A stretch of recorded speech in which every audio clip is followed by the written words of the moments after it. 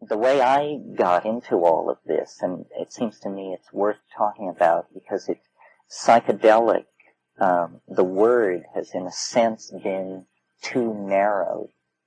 It's a kind of secret faith, having to do with perception of the world, I think. I mean, I feel that I was psychedelic long before I knew anything about psychedelics, because what I was interested in as a child was nature and complexity, but not simply nature and complexity, but a certain visual suggestiveness of mystery. So I was like a beetle collector and a butterfly collector, and it was this pursuit of iridescence was actually what it was. And then years later, when I studied psychology and the brain, I read Sherrington's definition of consciousness as an iridescence upon matter, meaning an effect that when you shift the point of regarding slightly, the iridescence disappears. And I was, it's hard to even explain to myself, let alone to a room full of people, how much I cared about this kind of thing. I mean, how is it possible for a 9-year-old child to hold the image of one insect continuously in their mind for months as in almost a mystical epiphany because of how it looks, something about how it looks. And then, as I broadened my interest as a pre-adolescent child, I got into science fiction. And as I look back on it now, I see it was simply that it broke down barriers, conceptual barriers about what was possible, and that it was setting me up for this position vis-a-vis the input of the world, which was that I would entertain any idea but believe in nothing. And this is, I think, a very if we're trying to actually talk about a psychedelic canon, this is a very central part of the psychedelic attitude toward the world, to entertain all possibilities, but to never commit to belief. Belief always being seen as a kind of trap. Because if you believe something, you're forever precluded from believing its opposite. So you have run a line down the center of the cognitive universe and divided things into the believable and the unbelievable. Well, if you know how a child lives in fantasy, and how fantasy then gives way, and gave way in my case, to science fiction.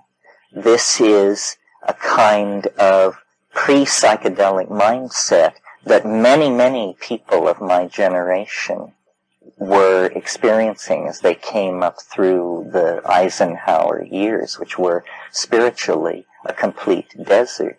But in these pulp magazines, beneath the surface of consciousness, notice throughout this month how much of what is important to what we're talking about goes on in the non-sanctioned corners of the culture. Pulp literature, cults, unsanctioned gatherings of friends, rock and roll, all of these areas where the emotional content of the culture is allowed to come to rest are somewhat off limits. Into adolescence, this cognition-breaking, iridescence-pursuing thing came directly up against Eros, which was, a complete new dimension for the goggle-eyed terror of the science fairs to be plunged into, which was myself. And, women, sexuality, social signaling, intense emotion, all of this, and everyone experiences this, in a sense, sexuality is the built-in psychedelic experience that only a very few people manage to evade. Because, we may like to think that we are rational animals, but for purposes of biology, a whole set of completely irrational programs have been built in that just can take, a professor of Indo-European grammar and turn him into a haunted figure pursuing chorus girls, or any of the other 50,000 variations on that theme. So, Eros is an ego-overwhelming, boundary-dissolving, breakthrough-creating force scripted into human life that is pretty intrinsically psychedelic. And I think that, I don't really understand how all this works at all. But when you get very deep in, especially on some of these tryptamines, you brush up against some kind of, it's hard to even put words to it, but it's erotic. It's a potential within the concept of eros that is almost too much to bear. And it almost seems to imply that what we call erotic sensibility is a kind of lower dimensional slice of some higher dimensional reality that our feelings are trying to carry us into. This is sort of an aside on that, but one of the interesting things about psychedelics, and I now speak of the compounds themselves, is, especially the plants, is they have a certain fascination with where the genes go and will pair people across great lines of improbability.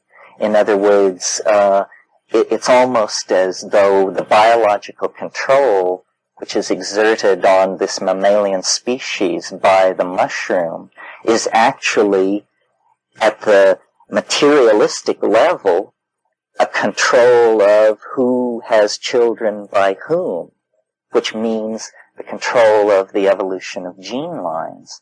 I maintain this is why the place most people feel magic in their own lives, even the most humdrum people feel magic in their lives, is in the matter of mate selection. Because, I was just down in the baths and heard a story this morning where a man said, I had a happy marriage for 7 years. It was perfect, and I run some kind of a company, and one day I got a telephone call. Someone wanted to sell me a new line of nails. And I knew when I heard the voice on the other end that my marriage was ruined and that I would follow this voice and possess this woman and so forth and so on, which he had done, for better or worse. Well, this kind of thing, where the most staid lives can be skewed off in other directions, is, in the old style of talking about it, it's an eruption of the unconscious. But where psychedelics are involved, it seems to be more a winnowing of the genes. So sex obviously has this deep, complex, multi-meaninged kind of feel about it that pretty much the rest of reality for most people doesn't, I think. The next step in my own evolution, and I feel like I am simply the fortunate beneficiary of a series of random events which were very fortuitous from my own point of view. In other words, that without having a whole lot of sense and with very little foresight, I very fortunately found myself in a lot of right places at a lot of right times. And the place I went after adolescence was political awareness and the discovery of what it meant. The goggle-eyed kid had conquered, or at least had a brush with the feminine, but then the next great item on the agenda was the community. And I was in Berkeley for the street uprising in 1968 and learned what a revolution is, not what it is from the point of view of the history books or the 11 o'clock news, but what it feels like, what it actually feels like to take and hold a place that's been denied you against the state. And what I learned from that, I think, is that one of the core elements of this psychedelic thing is freedom on the broadest scale. I mean, it truly is, and you will hear me use this phrase over and over again, boundary dissolving. And that's almost, for me, synonymous with freedom. This is what we want to do. We want to dissolve boundaries between the rich and the poor, the feminine and the masculine, the living and the dead. All boundaries do dissolve in the psychedelic experience. And the social metaphor that captures this is revolution. Revolution is an eruption from the unconscious. It is not a reasonable thing. It has a logic of its own. It's as though the overmind reaches down into the mechanics of political process and says, no, it won't be that way. It will be this way. And, as you watch this thing in China unfold, the revolution that I went through was child's play. But the revolution going on in China is about consciousness. I mean, God, the notion that, people were selling John Stuart Mill in translation in Tiananmen Square like hotcakes brings a tear to your eye. I mean, it's incredible.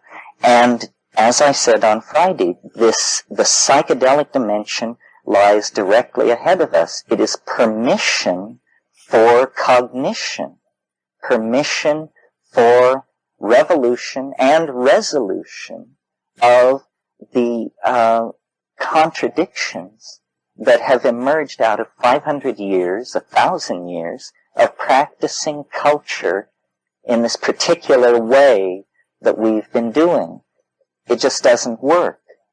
Well, Abby Hoffman said that the first duty of a revolutionary is to survive.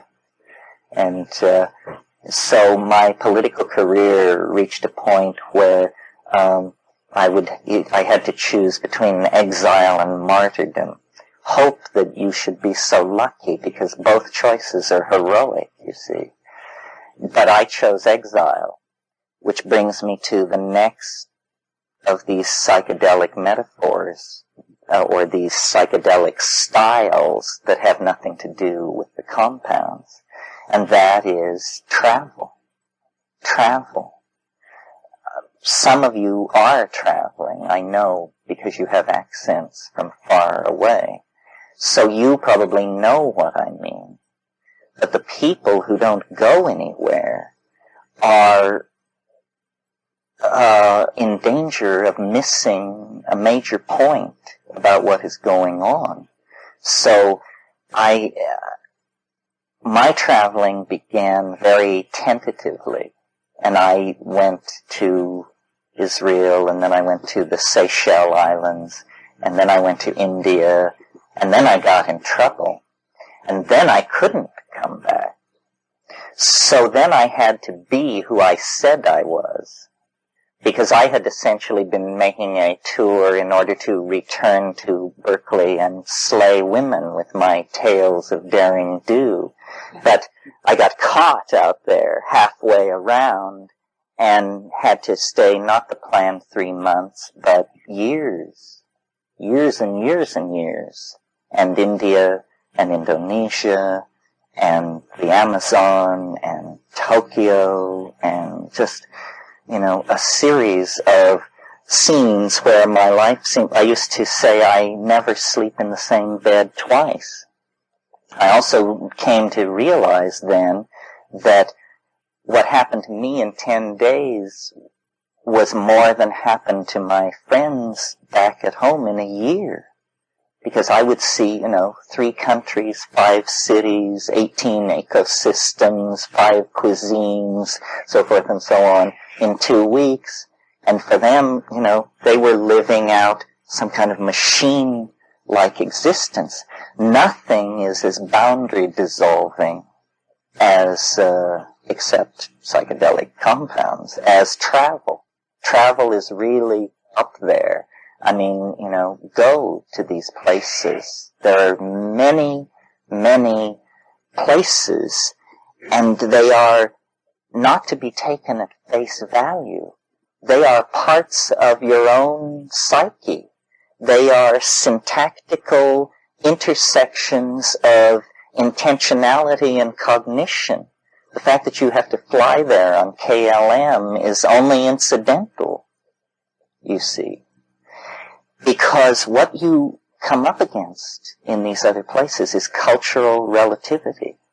And the deep coming to awareness of cultural relativity is finally permission to look at who you are, not who they say you should be, Because you see that in this tribe, you're an SOB if you fail to eat your uncle at a certain critical time in the situation. And in this society, you're an SOB if you don't own a condo in Carmel. So, how seriously are we to take all this? There's a great saying, an alchemist of the 15th century, Athanasius Kirchner, said, the highest mountains, the oldest books, the strangest people, there you will find the stone. And this idea that there is something to be found, first of all, this is very important for the psychedelic life. Again, I was very lucky. I read Carl Jung very early, before the Jungians really got a hold of him and ruined it. And what Jung is saying about conceiving your life as a quest is absolutely true. Psyche is some kind of semi-malleable medium. And if you set yourself up as a loser, if you image yourself as a loser, you will be a loser, and so forth. This is not big news.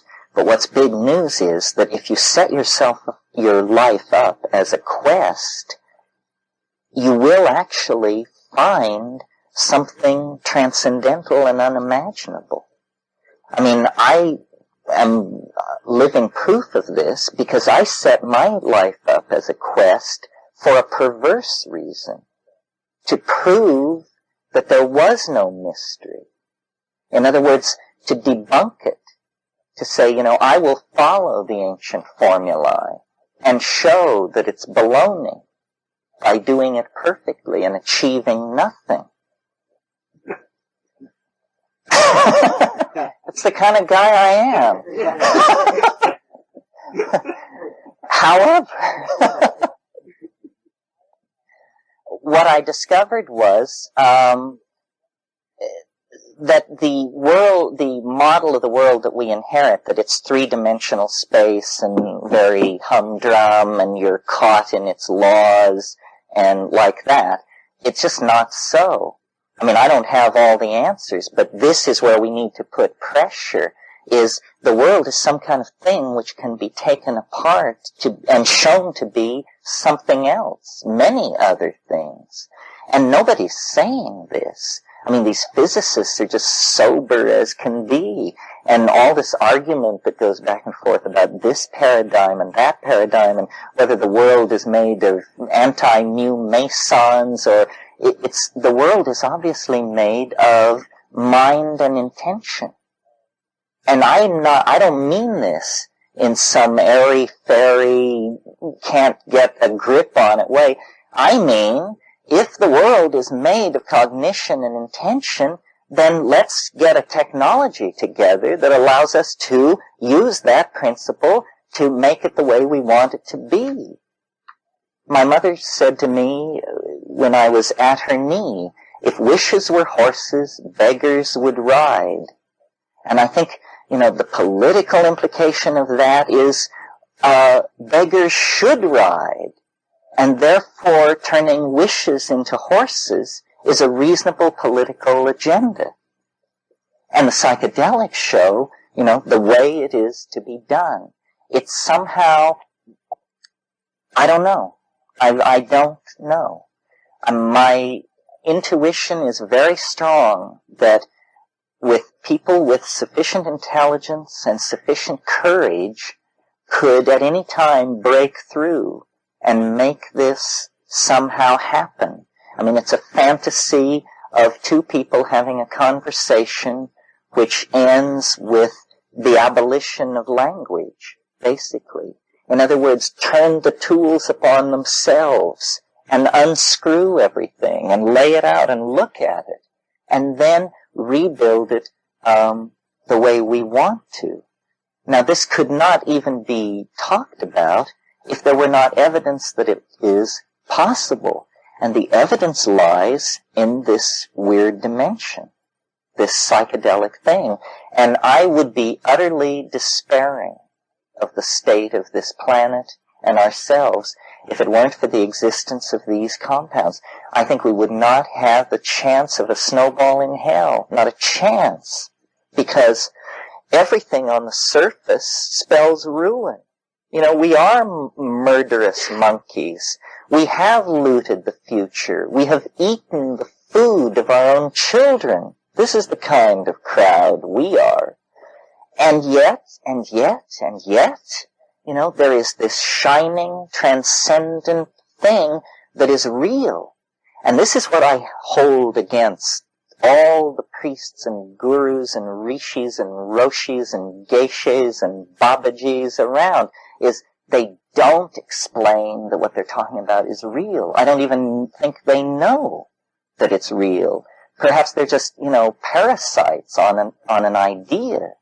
But it is real, and it is possible to manifest it. The problem is that we are so perversely committed in the way we invest energy. I mean, a modern, well-equipped fighter plane costs $75 million. The United States government orders them in lots of 500 at a time. Do you know what $75 million would do to consciousness research in California? The cost of one fighter plane? I and the people I know and the people they know could deliver the millennium for that kind of money if, the law stood back. Because what we're talking about is a correlation of data that has gone on now for 400 or 500 years. Botanical data, chemical data, human data, anthropological data, data about language, data about complex systems generally, mathematical models, dynamics, chaos theory, so forth and so on. These are the tools out of which an understanding of the dynamics of mind can be created. And creating an understanding of the dynamics of mind is the way out of the political logjam. No amount of haranguing and preaching is going to do it. It requires a breakthrough to the mechanics of ourselves.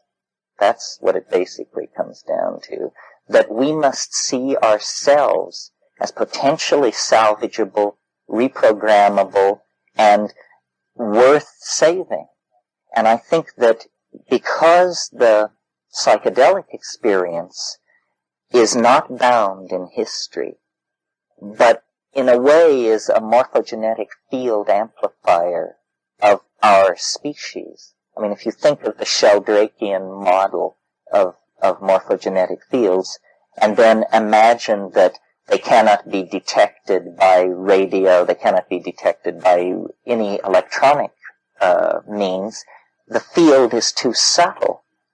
But if you imagine that mind is a quantum mechanically indeterminate and delicately balanced enough system that it can actually resonate to the presence of the morphogenetic field, then you begin to have a theory of what the psychedelic experience is. It's the experience of the transcendent dimension of every object. And every object has a transcendent dimension, more than one. I mean, it has a dimension which extends into the past, it has a dimension which extends into the future, and it has a dimension which is orthogonal to any of these, that is the internal horizon of its own transcendence. Now, this kind of talk is Whiteheadian talk. Whitehead, in the 20s and 30s, actually created a philosophy, a rigorous metaphysic, entirely capable of working in a psychedelic environment. Had he written it in Sanskrit, he probably would have had a wider audience. But he wrote in plain English. So if you're interested in a metaphysic of the psychedelic experience, where you actually take it seriously and say these things which we perceive, the dissolution of boundaries, the recombining of form, the transience of form, the transience of meaning, the coming together of actual events in a real world, and the dissolution of those events into a world of potentiality. This is all Whitehead type stuff. Some of you may know the notion of memes. A meme is the smallest unit of an idea. It's to ideas what genes are to biology. And memes compete in the same way that genes are competitive in an environment. A meme can be copied. I can tell you something and you can tell someone else. The meme has been copied. A meme can be repeated. I can say the same thing over and over again to different people who then copy it and take it away. But in the same sense as a gene is only effective if it remains faithful to its original, the meme must remain faithful to its original. And the only way we can correctly copy these memes and pass them among ourselves is through clarity of understanding. So it's always this pressure on clarity. Nothing should be ambiguous. I don't believe in it. I believe that understanding passes everywhere, and that a thing is not existentially apprehended in some sense until it is understood. And as far as what understanding is, it's simple. It's nothing more than the perception of connecting pattern. So that here is a data field. Could be a beach full of people or a great corporation or the history of England. A data field. What patterns do you perceive in it? The more patterns you perceive in it, the more you understand it. And there is no bottom to this. I mean, understanding just falls through the phenomena of the world endlessly. Essentially, it's about communication. That most of what we say and do, even though we may define ourselves as wide-ranging intellectuals, most of what we say to each other is incredibly animalistic and low-grade data exchange, because we're not used to pouring the energies of cognition into articulate speech. We just tend not to do that. But actually, it's at this stage of things the closest we can get to hardwired telepathy. Honest, straight talk that draws from as deep as it can, and a search for. Blake said this thing. Let's see if I can get it right. He said, "The truth, if it is told so that it is understood, must be believed." In other words, if you hear it and you understand it and it's so, you will automatically give allegiance to it. This is because we resonate with some kind of ground of being that is below the speakable and yet supporting it. So the idea here will be to try and communicate between ourselves to create a slightly different kind of reality than everybody else is hanging out in. Mostly, I hope, our reality will have more hope than the generic reality that's going on outside. Because I think that there's a lot of data on the table now, more information than ever before. And we can actually begin to figure out what's going on, not in terms of the first 3 milliseconds of the universe, but actually, what is going on this planet? What is human history? What is a cognizing species doing, running around by the billions on the surface of this planet, obsessed with religions and driven by vice and hatred and visionary longing? This is not what they talk about in the biology books. Still less is it what they talk about in the physical chemistry books. And something has torn loose on the surface of this planet, and we are embedded in it, and we are it, and it is sweeping us and all life on this planet into some kind of apotheosis, some kind of shit-hit-the-fan situation where all the hopes and dreams and fears and obsessions are going to be held up to some kind of transcendental inspection. Nothing can stop this. Perhaps, it could have been stopped in the 12th century or the 6th century, but now technical processes, population growth, information transfer, destruction of the environment, the great dying is well underway. And the question is, does this make sense? And an even more cogent question, can it be made to make sense? In other words, can we come to, in the situation of a planet sinking into chaos, and somehow run around and punch some buttons and close off some areas and salvage something? Can meaning be salvaged? Or is the process that has gone on over the last, you pick a number, but it's in the billions of years, essentially meaningless, dumb show and absurdity? The really freaky thing about this, I think, is that it's not clear, that it seems to rest in the domain of human decision, that the universe is not at all what we suppose it to be, and that we are in effect presented with a 3-dimensional, 4-dimensional, 11-dimensional koan, a labyrinth, a puzzle, a kind of conundrum which has to be cut through. And it's all done in the mind. The whole apparent world is actually syntactical in nature. This is what they don't tell you in the philosophy departments or the physics departments, that the universe is made of words, and that there has to be a speaker and there has to be a hearer. Photons, quarks, anti-mu, that's not what it's about. That is a linguistic model that floats above the bedrock of syntactical connectedness that mind travels through to create networks that it interprets meaningfully. That's what's really going on.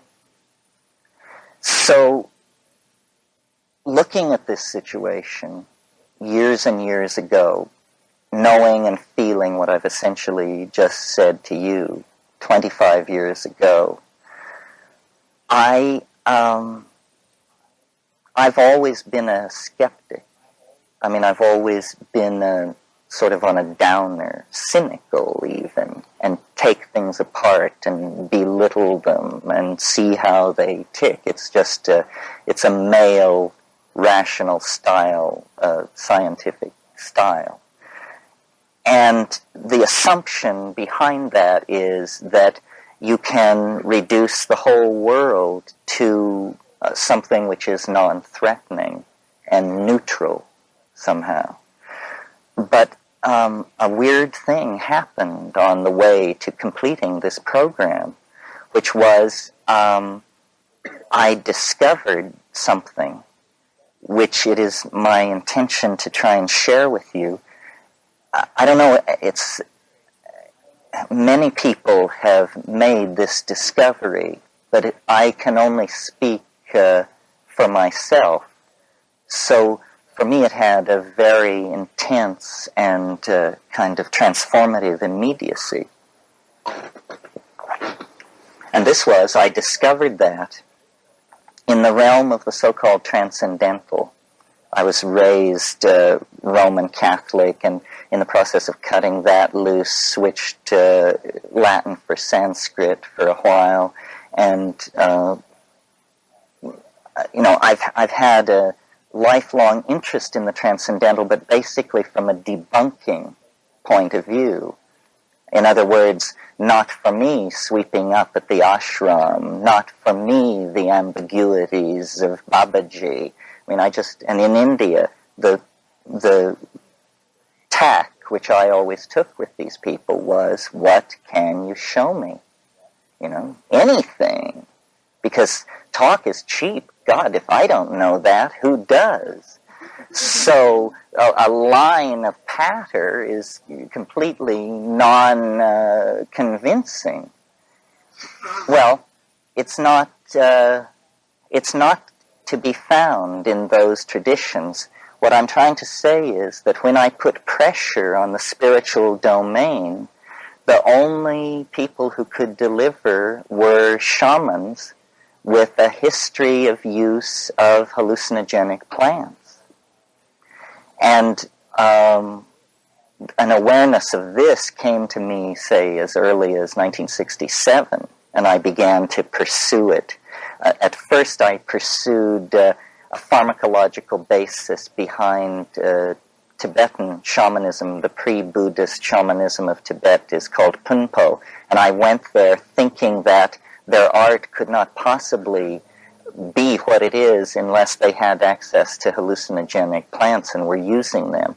Well, I was, 22 years, I didn't know anything. I didn't speak these languages. I had no notion of the task that I was setting up for myself.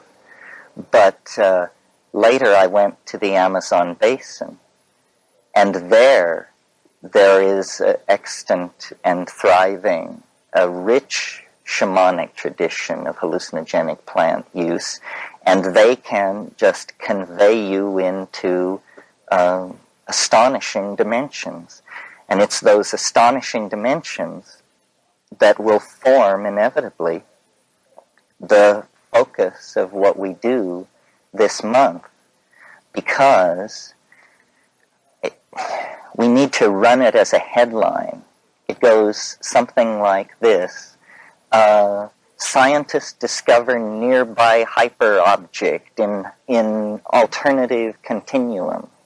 It's that sort of thing. It's that by pushing the psychedelic experience, we can satisfy, and let me define pushing there. I mean putting a great deal of research pressure on the tryptamines. By pushing the hallucinogenic psychedelic experience, I think we could fairly quickly satisfy ourselves, if the legal climate were different, that the Freudian model won't do, the Jungian model won't do, and that in fact all psychological models will fail, and that what we're dealing with is something quite of another order.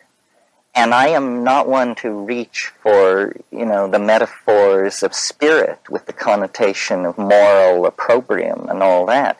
But there is a dimension which is accessible to each and every one of us. This is the primary thing about it. It's accessible, that is so appallingly, titanically, and bizarrely different than the continuum that we're currently residing in, that it seems to throw doubt on the entire effort to understand the world as it's been carried out over the past 1,500 years. In other words, there is an object in this mental space which, as culture-creating creatures, we are attempting to colonize and invade this cultural space through the concrescence of language. In other words, through exteriorizing our ideas as tools, we are invading this cultural domain, and the psychedelic tryptamines, and very recently discovered, by the way. I'm doing a book for Bantam, and I have to go through the whole history of these things, and to my amazement, the indole hallucinogens actually were never studied. LSD was invented in 1938. They put it on the shelf for 5 years. Then the guy took it, Hoffman. He said it's a hallucinogen, but the war was raging. That was 1943. It didn't actually make its way into the journals until 1947.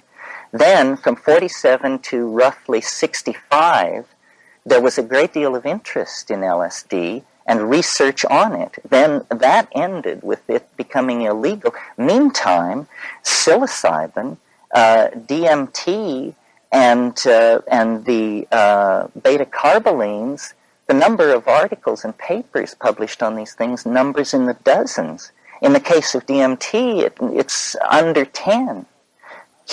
We're talking now human experiments, not rat slicing and physical chemistry, but actual human data. So what we inherit out of the 60s, one of the ways which we have been disempowered that we didn't even know, isn't this fun to learn a new way that you were disempowered that you didn't even know, is that the LSD experience was made the paradigm of the psychedelic experience. And it was placed at the center of the phenomenological mandala. And then all these other compounds were sort of related into it in terms of doesn't last as long as, lasts twice as long as, that sort of thing. When you think about this alternative reality and the exploration by drugs, with psychedelic drugs, and then the pervasive problem with other sorts of drugs in the society, and it cuts very close to the core of ourselves as creatures. I mean, we are addictive animals. We addict to everything. We addict to each other and glorify it as our most noble outpouring of sentiment in the phenomenon of romantic love. I mean, when a pair of lovers are parted, the withdrawal symptoms are indistinguishable from heroin. I mean, vomiting, shaking, uncontrollable emotional outbursts, sleeplessness, short temper, hysteria. This is real. It is what romantic love is a pheromonal bonding, an exchange of chemical messengers which takes these two autonomous organisms and welds them into one galaxy of need and intention and understanding and expectation. Well, then you just tear that apart and people are, shook up. We addict to political ideals, all kinds. I mean, it's wonderful what's happening in Peking, but several decades ago, the same thing was happening in Berlin to a different beat. People find an idea and it works, and all barriers appear to be movable and all goals attainable. We addict to things. This is like magpies. but then through media trained to propel ourselves into ever more extensive relationships with objects. We invent money, which is kind of a multi-transformable drug. It stands for everything, everything you ever wanted, and you can addict to money. Nevertheless, what I will argue during this month is that that this is not a bad thing, that we have a secret history that I will try to convince you of, and you should try to convince me that I'm wrong.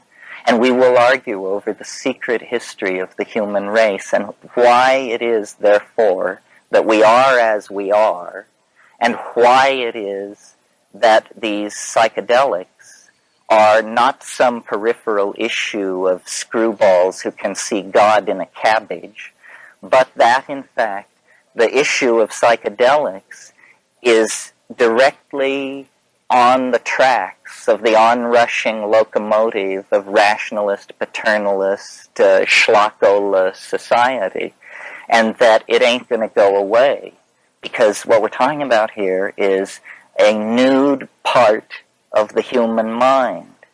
What we're talking about here is something which takes its place in the great unfolding of the defining of human freedom that characterizes the entire adventure of global civilization. In other words, we've got the Pope under control. That happened in the Middle Ages. Slavery has now been generally embraced as a bad thing to be into, and we've gotten that on the books as a bad idea. Women have been suddenly recognized to be human beings, and so forth. So this swelling bubble of aha and perception of the real nature of the universe should also include the sudden realization that governments have no business telling people what foods and spices they should prefer, that this is an absurd role for government, and that, like slavery, like the subjugation of women, the legal persecution of dietary habits has just got to take its place with the high-button shoe. And we will talk a lot about the consequences of this. What does it mean? Because you see, what the government would have us believe, and perhaps believes itself, although I doubt it, is that we would return to the beast. That's all. We would just shoot junk and toot blow and flop around in ruinous orgies until hell froze over. And they, wiser, sterner, more disciplined than ourselves, represent the edifice of moral authority. This is a I'm doing it for your own good trip, see?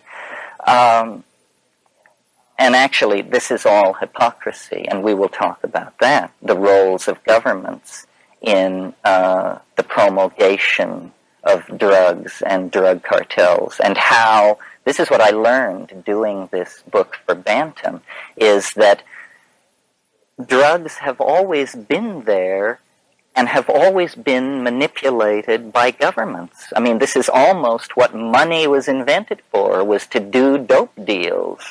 And, I'll show you what I mean as we get into it. But I want to return for a minute to the transcendental object, because that's the part which gets me off the most. It's taken me a long time to believe what was actually happening, in that I always said I could believe it if I read it in the newspaper, but I can't believe it because it's happening to me, or it's happening so near to me. But I just, it hardly now seems to matter. And what we just have to do is to try and talk frankly based on our the experience which each of us brings to this about, the thing. How much of it have you seen? Well, what do you think? How does it cast its shadow into your life? What is it?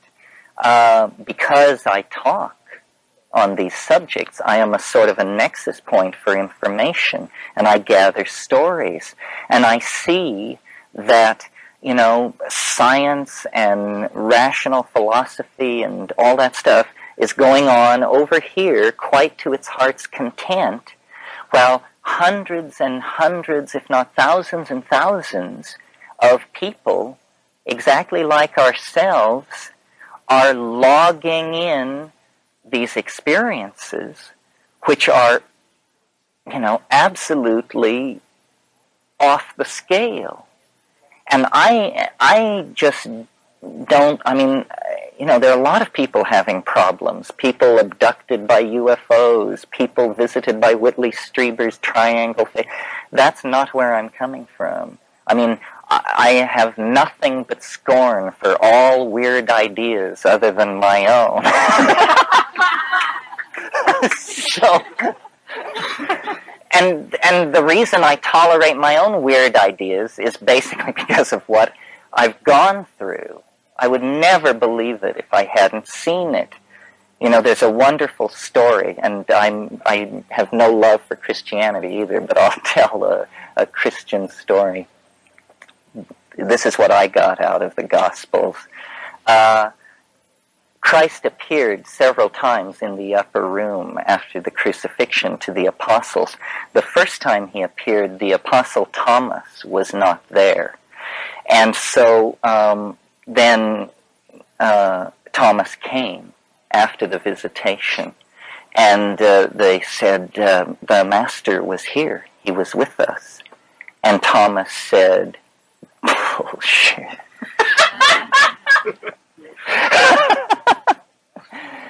And they said, no, he was here. And he said, unless I put my hand into the wound, I will not believe it. So time passed, and Christ came again to the upper room. And Thomas was there among the other apostles. And Christ said, Thomas, come forward. Put your hand into the wound. And he did. And he did. Now, the conclusion that I draw from this story is, alone of all human beings in human history, Thomas the doubter touched the incorporeal resurrected body of Christ. Only the doubter was allowed that privilege. For everybody else, the show. And I just take that absolutely seriously. I think that God, or he, she, or it, loves the doubter and prepares treasures in paradise for the doubter that eclipse anything. And the method has worked for me. And I have seen absolutely astonishing things. I'm sure many of you have too.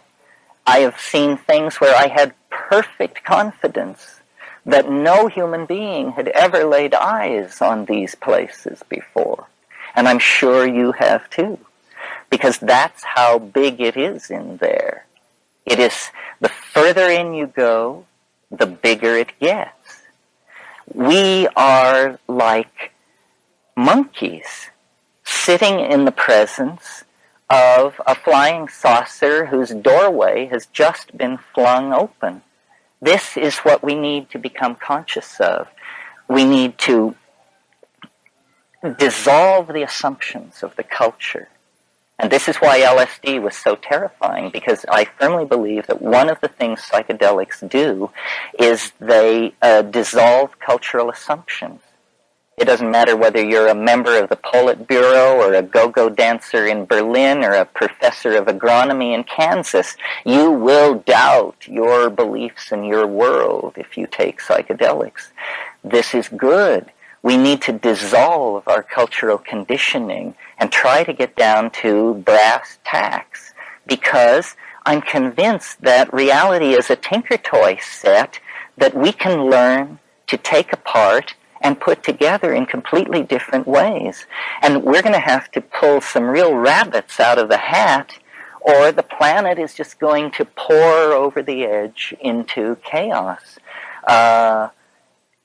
And before they were called psychedelics, they were called consciousness-expanding drugs. Well, if there's any possibility that that's true, let's put our best people on it, because consciousness is what we're dying for. We don't have enough of it. We can't feed the hungry. We can't manage a global economy. We can't hold down guerrilla warfare. We can't cure AIDS. We need to get smart. And if this stuff has anything to do with getting smart on any level, even for 1 in 1,000 of those who use it, pour it on. We can't stand around like a bunch of nitwits just watching the planet burn down around us. Now, it's very touchy, this whole thing, because it is literally and perhaps metaphorically as well illegal, forbidden territory. We're like South Pacific Islanders. We have taboos, Bring this plant into your house and you must go away to the big slammer for a while. This is a taboo. My position, which I don't suppose I should say I advocate it, because as I understand it, that's one higher level of federal crime. So here is my position, but I don't advocate it. Is that, people should be able to do whatever they damn well please. That government is for the convenience of people. And in particular, in the United States, we already have in place a clause which says life, liberty, and the pursuit of happiness are inalienable rights. Inalienable. That means government cannot interfere with these rights. Well, pursuit of happiness, I don't think you have to be a shyster to believe that pursuit of happiness covers experimenting with psychedelic substances. Seems to me perfectly clear. I think that, part of what I do as I speak around, and I suppose I should say it here because I imagine some of you will end up psychotherapists or are psychotherapists, is that,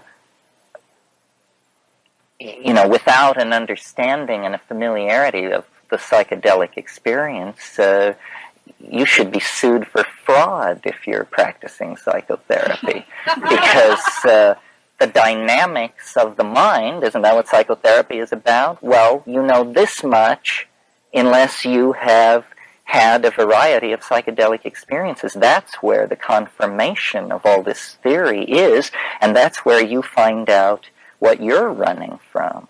It isn't that it is a psychotomimetic, as the government researchers hoped it would turn out to be. It's simply that it plays all the changes.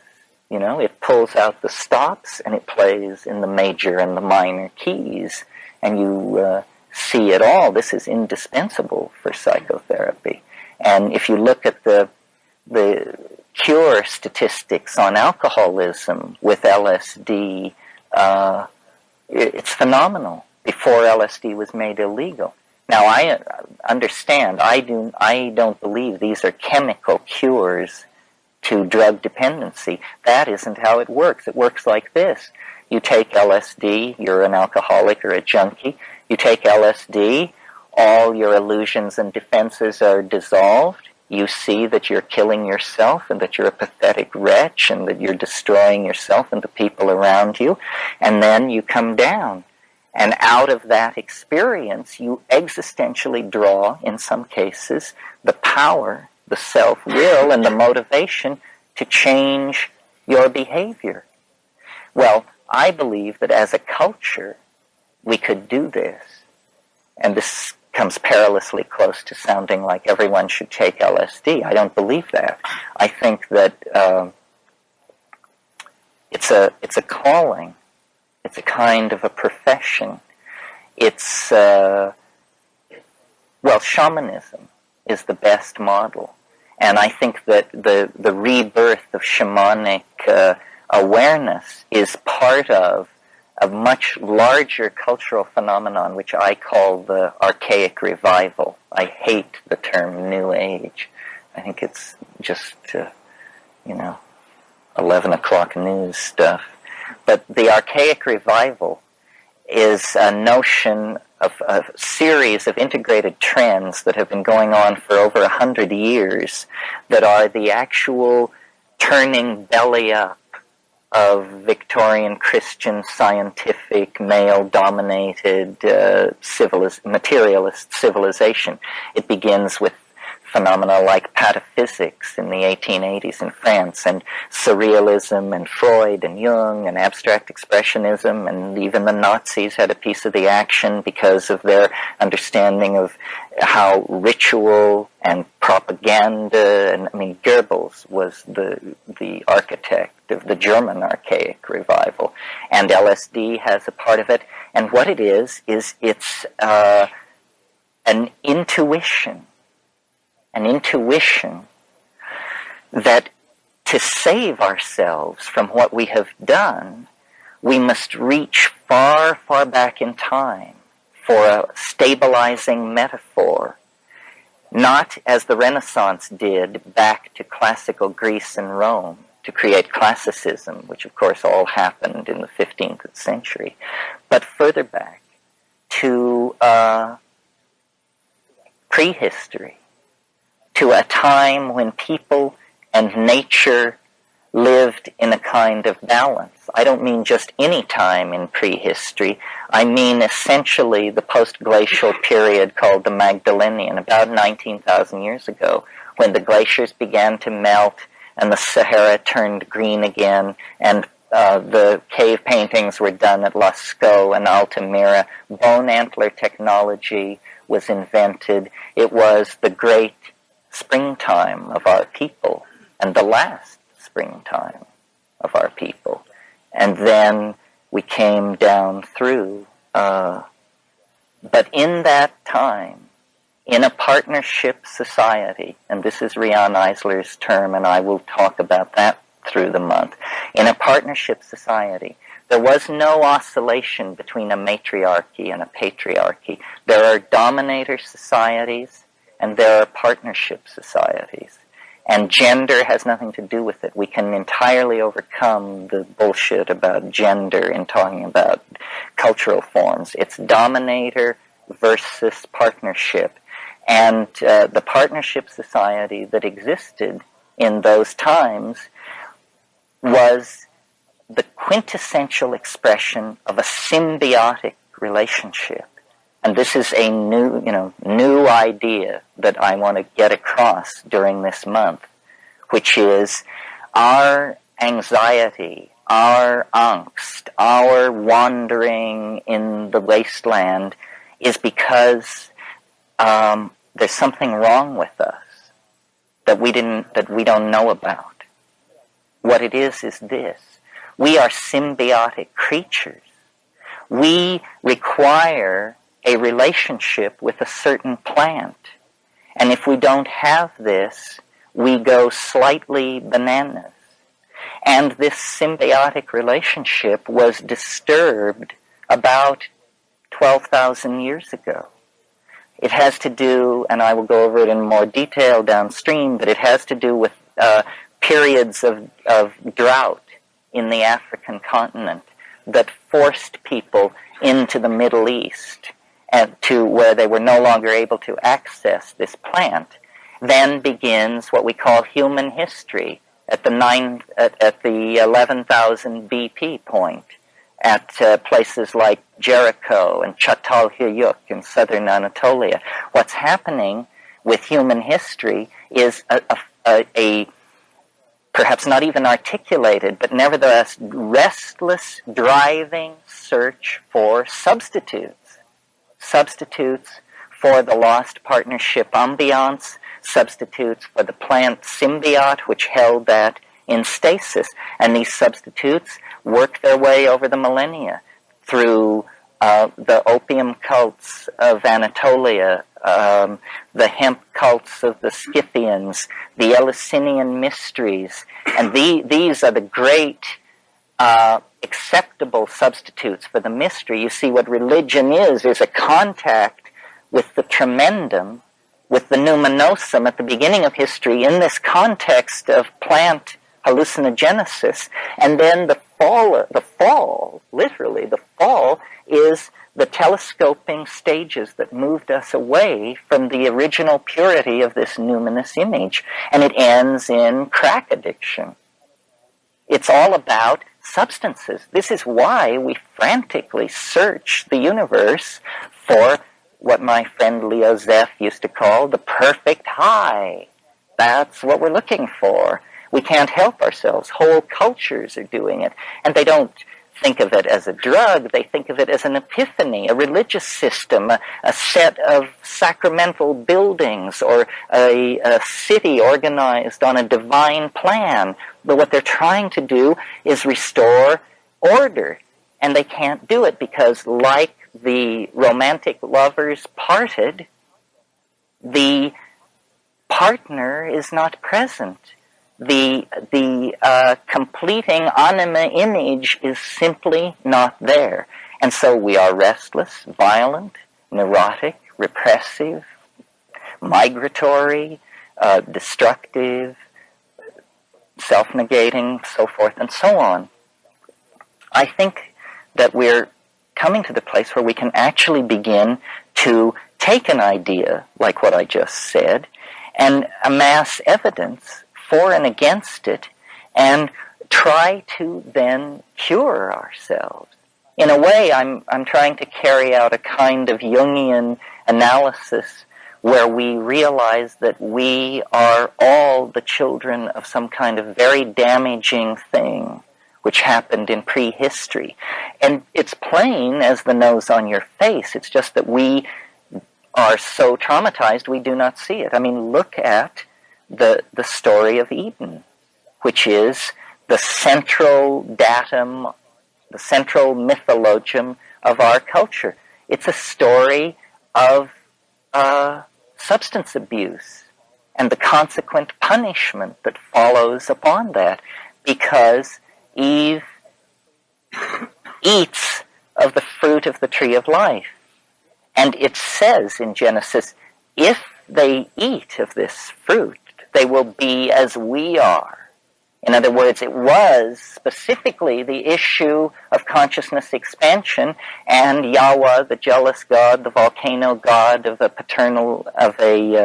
dominator culture, and said, no, you're not coming into that inner sanctum. But she had eaten of it anyway. So there was a parting of the ways.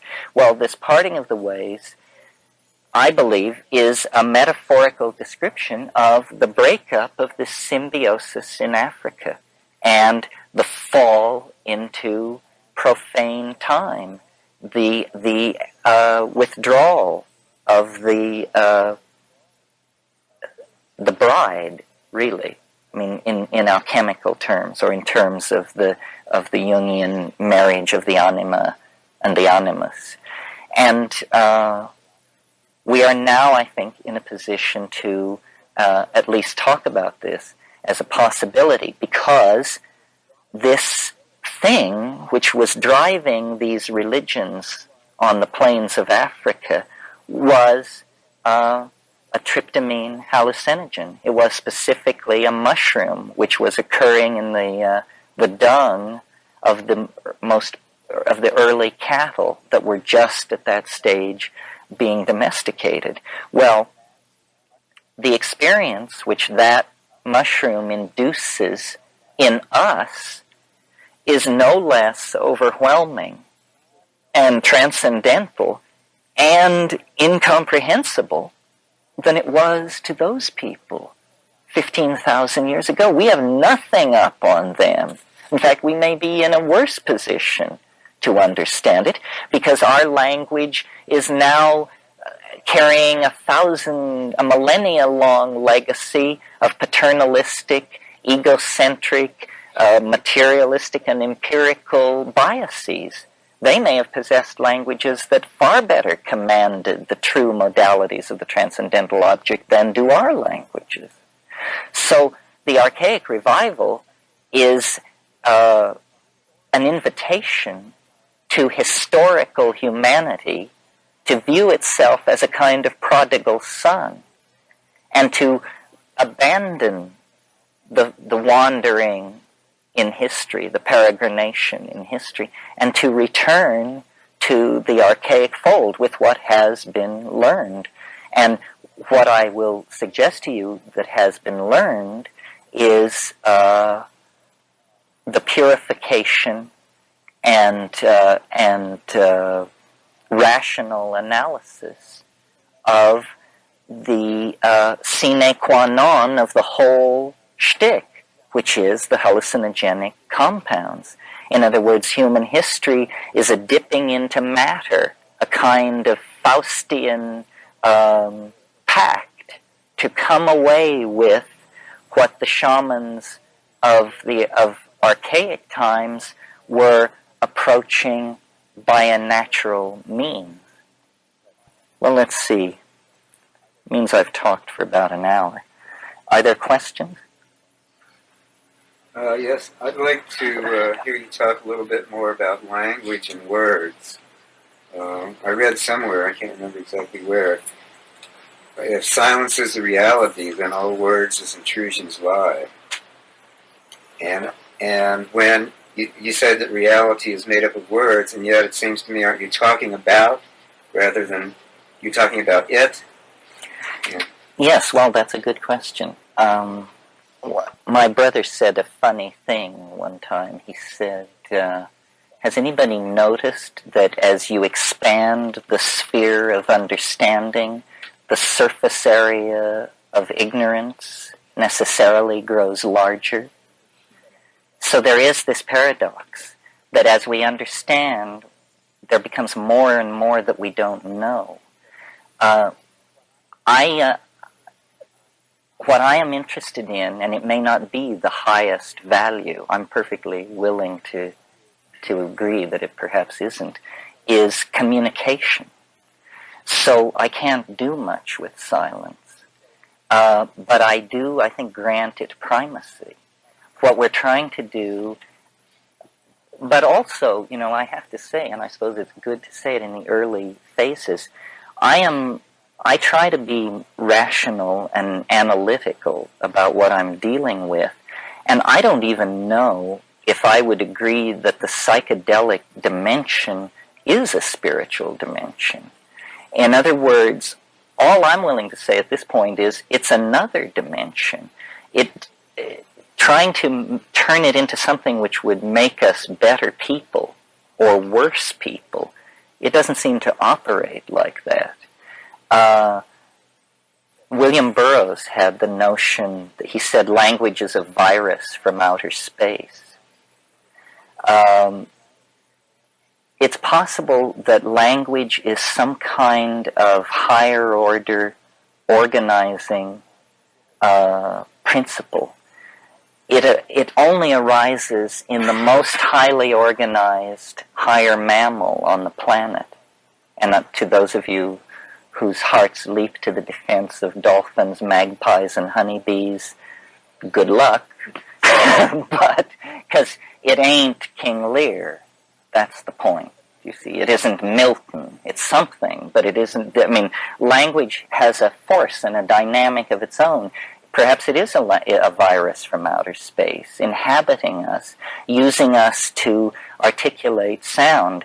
I'm fascinated by the mystery of language because it's very central to understanding what psychedelics are. Why do I say that?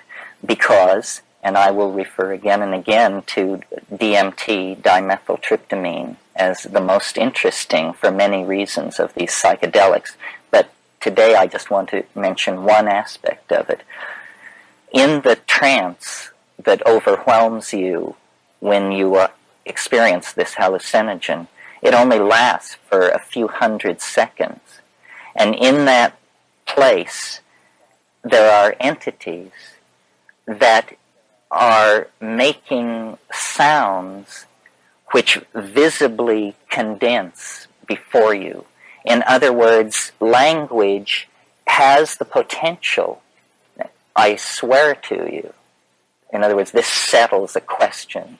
Language has the potential to be seen rather than beheld. Well, I saw this years ago in DMT flashes, and lo and behold, a thorough inspection of Philo Judaeus, who lived contemporary with Jesus Christ and was an Alexandrine Jew who wrote volumes of commentary on the religions of his era. Philo Judaeus talks about what he calls the Logos. The Logos was an interiorized teaching voice which Greek ecstatics sought to contact. And Philo says, he sets up a little dialogue, and the first speaker says, what would be a more perfect Logos? A more perfect Logos than the informing teaching voice. And Philo answers, the more perfect Logos would go from being heard to being beheld without ever crossing over a noticeable moment of transition. Astonishing. I mean, I always wondered, did they know what they were talking about? What did it mean to them? What did it mean to him to write that sentence? Well, we'll never know, so here's what it means to me.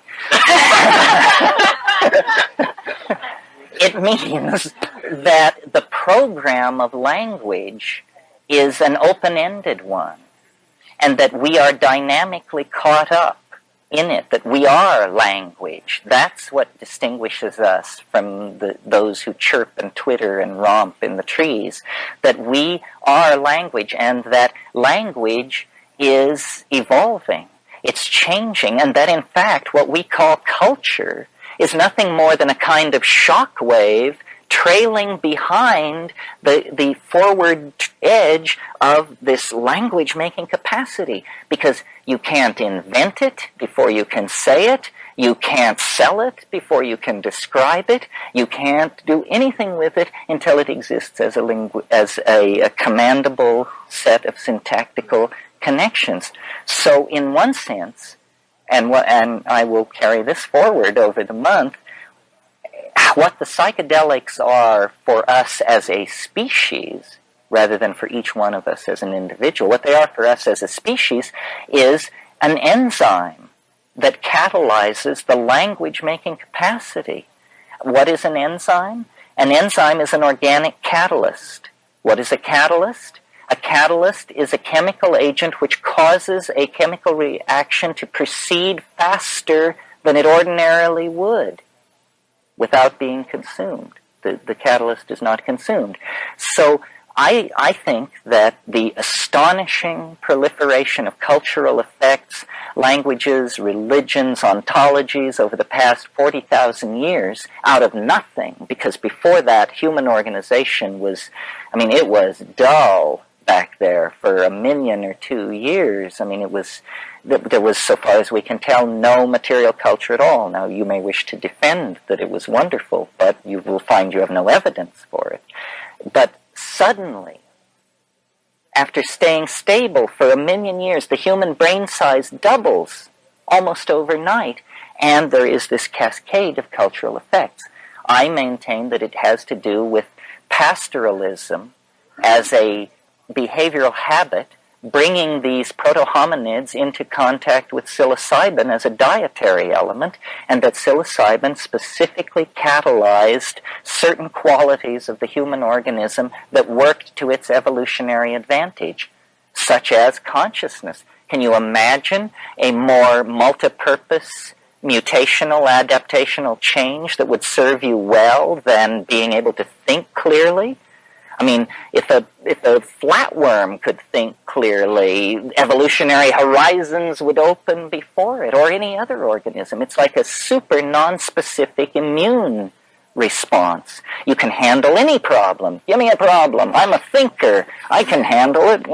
So the catalysis of language, well then, it only ceased 2,000 years ago at Eleusis, when triumphant Christers stomped out paganism wherever they found it, and all of these mystery religions were driven underground and forgotten. And it has to do, there are other factors, such as the botanical scarcity of decent hallucinogens in the European ecosystem, but, details which we can talk about. But the point is, 2,000 years is all that we've been away from this. And in that 2,000 years, we've elaborated the most lethal set of assumptions and cultural conventions ever brought forth. I mean, war, before people used to knock each other on the head, but in the hands of these unstoned dominator types with this linear linguistic bias, which then is totally reinforced by the printing press, well, you see, it's a suicidal cultural style. Well, one of the things that I think happened in the 60s that supports my case, in the wake of LSD, you see a tremendous enriching of language, endlessly sneered at by those who don't talk that way. But, it introduced the notion of the vibe, the ego trip. These are worthwhile concepts. The bummer, the flashback. These are linguistic pearls that, crystallized out of that experience. And I realized in the Amazon, hanging out with these ayahuasqueros, these people using ayahuasca, which is a different strategy to make DMT happen, but it ends up with the DMT happening. Their songs were not to be listened to, but to be seen. And people would say, "How did you like my song last night?" And people would say, "You mean the blue one or the yellow one?"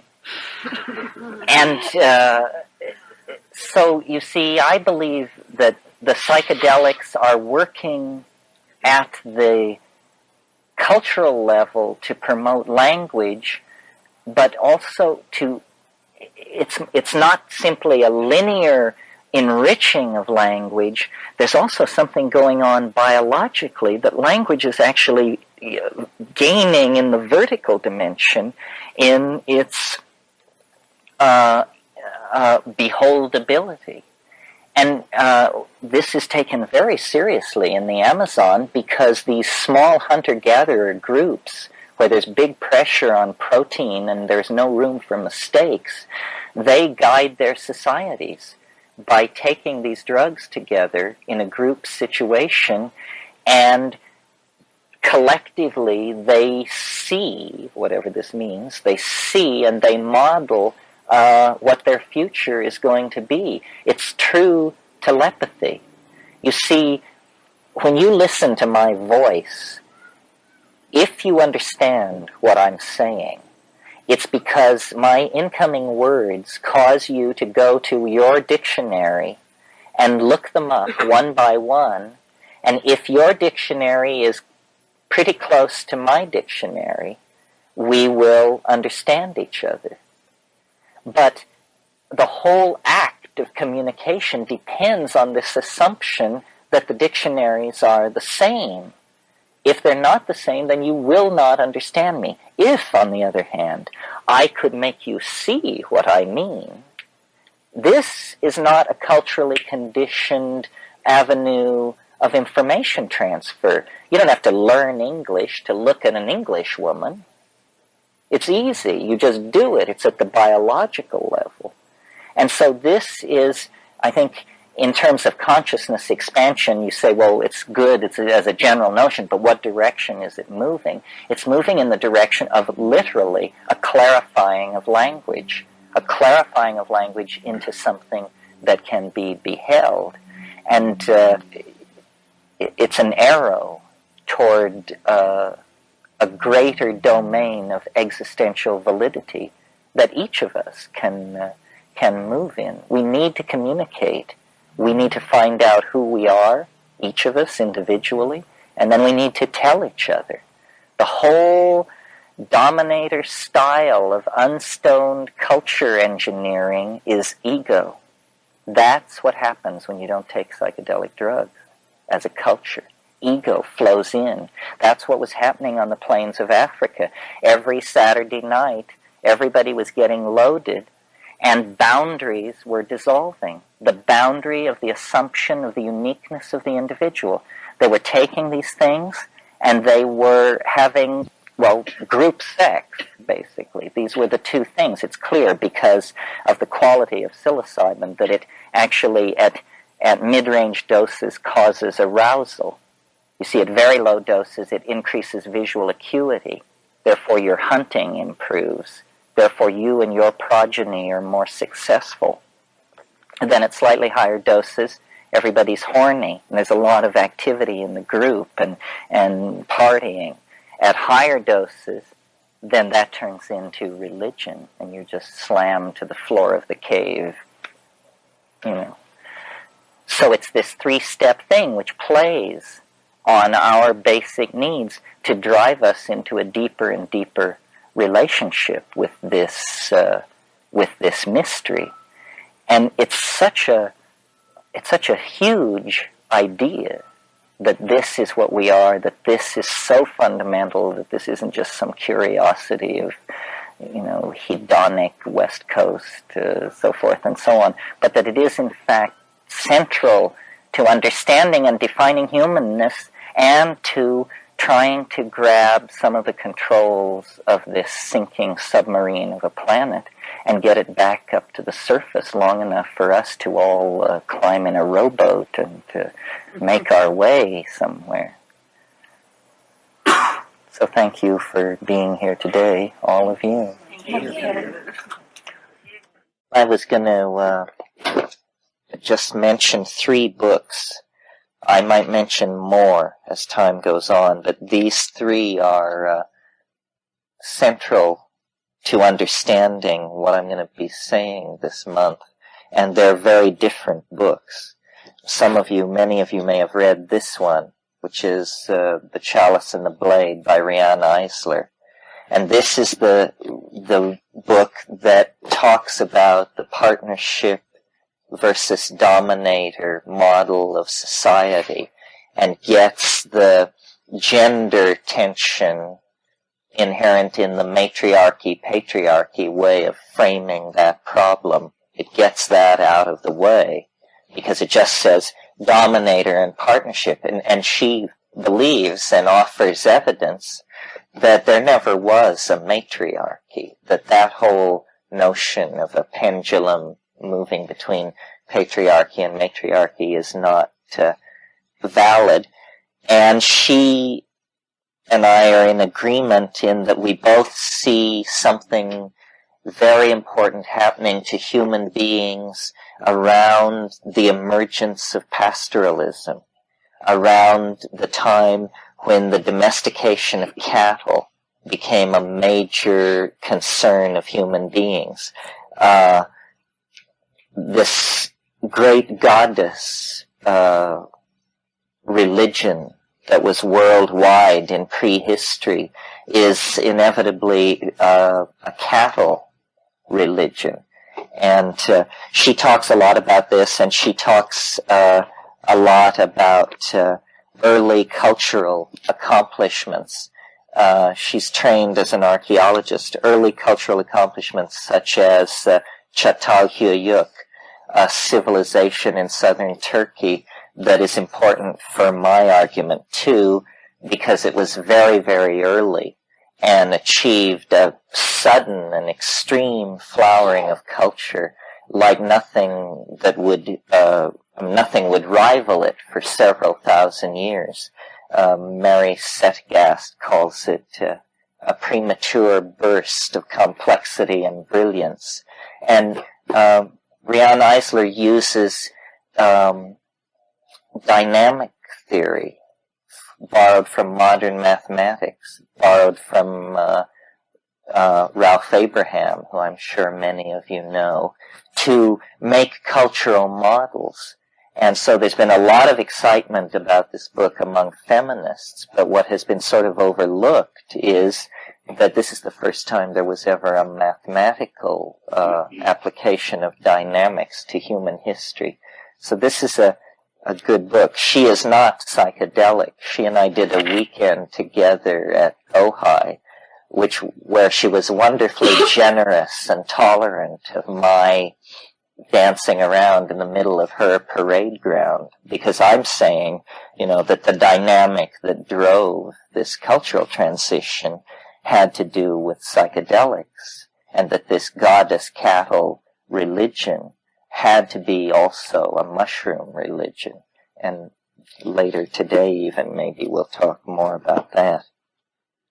The second book, which I think you'd enjoy, and I don't know, maybe they have this at the bookstore. They should have this. It's called The Creative Explosion, an inquiry into the origins of art and religion. Now, notice that both of these books that I've recommended contain long passages about sudden outbursts of creative brilliance on the cultural level.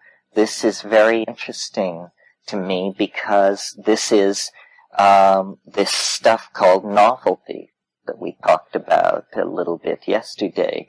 And tracking these outbursts of brilliance and complexity in cultures and in our own lives is the way we confirm for ourselves the existence of this topological manifold over which probabilistic or previously thought to be probabilistic events are flowing. What John Pfeiffer is saying in this book is it's a study of the cave art of Spain and southern France. And what he's saying about it is that, some of these things are hundreds and hundreds of feet underground, down very narrow passages, and you have to go through all these contortions to get to them. Anyway, he's saying that this was a manipulated environment, that these were created and placed in this way to evoke very strong emotional responses from people. And certainly even today, with very high-powered flashlights and nylon ropes and all of this stuff, it's a very big deal to descend hundreds and hundreds of feet into the ground. You can imagine people who had tallow lamps. And it appears that they went into these places and made these things, and then only returned very briefly on a cyclical basis afterwards. In other words, they didn't inhabit these places. These were ceremonial places.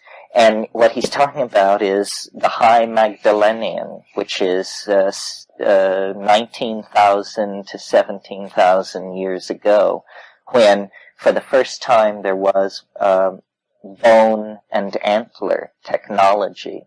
In other words, the Stone Age is ending, and there's a bone antler technology, and there is this tremendous outpouring of creativity, mostly vented on a depiction of these animal images of animals that were in a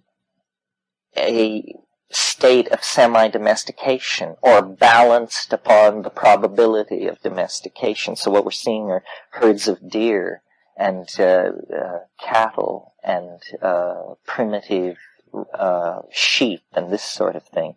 So both of these books point to unexplained outbursts of creativity in the human past and document them very well, but without offering a causal mechanism. Now, on a more practical, partly more practical bent, and this directly addresses the psychedelic issue.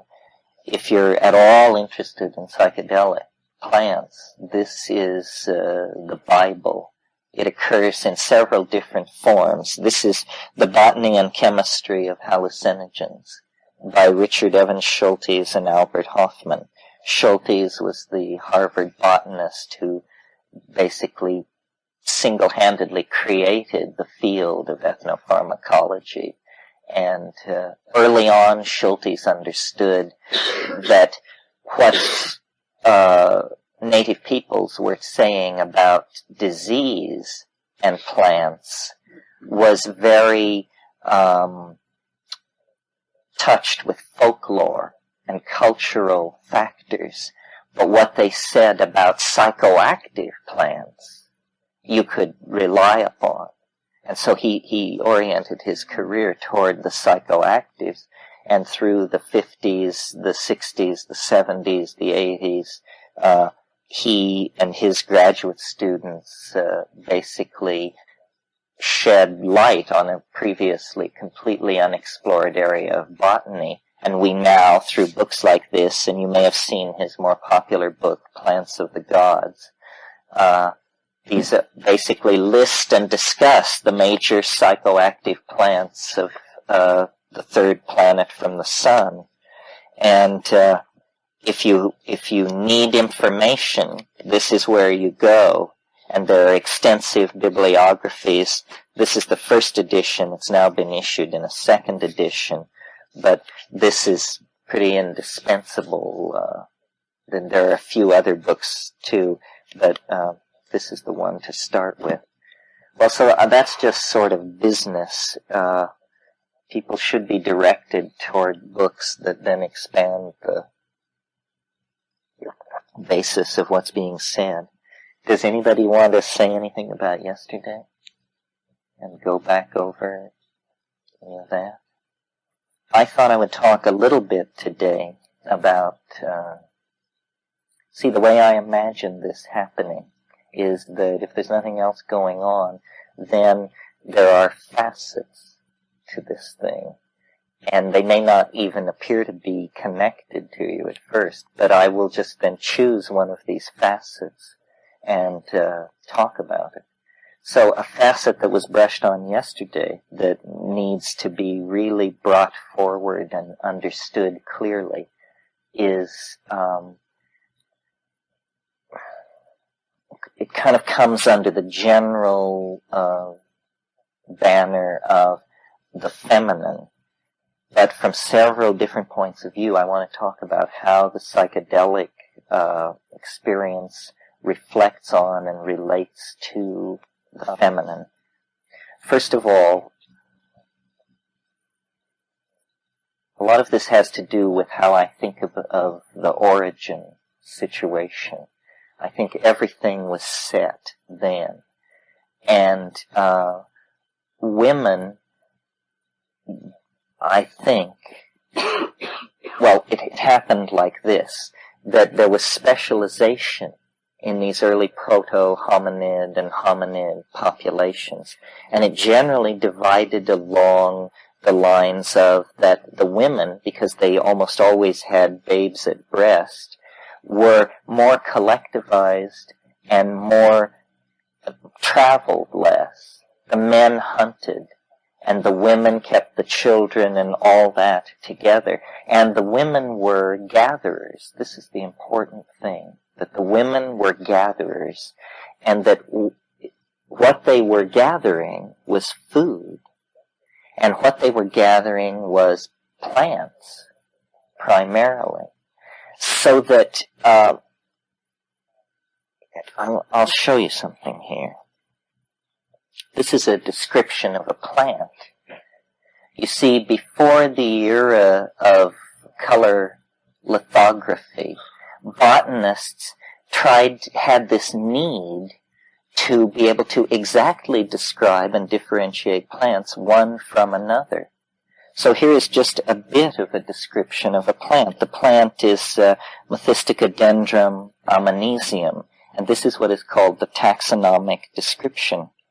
Tree, up to 25 feet in height, leaves membranaceous, dark green, very narrowly ligulate, apically acuminate, basically long attenuate, marginally commonly subundulate or undulate, 20 to 26 millimeters long, 1.3 to 2 centimeters wide, minutely and irregularly pilose on both surfaces. Flowers up to 28, usually about 23 centimeters long, apically 10 to 13 centimeters in diameter, very strongly sweet-scented at sundown, Calyx spathacea, green, Papriaceous or membranaceous, 2 to 5 fid with acute teeth, 3/5 as long as corolla, very minutely pilose. Corolla divided 2/3 to 4/5 its length, usually with 5 lobes, but often 4 or 6. Membranaceous, white, spathulate or subspathulate, rhombidiiform, long, acuminate, and circinate. That's half of the description. Now, the point of this is the need to describe a plant puts tremendous pressure on language to accommodate itself to difference. That's what they're doing there. They're attempting to create a word picture that will make it possible to tell this thing from any other thing. Well, women who were gatherers in this early situation were under tremendous pressure to elaborate a vocabulary of visual distinctions. You know, you eat the thorny one, not the smooth one. You eat the one with the leaves that have the crinkle on the edge, but not the one with the leaves that have the furry underside. And this kind of need put on real pressure for language. Men in the hunting situation had, strangely enough, the pack signaling repertoire that we came down from the trees with is pretty sufficient for a pack hunting situation. In other words, you have 40 or 50 barks and yells, and you can direct a complex hunting operation. You don't have to have this tremendous stress on adjectives, you know. And then the major stress in hunting often is stoicism and silence. You know, I mean, it's not a rappy undertaking. And to this day, you know, it's thought to be a sexist observation, but when you go into villages of native people, I mean, they always speak of the chattering of the women. And this is true. I mean, women chatter a lot about the details of ordinary existence. This is what they are heavily linguistically programmed to be into, is the details of ordinary existence, and especially in this matter of food. Well, where the way in which the mushroom fits into all this is that when the African continent began to dry up, this happened over a very long period of time, and it wasn't just a gradual phenomenon. There were glaciations and there were interglacial periods. But generally speaking, over the past 500,000 years, Africa has experienced a progressive aridity. And this forced our remote ancestors down onto an evolving grassland situation. Simultaneously with all these changes going on in the proto-hominids, a lot of ungulate mammals were evolving in this sudden rich grassland environment. And in the dung of these particular mammals, the psilocybin-producing mushrooms found a suitable environment. They are that kind of mushroom which is called coprophytic, means likes dung. And the mushrooms used in the Indian cults of central Mexico are not coprophytic mushrooms, with one exception. They are ephemeral, deep forest mushrooms, an indemnified community of species that seem to have evolved there. But the exception is in the genus Stropharia, where you get these coprophytic mushrooms, Stropharia cubensis, and its conspecific species, and they appear wherever there are cattle of the Bos indicus type, which is the cebu, the humped white cattle. This is a very primitive form of Asian cattle, probably the nearest living relative to Bos primogensis, which was the prototypic Ice Age cattle. So the mushroom occurs then in this situation, in the manure. Well, the pressure on the environment for protein is intense. And I saw myself in Kenya, tribes of baboons on the veldt, and they would go over and examine cow pies and flip them over, looking for grubs underneath them. So it's in the repertoire of the behavior of these apes to associate these things. And the mushroom presents itself as a completely startling phenomenon in the natural environment. I mean, I've seen them in pastures in the Amazon the size of small dinner plates and on stalks 11 inches high, you know. So we're talking a hefty piece of protein. The question is, can you eat this thing? And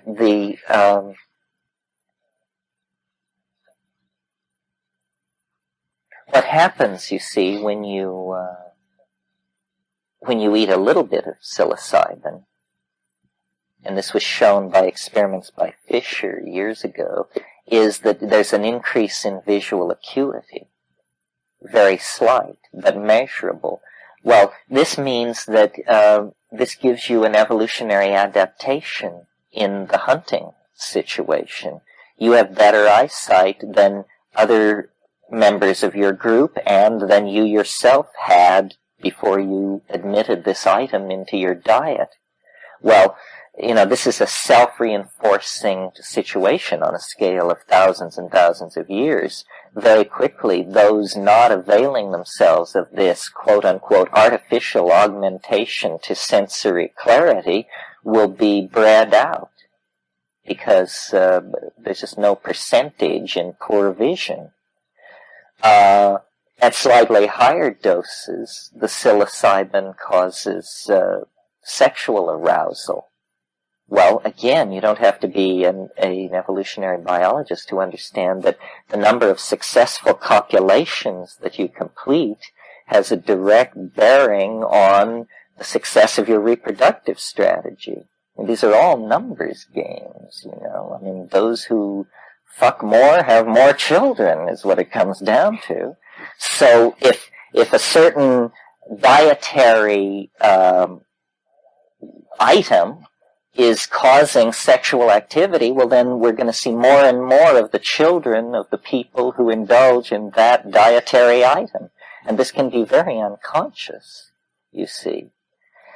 And then the third thing is, of course, that at yet higher doses it gives way to this mystical tremendum, or this entry into hyperspace. What this has to do with the feminine is that I think the women would have been the gatherers of the mushrooms.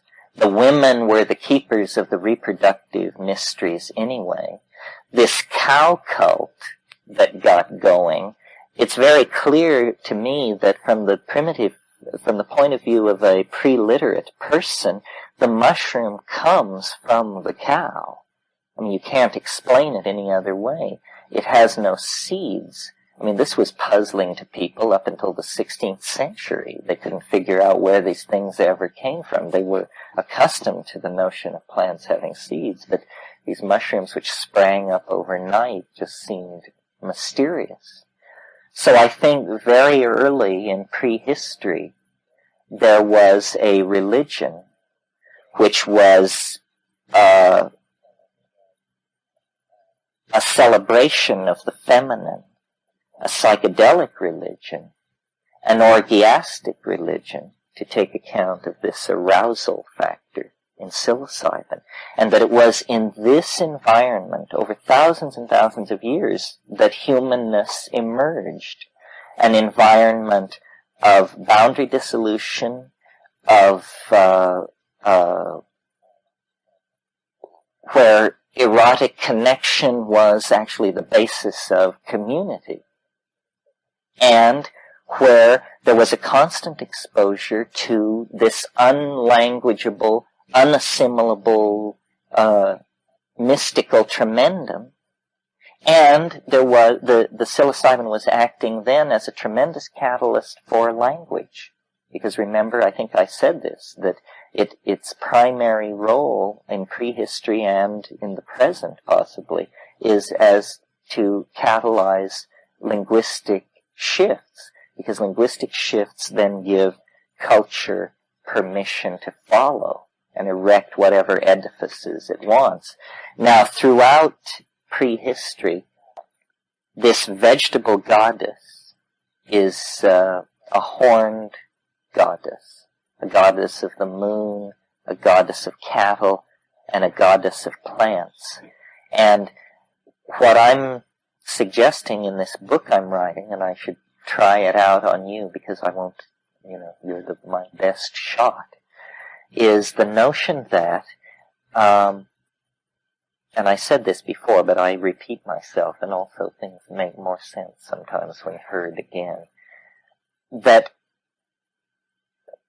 the natural human condition is actually a condition of symbiosis with this hallucinogen, this particular hallucinogen, that the mystery of who we are and the mystery of why we are so bereft and why history and why all this malarkey is because things went on 15 to 25,000 years ago that we have repressed and never faced the implications of, that we actually had a symbiotic relationship on the mental level with some kind of feminine overmind. And, never mind all the questions which this raises about where is it, what is it, how does it do it, but just that the Gaian process is more than a process. It is a self-reflecting intellect of some sort. How can we pass judgment on this? What do we know? The Earth is 5 billion years old. Intelligence may come in many forms. Self-reflecting awareness may come in many forms. But what seems clear is that there was a dialogue with this other, and there was balance, and there was wholeness, and there was a way of being which, well, it was paradisical. That's why we are so haunted by the loss of it. That's why all of our ontologies are the story of how something was taken from us, something was lost. And it's nobody's fault, exactly. I mean, it really has to do with the processes of the planet. That this partnership paradise that arose as we came to consciousness in the cradle of Africa was dependent on the continuation of this extremely rich grassland environment, which was, in fact, a transient phenomenon. So that by 8, 10, 12,000 years ago, visible pressure was being felt by these populations in Africa.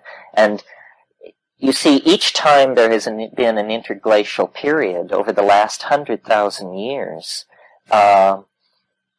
human populations and in the older strata, proto-hominid populations bottled up in Africa have radiated out across the Eurasian continent. But only in the last interglacial, 20,000 years ago, were those people leaving Africa true pastoralists. They had flocks. They had skin tents. They had a religion. They had language. We know this. I mean, there's just no doubt about it. Before that, they were nomadic hunter and gatherers. So this relationship to the mushroom and the relationship to the cattle, actually the first payoff was an entirely new order of civilization. The symbiotic relationship with the cow, which made life much, much easier, either fueled by or fed into the symbiotic relationship with the mushroom, which gave more successful hunting, better sex, and religion. So there were all these factors feeding into this situation.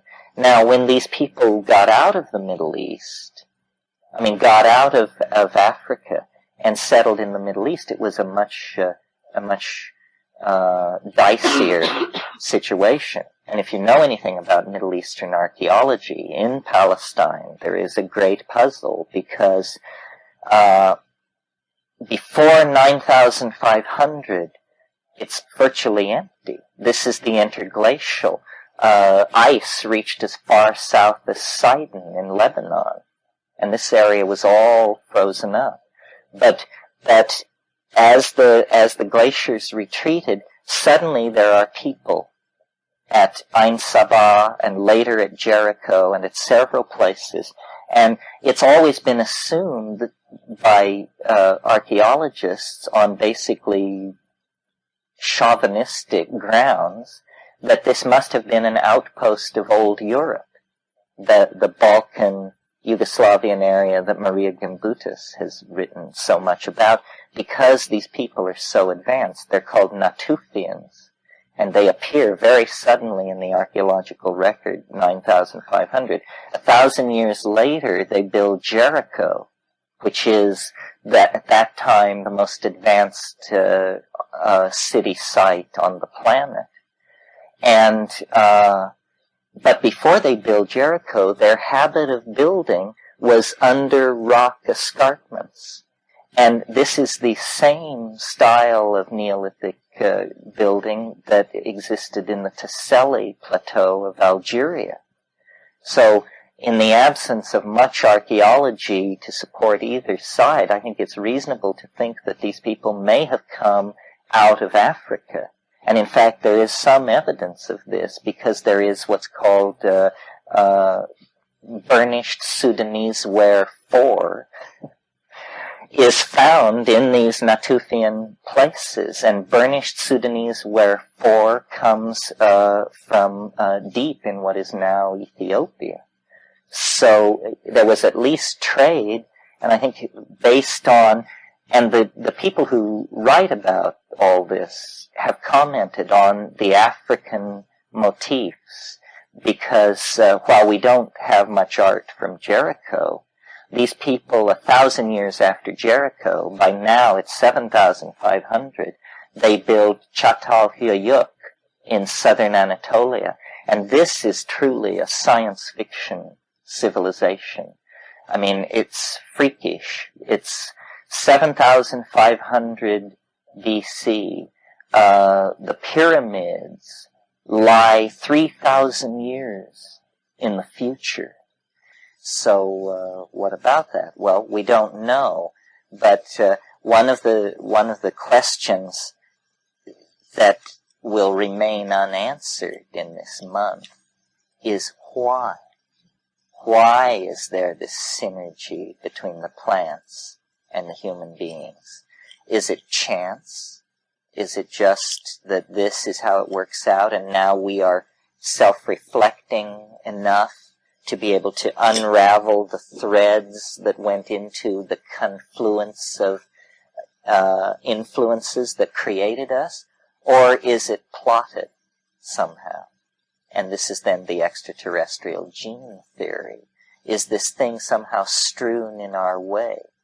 Because you see, I don't buy any of the extraterrestrial intervention theories that have them landing on the White House lawn or projecting images into the minds of people who live in trailer courts, or all these things they're accused of doing. The one thing I grant extraterrestrial intelligence is great subtlety, and probably a long time scale to do whatever they want to do. It's possible to reach a point of deconditioning. It's a kind of reconditioning, but it's also deconditioning, where it seems obvious that the planet must be monitored. It is, after all, such an interesting planet. It seems that if anyone could monitor, they would. I mean, we've already now, through the probes we've sent into our own solar system, seen about 33 worlds. And they all fall into various classes, and not one comes anywhere near to what we are. We are what astrophysicists have given the charming acronym, we are a whore. A whore is a water-heavy, oxygen-rich world.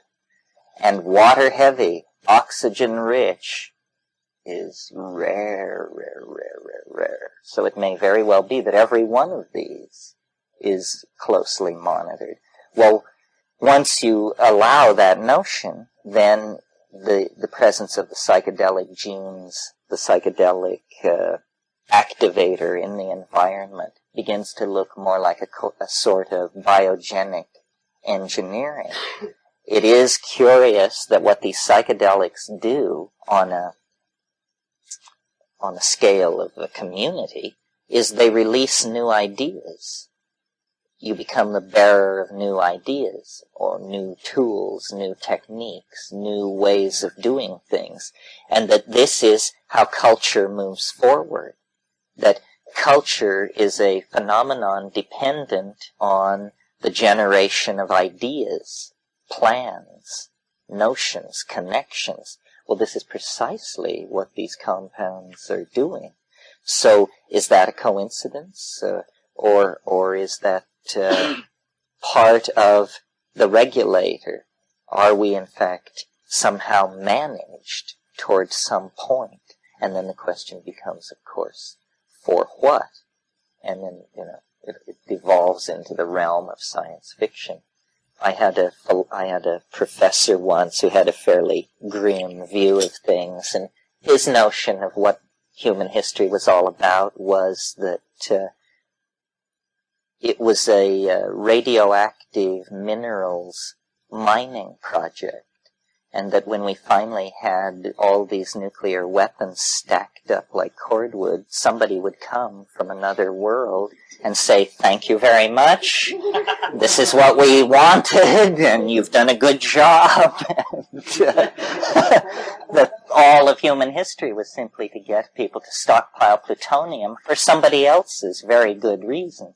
Well, I don't think it's anything quite so Jack Armstrong-ish as that, because what I sense in the mushroom is a tremendous heart, a tremendous, it's well beyond all of that. It's an emotional, intellectual, feeling-toned kind of thing. But is it a benevolent galactic monitor? Is it the beating heartbeat of Gaia? Is it this entelechy that I spoke of at the beginning of the hour that is somehow the sum total of process on the earth? Or is it possible that I have been remiss in my assessment of the capacity of human beings, and that this is nothing more than us? It doesn't seem to me like us. It doesn't look like that to me. I got into this game originally as a kind of an art historian, and art historians you track motifs over centuries or decades, depending on your bailiwick, and what it really is it's the exploration of the human unconscious viewed as art. Art, you learn what people have made, can make, do make in the realm of images.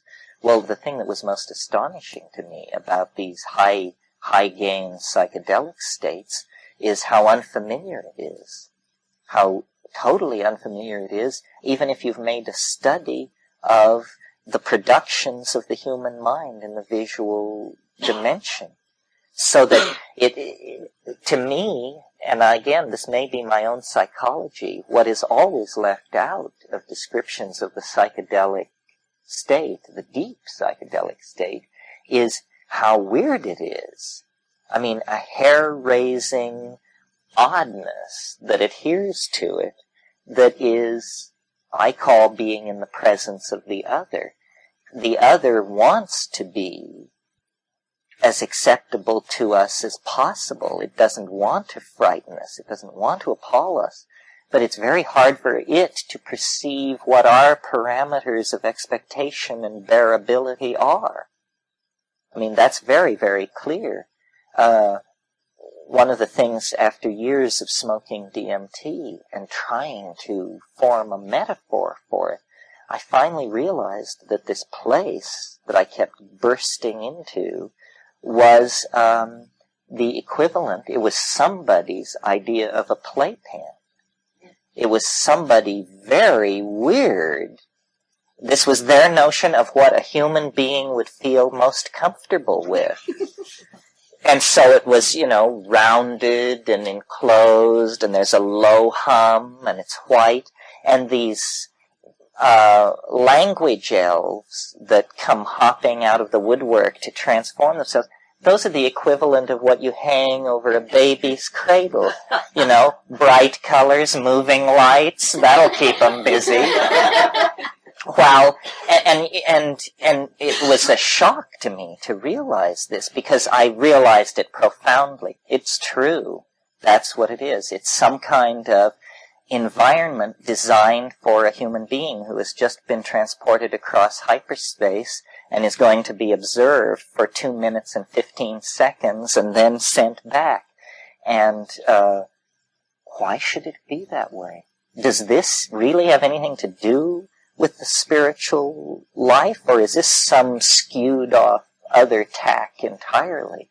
I don't know. There are suggestions, there are hints, but it by no means has the support of a broad river of tradition. For instance, the 56th fragment of Heraclitus, who's a great guy. I mean, Heraclitus was one of us. He'd be comfortable with this situation, I'm sure. The 56th fragment of Heraclitus says the Aeon is a child at play with colored balls. This saying is 2,600 years old. What is it talking about? Who knows? But then you break into this place and you see the Aeon, and it's a child, and it's playing with colored balls. And you say, my God, it's like you're not meant to know this stuff. The Kabiri in alchemy are the children that are generated in the alchemical process, not the homunculi, but these are the little elves of the metals that come out of the retort and can be seen dancing in the fire. This archetype, motif, whatever it is hair-raising when you encounter it, because it doesn't look like an archetype or a motif. It looks like a little man 11 inches high, or a self-transforming jeweled basketball, or an object from another dimension. Very puzzling. The parameters cannot be known, or at least are not yet known. I mean, perhaps it's foolish to say the parameters cannot be known. We are like explorers. Anybody who goes into this psychedelic dimension, we are all going to go into the books as pioneers, because it's too early for us to be anything else. There's no maps, no finished database, just anecdotes of the crazy, crazy stuff that goes on. That's why it's so important to try and share this stuff. Doesn't your comparison of, it sounds to me that the DMT experience, and you said other people have had very similar experiences with the language and the elves and all this, does your comparison with that and other hallucinogenics help you draw a conclusion as to maybe this particular one is more off the wall and more? No, I think it's a place that you approach by different strategies, because a high dose of psilocybin will eventually put you into a place where you have to say, my God, I can't tell it from a DMT flash. And a high dose of ayahuasca will eventually carry you exactly to the same place. The difference is that the DMT, the only way you can evade the DMT is mechanically. That means only if you take too small a toke will it fail. If you can take a big enough toke, it will deliver the goods. While with the psilocybin mushrooms, with the ayahuasca, you have to be a navigator. You have to know how to tack and breathe and descend and level and maybe a little mantric flash and dash. It's trickier. But with the DMT, by God, it has you, if you get enough of it.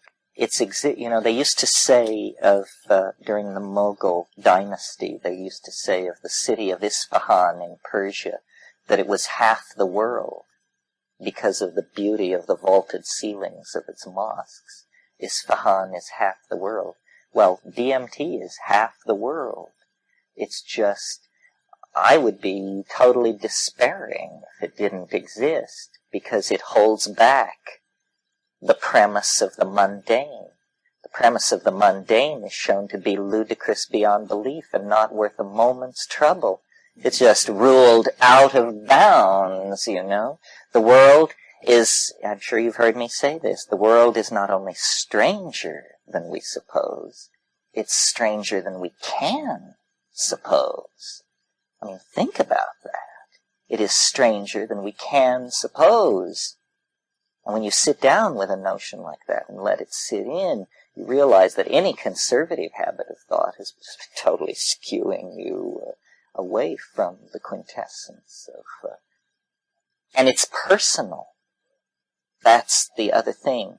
The world isn't this unbelievably strange thing which is out there. The world is this stranger than we can suppose thing which begins from the core of us out. That means nothing can be taken for granted. It can be taken apart. It can be put together many, many ways. I mean, I really, a short definition of Tantra, you probably all have some notion of what Tantra is, but a short definition of it is, it's the shortcut. That's what they say in India. They say the premise of Tantra is that a single being can attain enlightenment in a single lifetime. That's the premise of Tantra, that in a single lifetime you could attain enlightenment. Well, imagine if you took that seriously, how much more engaged you would be with the problem of figuring it out. Because what if the only place you can figure it out from is a living body? And so you get 80, 90 years in a living body, and if you haven't figured it out by that time, well, then you're dead, and that's it. But during that time, you had a crack at the big one. There was nothing holding you back from figuring it out, and then transcending such absurd notions as life and death and here and now. So it's like an opportunity. You get to walk out on the court, they pitch you the ball, and you have a chance to make an 80-foot set shot. And if you don't, into the bin with that one. Os Yaniger and I, who was a great old LSD researcher and runs the Albert Hoffman Library in L.A., when he and I first met, we were sort of testing each other, and he has a famous reputation for being irascible, and we just sort of were fiddling around. And then I mentioned DMT, and he just beamed and lit up and said, "Now that's something, my God!" And this is what everybody says when you push them. It's like they admit that it is what it is, but it never occurred to them to go further, to look into it, to see what could be done with it. And of course it's sneered at from two directions. It's called the businessman's trip, because it's so short. The old thing in the 60s was, oh, you can do it on your lunch hour. Well, what I want to know is, what business are these businessmen in? Because, and then the other thing that was said of it was, it fries your brain. Well, that's a subjective statement about what it is like to have it happen to you. It doesn't fry your brain. The fact that it reverses itself in 7 minutes shows that it is probably can compete with the world's 5 or 6 most innocuous drugs. Because that's a way of thinking about how your body handles a drug. My God, if it can return you to the baseline of consciousness in 7 minutes, then it's just immediately turning this stuff into harmless byproducts that go into the urine. It means it's safe. Well, you see, we're reaching scary conclusions here. We're reaching the conclusion that the strongest of all hallucinogens is the safest of all hallucinogens. That would carry with it a certain implication about doing these things. And yet, what is on the line when you do DMT is not your body, but your maps, your structure, your belief system. I've never seen it hit anybody quite as hard as it hit me, but I was transformed in a moment from a Marxist, skeptic, scientist. It was then, and I will say it still is now, it is pure 100% magic. It's magic. It's not a drug. It's an event. It's not something that you do. It's something which happens to you. And people come out of it saying, what happened? What happened? Saying, you did it. Say, that's what happened? I did it? You mean I just smoked this? That's it? Say, yes, calm down. The trip is over. You say, trip? You must be crazy to call it a trip. It's not a trip. It's an event. It's like being struck by lightning. Have you ever had one of these things? It's a lot like an automobile accident. An automobile accident is a very interesting thing because you're going along and everything is ordinary, and then reality just begins to unpeel. It just begins, and you have this very, oh my God, I can't believe it. And it continues to go on, you know. And you say, wow, it's really happening. It's exactly like that. You know, I mean, it's a collision with another modality. I have, on DMT, made sounds, the intensity and purity of which are immediately convince you that no human being could do this. I mean, it's just not the way humans do it. It has this synthesizer steady. I mean, I'll bet the wave is absolutely flat down as far as you care to look into it. It's as though we don't know what we are. It's as though this is the control panel in the human animal. And you discover, you know, the monkey form, the third planet from the sun, all that was a mere fiction. And the reality is this other thing. And then why does it have the character that it does? For instance, both ayahuasca and mushrooms approach this place from different directions. But the DMT and the psilocybin have this unexpected science fiction aspect to them. This is what the art historians left out. This is what you don't get in Hildegard von Bingen. And you don't get the machines, the deep, iridescent, highly polished surfaces that are clearly made somewhere, manufactured. You don't get this cosmic viewpoint where the history of the solar system and the local history of the galaxy is being called upon to validate what is being said. In short, why is it so cosmic? It's different from ayahuasca. Ayahuasca is a heart-opening, earth-centered, earth tones, pastel, flowing water, organic form, fish in the river, mothering, canoe, animal type thing. It's that even in Hawaii or British Columbia. It isn't the Amazon, unless the morphogenetic field is amplified without subject to the inverse square law. Well, this is really mysterious stuff, that human cultural forms should be scripted into plants. What exactly is going on here? One of the things you can do with psilocybin and ayahuasca that's very puzzling and should be studied is you can, when you get equilibrium in the state, project a motif. Let's say Art Deco. Suddenly, there will be thousands and thousands of Art Deco objects water pitchers, cigarette lighters, automobiles, hood ornaments, sculpture, grill work, and then you can just instantly, you can say Italian Baroque. And in a single moment, you're at the church at Santa Maggiore and seeing all this gold work and all this stuff. And then you can say, surprise me. So, what kind of a dialogue is this? And what kind of an entity is this? Is this part of the spiritual quest? Is this off in its own domain? The language of ayahuasca, a way in which ayahuasca and psilocybin slice it differently, is psilocybin actually speaks. There's an informing voice. It tells you. The language of ayahuasca is visual. It shows you.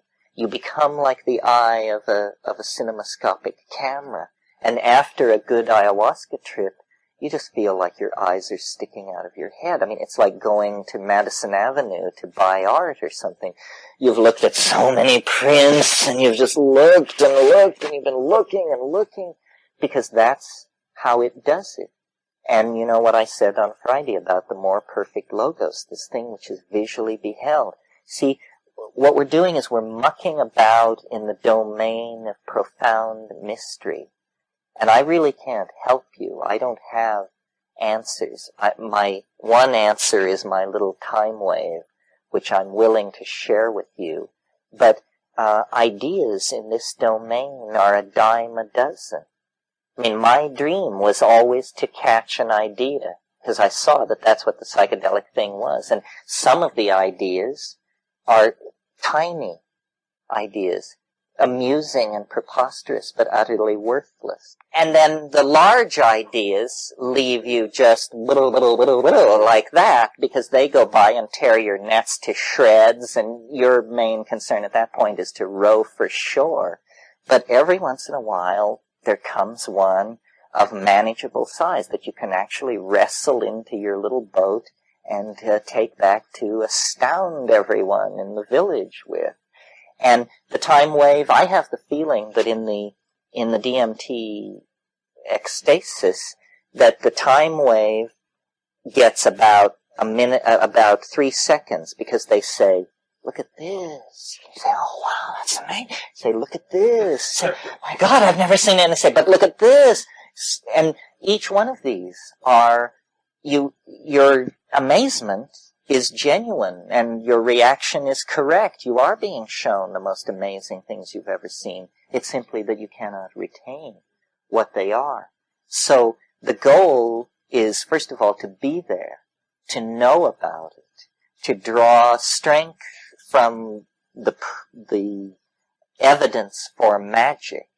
But then the higher calling is to be a hunter, to find something, to bring it back. I mean, if that's a little too meaty a metaphor for you, well, then think of yourself as a noetic archaeologist. We want to bring back an object, a flower from hyperspace, a machine from another world. And apparently the easiest things to bring back are ideas.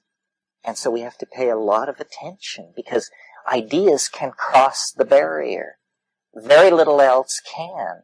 But if we pay sufficient attention, I think much of these ideas can be brought across, and we can bring nothing is unfair. I mean, computer graphics, voice-operated tape recorders, anything that works. I mean, we've hit the main vein of ideas out there in hyperspace, and the goal is just to fill our knapsacks as full as we can, and then get back to base with this stuff. I guess really, I mean, I'm about to wind it down now. The real point of this month, and I have to keep clearing it back and reminding myself and you, is that we've discovered something, and that we don't know what it is, and that we're like the monkeys in 2001 dancing around the monolith. But this is important. I mean, that's almost all we can say at this point. But it's very, very important. The world will never be the same once the implications of this are worked out. And since I believe a lot of its impact is going to be in psychotherapy, and I see you guys as probably many of you will be psychotherapists or therapists or doctors, you're going to have an impact and be involved in this. But basically, we're just clearing a space for a discovery. And it's a hard discovery to announce because we don't know what we've discovered. We just know we've really discovered something. Fire must have hit with this kind of impact. And look how long it took to work out what you could do with it. Well, that's it for today. Thanks very much. So since this is a fairly small group and I'm feeling fairly confident, I'd like to talk about language today, and I will attempt to open this with the performance, which is something I rarely, like never, do. 'Twas brillig, and the slithy toves did gyre and gimble in the wabe. All mimsy were the borogoves, and the mony raths outgrabe. Beware the jabberwock, my son, the jaws that bite, the claws that catch. Beware the jub-jub bird, and shun the Thermius bandersnatch. He took his vorpal sword in hand. Long time the maxome foe he sought. So rested he by the tum-tum tree, and stood a while in thought. And, as in uffish thought he stood, the jabberwock with eyes of flame came woofing through the tulgey wood, and burbled as it came. 1, 2, 1, 2, and through his vorpal blade went snicker-snack. He left it dead, and with its head he went galumphing back. And hast thou slain the jabberwock? Come to my arms, my beamish boy. Oh, frabjous day, callooh, calais, he chortled in his joy. 'Twas brillig, and the slithy toves did gyre and gimble in the wabe. All mimsy were the borogoves, and the mony raths outgrabe.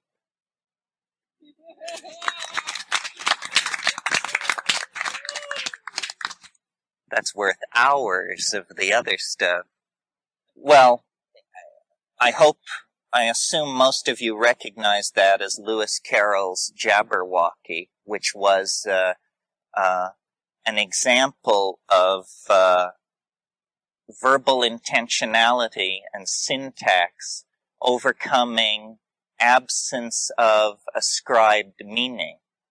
This is what's happening here, that the intentionality of meaning is so great that it overcomes the absence of conventional definition.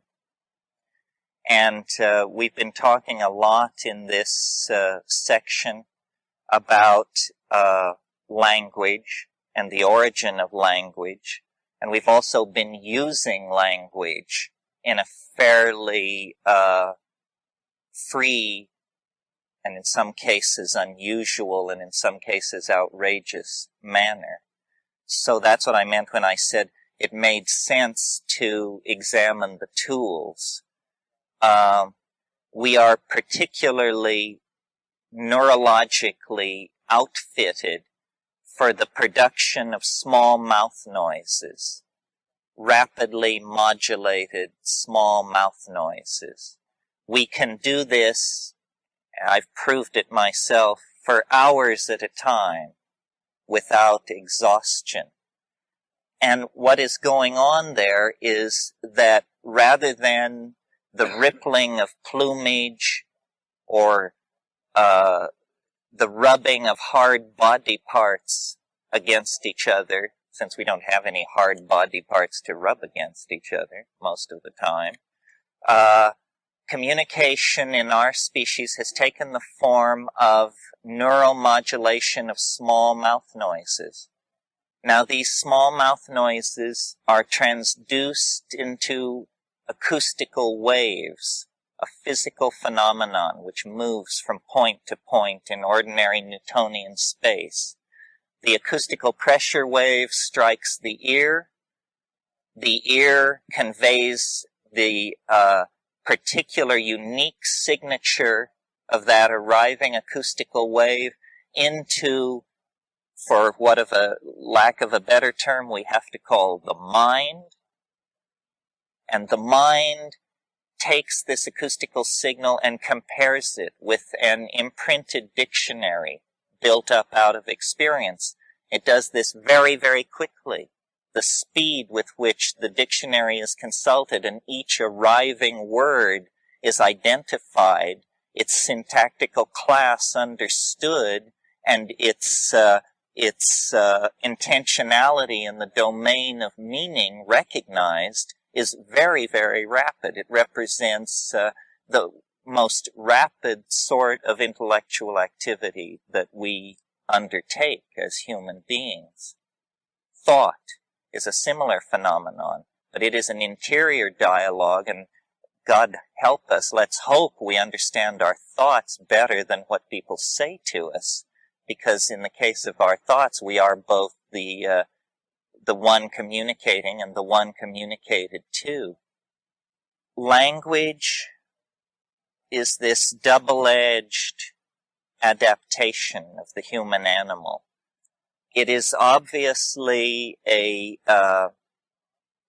multifaceted, multipurpose, adaptive advantage in all environmental situations, because if you can image and linguistically process evolving situations, you have a leg up over an organism which is hardwired for reaction along the line of instincts. Yet, in the domain of cognition, it's almost as though language has exceeded its usefulness, because someone said language was invented to lie. Well, perhaps that is too cynical, but certainly language obfuscates reality. It cannot help but do this. It does it in the following manner. A child born into what the psychologist William James called a blooming, buzzing confusion. A child born into the blooming, buzzing confusion attempts to isolate complexes of activity, complexes of color, sound, and tactility.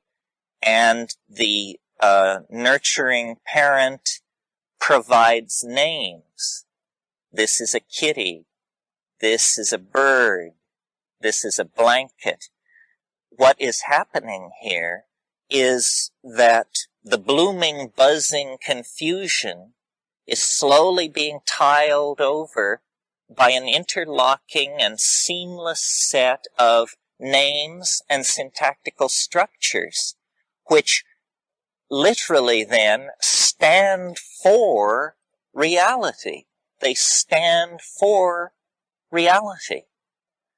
So unless you're the kind of very fortunate person who speaks many, many languages fluently and has a sense of this relativity of the intent to communicate, you are barred from realizing the context dependency of your own language. And we all are like this. This impressed me very much in the Amazon, because the first time I went to the Amazon, I knew nothing about botany, and it appeared to me largely to be green.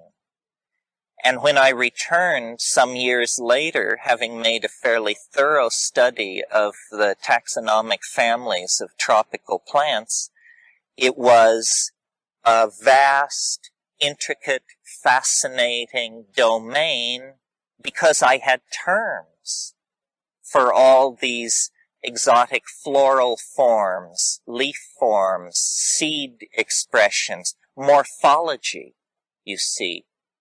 Nature's expression in the world of form is called its morphology. Morphology is the science of form. Well, form we tend to think of it as a Platonic concern. After all, aren't the forms somewhere in a Platonic hyperspace? Aren't they somehow above and beyond the machinations of language and perception? Well, they are if you're a Platonist. But when we look at natural form, the enterprise of science has been to attempt to describe natural form. This is essentially a program to be carried out within the domain of language. And this has been entirely overlooked by the philosophy of science, so far as I can tell. I mean, the world is not made of anti-mu mesons and quarks and photons and electromagnetic fields. Reality is made of words. Reality is made of symbolic interlocking linguisto-mathematical constructs. Everything beyond that is pure conjecture. I mean, this is what you learn in Philosophy 1, the relativity of knowing, the impossibility of actually nailing down the ontos of what is presented in the theater of perception through an exercise of epistemic knowing. It cannot be done. Brain cannot fully elucidate brain. There's a tautology there. So language is something that springs from the biological matrix and the neurological matrix within us. And its the major theme of its siren song to us is that it allows us to know the world and to communicate it. Well, the truth is it does allow us to know the world to some degree, and it does allow us to communicate about it, but a price is paid at every step of the way. First of all, because we are concrescent entities of feeling. This is Alfred North Whitehead. We are concrescent entities of feeling, yet our language prepares us to describe a world of three-dimensional spatial relationships between solid objects. So it is not true to the perceiver, you see. There is a kind of break of faith with the world. Language betrays. Language betrays in order to mean. You know, Archibald MacLeish said a poem should not mean but be. And this is a reasonable statement of a poetic, but it is not a basis for a theory of communication. A theory of communication depends on correct mirroring of the meme that is being transmitted, no matter how far down the line it has come. Well, we talked in earlier sessions about the impact of biogenically active and psychoactive amines in diet, specifically in the diet of early hominids in Africa, suggesting that the catalysis of neurological development that has gone on over the last 1,000,000 years in the human species was catalyzed by what was at first a random exposure to these things, then a deepening exposure brought on by the consequent synergy of increased visual acuity. In other words, some of these biogenic amines were conferring increased visual acuity, and this was shifting the reproductive mathematics in the direction of those individuals that were allowing this psychoactive substance, I mean, let's be frank about it, into the diet. Then later we saw that sexual arousal was also a concomitant to admitting this item into the diet, and at higher doses and deeper exposures, a deepening sense of what we can call, without defining, the other.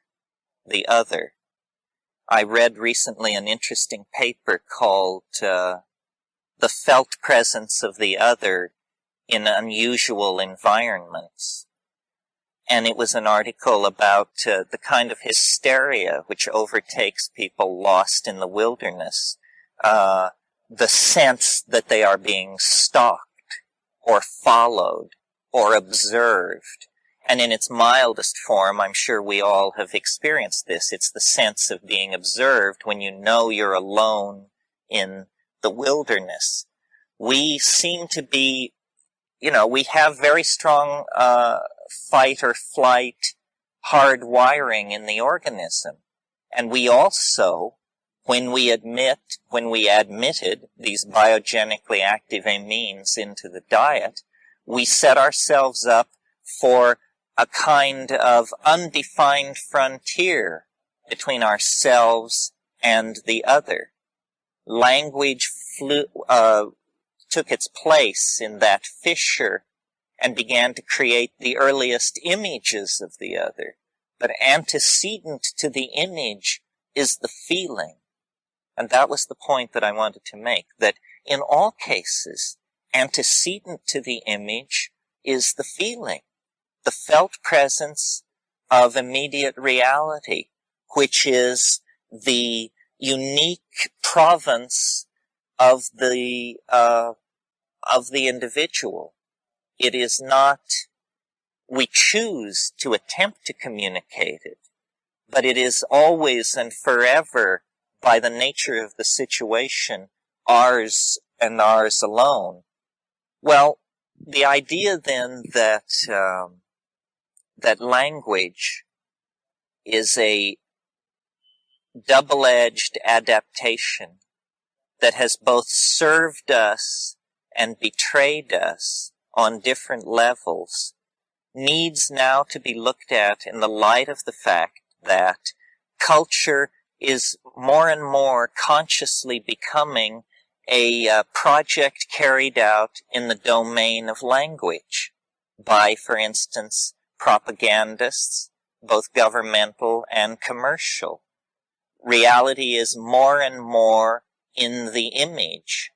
And when we talked about virtual realities and the tendency of technology to create the dream utopias of the unconscious prehistory and shamanism, you see that what is happening is we are, as a global culture, abandoning ourselves in a way to the image because nothing else can be done. There aren't enough resources, there aren't enough metals in the planet to give everyone the kind of standard of living that is enjoyed by the technocratic elites in the West. So instead, there has to be this trade-off in image. Now, this is not something new. We see it reflected in American life over the whole post-war era.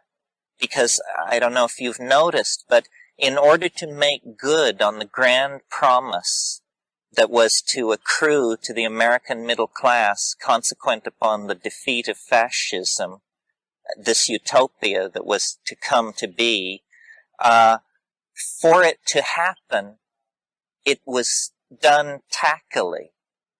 That was the price that was paid. Eric Jantsch said, the question regarding space colonies is not is it possible, but how will we keep it in good taste?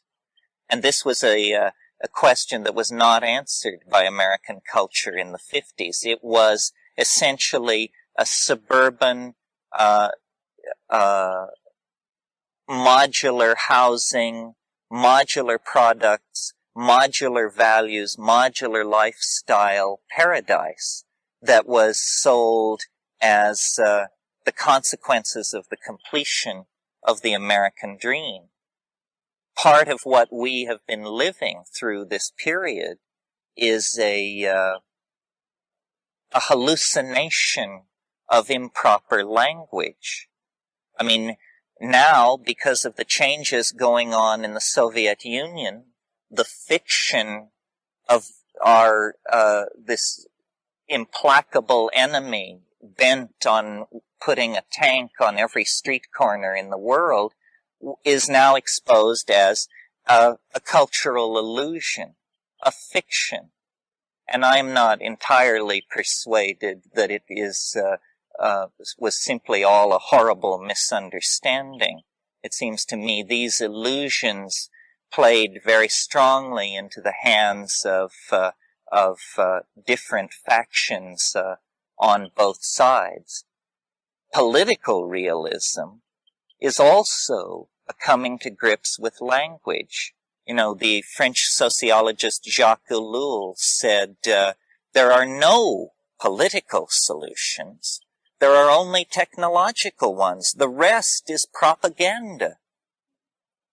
Well, this, you know, people howl to the high heavens. But in fact, ideology, which is a kind of street corner form of metaphysics, ideology has been just a pervasive cancer on the Western mind ever since the burning of Eleusis. I mean, we just can't get enough of it. And, you know, we may look with horror on the funeral of the Imam, but believe me, in the history of Western civilization, there have been scenes go down that make that look like child's play. Recall to you, just as an example, the Albigensian Crusade, when, in order to stamp out a heresy, the Inquisition was turned loose in southern France, and the professional killer who was put in charge of this operation was a career man named Simon de Montfort. And his lieutenants came to him at one point in this campaign and said, we have the city surrounded. We're laying siege to, I believe it was Carcassonne. And they said, but there are 7,000 Catholics within the walls. He said, kill everybody. God will recognize his own. So, you know, the 20th century has not cornered the market on the ways in which language can distort and is used for political purposes to distort reality. A very poignant example of that I've personally had to deal with is a lot of my work in the Amazon has been in an area of the Colombian Amazon called the Lower Putumayo. And I venture very few people here this afternoon have any association to the Lower Putumayo. But in fact, British banks, with the collusion of Peruvian ruling families in the early years of this century, created a mini Holocaust in the Peruvian, it was then Peru, in the Peruvian Amazon, in the pursuit of rubber. And what this was about was going into these tribal areas and showing these people how to collect wild rubber, and then telling them, you know, you bring in this much. The first time you don't bring in this much, we remove the soles of your feet with a machete. The second time you don't bring in this much, we kill you. And 45,000 Indians were exterminated in the Colombian Putumayo. Going there years after this atrocity, I was amazed to see the lingering effects of the misuse of language. The Colombians, who were not politically associated with this, later in the 30s it was ceded to Peru, refer to it as the devil's paradise. And the idea is that savages, note this word, savages, are savage, and therefore we must be more savage. In other words, pre-literate culture is taken as an excuse for the rise of the beast in the colonizer. And this is entirely done, how this trick is done is through the misuse and abuse of language, where civilization is what is being brought to these people, even though what appears to be being brought to them is the institution of prostitution, social diseases, slavery, madness, and death. But in fact, no, that isn't it. It's civilization. It's a set of reasonable values. Well, the consequences of working out the reasonable values that were exported into the colonial world throughout the 18th and 19th century, the consequence of that is the appalling contradiction presented by modernity, where the major portion of real wealth of great nations is shoveled into a standing crop of weaponry which had better never be used, because if it is used, it spells Armageddon. If it's not used, it's simply the worst investment anybody ever dreamed of. So this kind of betrayal of language and use of scapegoats, see, that's what was happening with the United States vis-a-vis the Soviet Union. The scapegoat, the godless communist. It's what was happening in the Putumayo between the rubber barons and the Indians they were exploiting. They thought they were civilizing them. So the imaging of the world gives permission for various kinds of relationships to it, and people never question. You know, once they pledge allegiance to a given linguistic model of reality, then that absolves all necessity for further thought. This is what Goebbels understood so perfectly. You repeat and you repeat and you repeat, and then when people ask themselves in the privacy of their own mind the moral question, your answer is on the surface, waiting to be heard.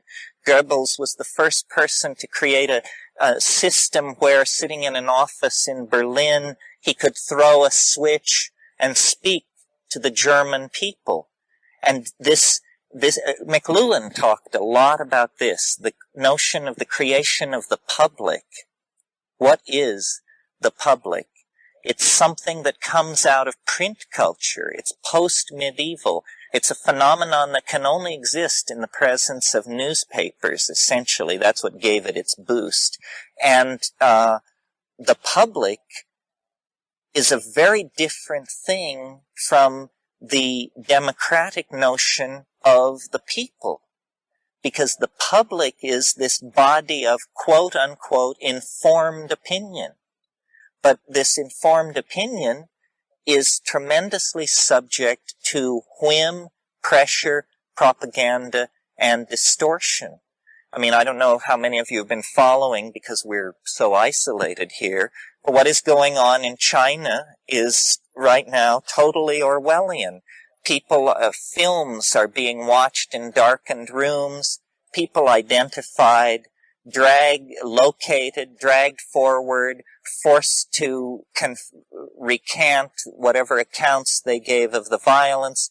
These film clips are being shown side by side on the evening news, where 3 weeks ago we were hearing that the army would never attack the beloved students. Now the army is patriotically rounding up dissidents, hooligans, bandit elements, and those who would destroy the compact between the party and the people. This is just a shift in language. Remember the scene in 1984 where the party hack is giving the speech, and midway through the speech he's handed a telegram on the podium that tells him that the enemy has changed. It's no longer Oceania. They've made peace with Oceania and have begun bombing Eurasia, the other state. And in mid-stride, he doesn't even have to end a paragraph. He can just turn the language and plow off in another direction. Well, is there any cure for this, or are we simply the prisoners each of us in our own way, of people smarter than ourselves? Well, not really, I think, because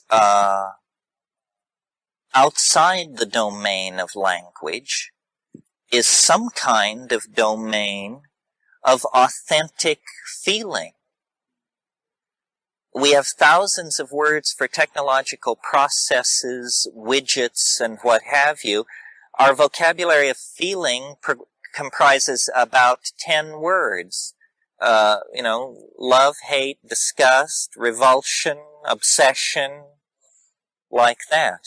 Yet, in the same way that we are capable of this very intensely modulated brain state that translates itself into small mouth noises, we need to be aware of an internal horizon of self-perception that is extremely rich and complicated and shifting all the time. Now that's who we actually are. That is not the top-down values of the culture that we wear like clothing. That's who we are. This is what McLuhan said when he said we wear culture like an overcoat.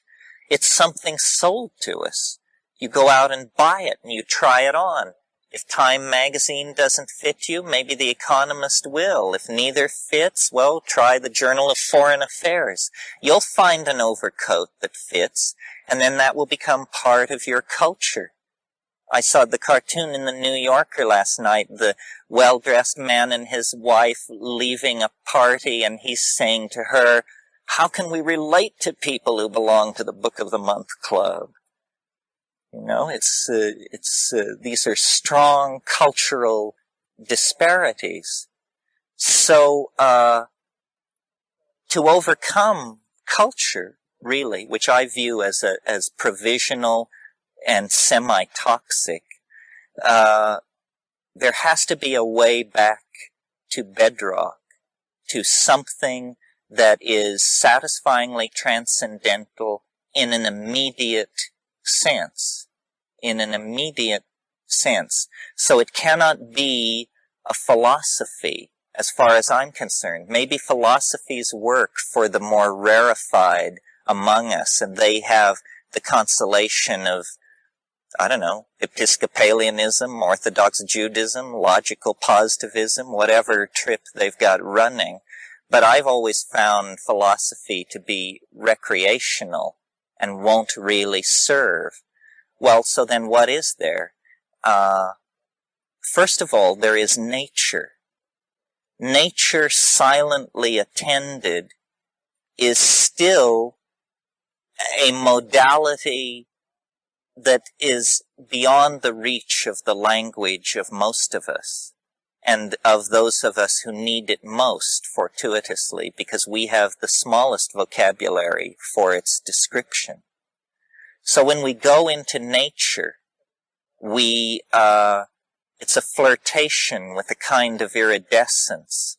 It's a search for, I blush to use such a word, but a lost innocence, which most of us associate with childhood. Some of us had terrible childhoods, so we just associate it with the lost paradise of Eden or a utopia. But in nature, there is an implicate order. There is the bedrock out of which the human iridescence springs. And human culture is an extremely evanescent, transitory, and non-equilibrium kind of condition. The pulse beat of this planet is measured in millions of years. Culture is a phenomenon of the last 40,000 years, and that's generous. So culture has about it this miraculous, instantaneous, and almost intrusive quality against the background of the rest of the body of nature. But going into nature is not simply a prescription for joining the Sierra Club What going into nature means is taking seriously the alchemical faith that preceded the positivist flowering of science and looking into the heart of matter with the expectation of encountering a mystery. Now, in the most practical sense, what this has to mean is the psychedelic experience, hallucinogenic plants. It cannot mean anything else. Now, of course, we're in the slightly uncomfortable position of having that be illegal, but that in itself should be a sufficient indication for most people that something is going on. I mean, my take on legality is essentially that of Charles Dickens, who was sort of an Edwardian anarchist, and his famous throwaway line on that was, "The law is an ass." And, you know, it's sadly true in this case. But I'm not really interested in it as a legal issue. I'm interested in it as a human rights issue, if you want to put it that way. In other words, my assumption is that in the same way that the Western mind reached a certain place where it recognized that slavery, whether it made economic sense or not, was morally insupportable, and in the same way then that a universal right to own property, if you've got the money, has been more or less institutionalized, and the oppression of women is now recognized as a kind of self-defeating strategy of male dominance. In the same way that these things have been signposts in the continuing history of human self-definition, so shall be the understanding that life, liberty, and pursuit of happiness in the age of modern pharmacology has to mean the right to control your own state of mind in the appropriate, subject to the constraints of time, place, and manner, so forth and so on. So that's enough about the socio-political end of it. What is more interesting is the thing in itself, what it is, that it is something which our cultural biases, reaching clear back to the phonetic alphabet, and to the male dominance, the fear that societies run along the lines of male dominance have of boundary dissolution. I mean, for 1,000 years in Western civilization, the only boundary dissolution that was socially sanctioned was getting plastered. And that appears to have been specifically for the purpose of getting laid. I mean, as far as research can tell us, for 1,000 years, nobody got laid who wasn't stone drunk because everyone was such a paragon of social rectitude. Well, it's truer than you think. Alcohol is clearly a medium for permission in a Calvinist milieu.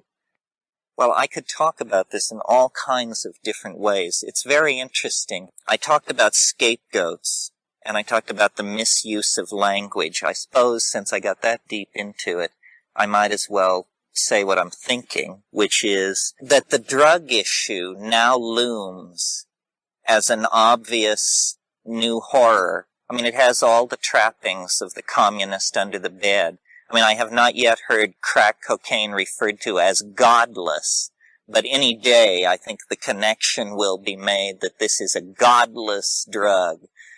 The problem here is, again, a problem of language. We have one concept, drug.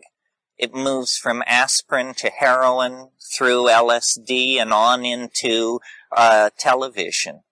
These things can all be spoken of as drugs. So then what this means immediately is somebody has stacked the rhetorical deck against a reasonable discussion of the matter because our vocabulary is so impoverished. I mean, are we to believe that we need the same policy for television as we need for heroin? Are we to believe that psychedelic psychotherapy is to be treated with the same hand that resolves the crack cocaine issue? So while the government squawks education, no education is taking place. Rather, what is taking place is a poisoning of the linguistic domain in which we will then be expected to forge a solution.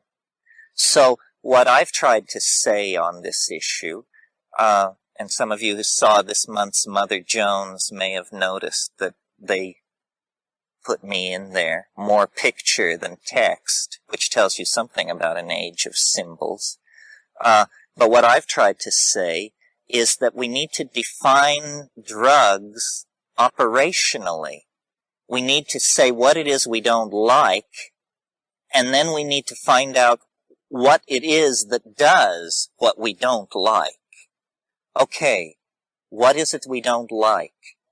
I submit to you that what we don't like about drugs is unexamined, obsessive, and habitual behavior.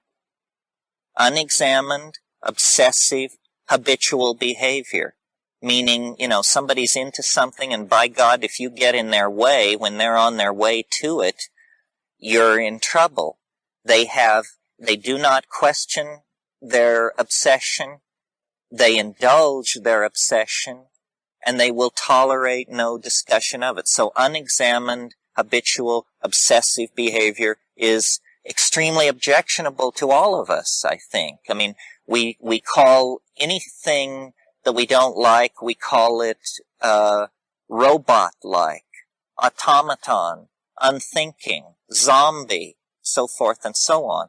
Well, imagine if our partners in the new global materialism, the Japanese, had introduced into this country at the end of World War II a drug which within a few years made such deep inroads into the American population that people were spending an average of 5 hours a day loaded on this drug. What would we think? We would think that it was a crime against a culture on the scale of Auschwitz. But as a matter of fact, we did this to ourselves. Television, introduced at the close of World War II, has become a form of electronic heroin. And it isn't even your trip. They don't even let you go on your own trip.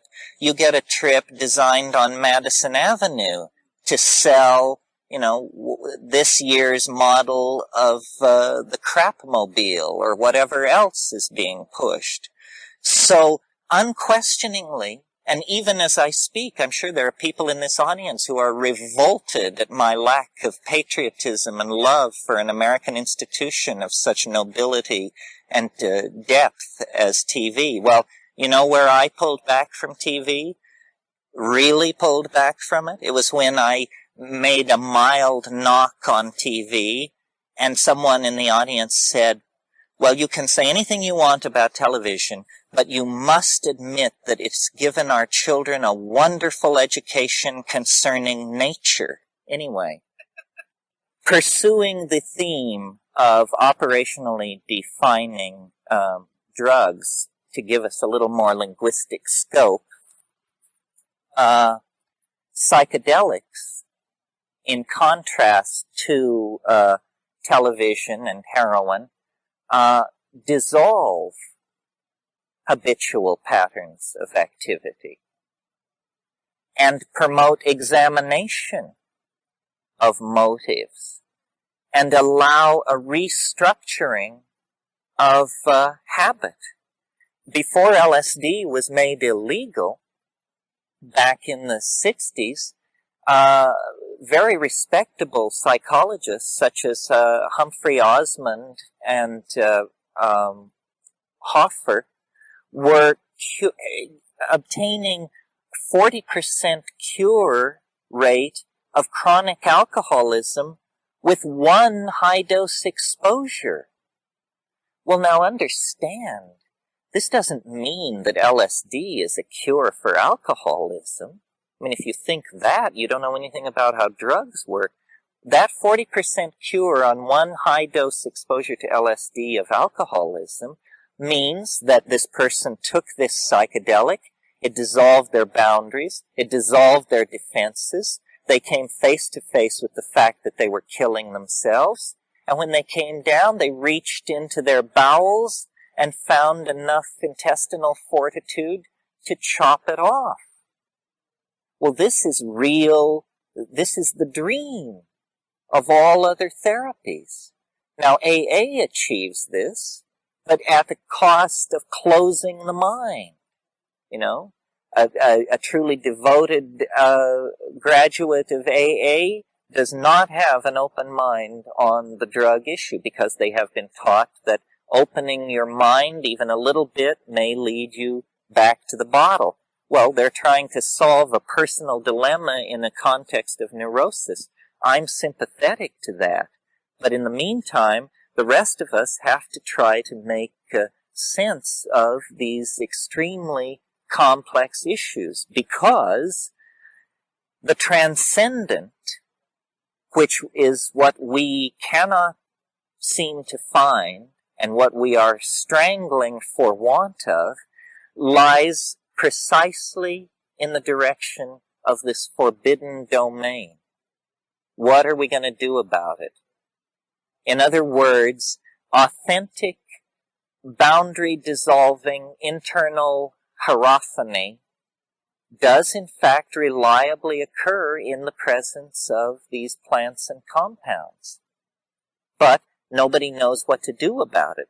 We have become so accustomed to seeking the answer that even as a community, we have a lot of trouble figuring out how you just face the answer, how you come to terms with the options that are actually available.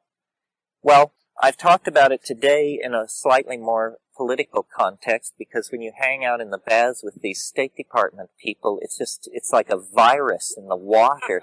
I mean, you find yourself raving about triage, Saudi uprisings, infrastructures.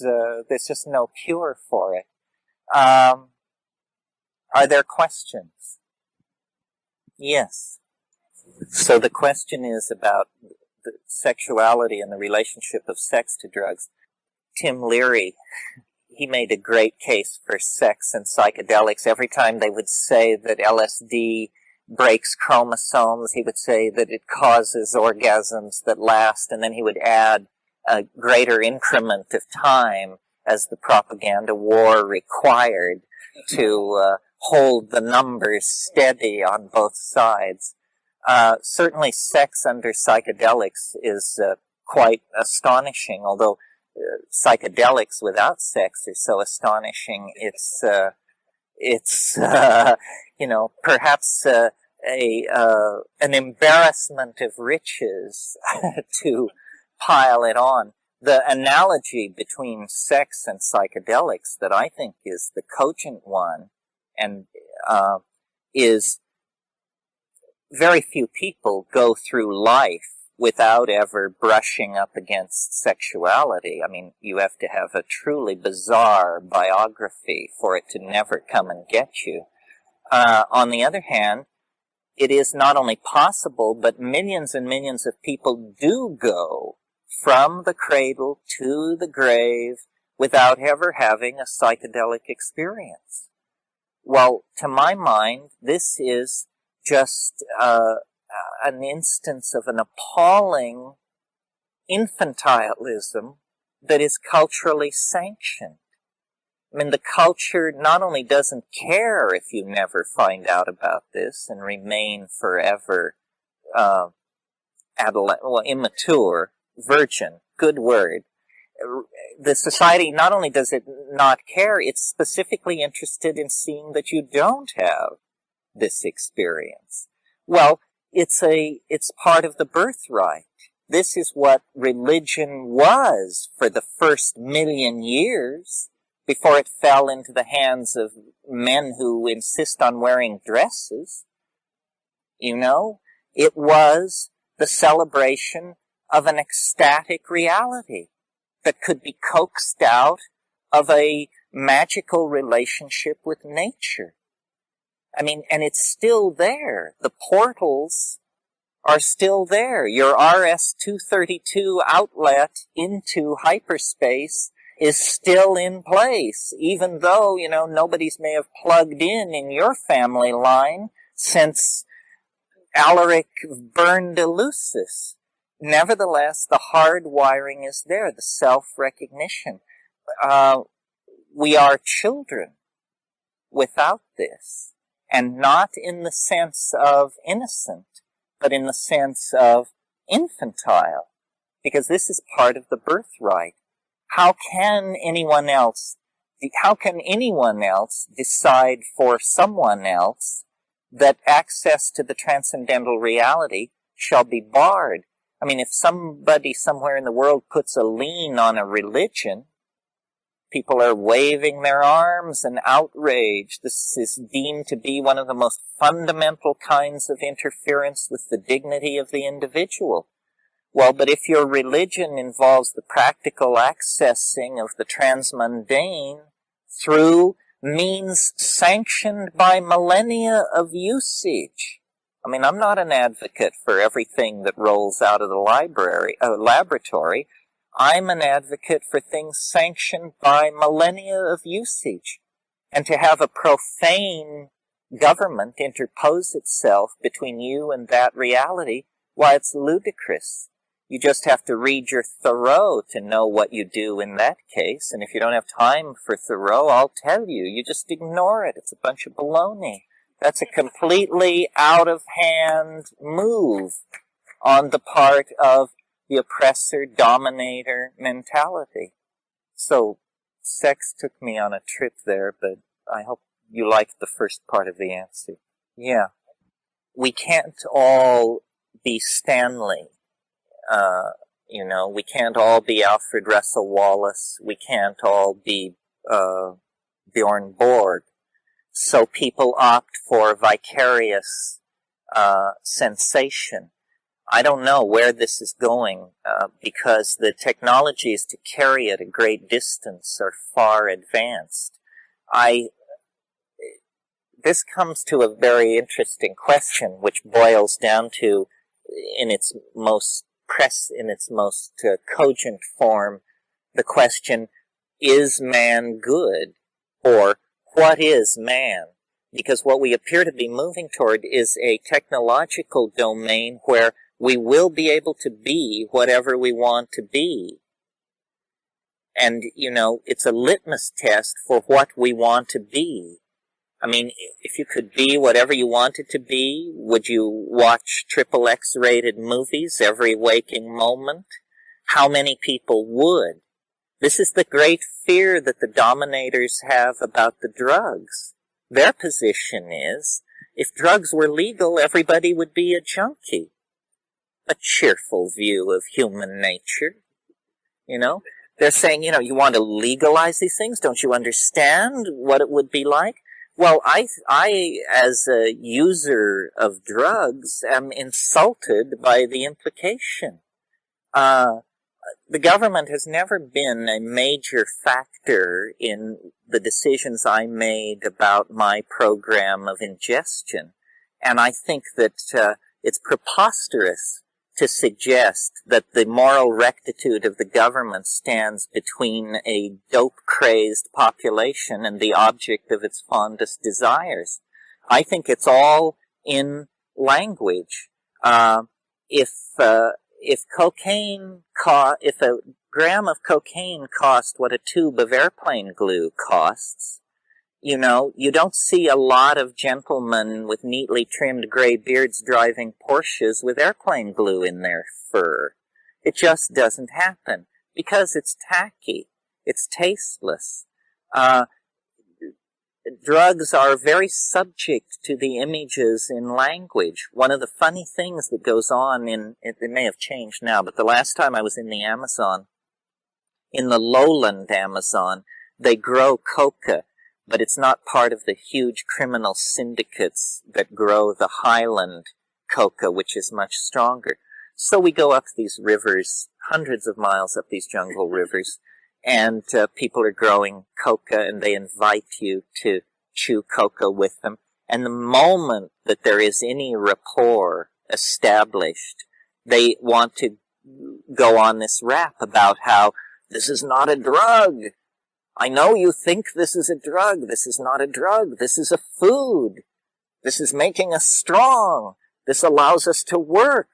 Without this, we would be nothing. Well, what he's saying is, adopt my language so that you can see this reality as we see it. And in fact, they're quite right. I mean, you can chew coca for weeks on end, and when you leave the Amazon and fly home, it's no big deal. All this, the most virulent family of addicting drugs is always presented. I mean, crack has changed it a little, but the classic virulent addicting drugs are the opiates. Well, opium was known for 3,000 years before anyone noticed that it was addicting. The earliest known account of addiction is in 1603, William Playfair. So for thousands of years, opium had been used and not been recognized as addictive. Now, you have millions of people running around thinking that if they get within several feet of it, Satan will sink his claws into them. This is all a grand silliness. And not that heroin addiction is not a problem. I don't want to imply that. But what I'm trying to say is the way we see these things, the way we image them, is what gives them their power. Does that do it for you?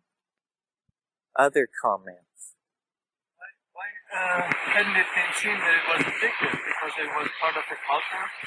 No, because opium really isn't terribly addictive. I mean, the only time in history that opium was turned into a social problem was in the 19th century. Yes, just to review your history for you for a moment, in the 1840s, a series of international incidents went on in the Far East that have come to be called the Opium War. Well, what was the Opium War about? The British East India Company, which was nothing more than the profit-making arm of British imperialism, the British East India Company had created a huge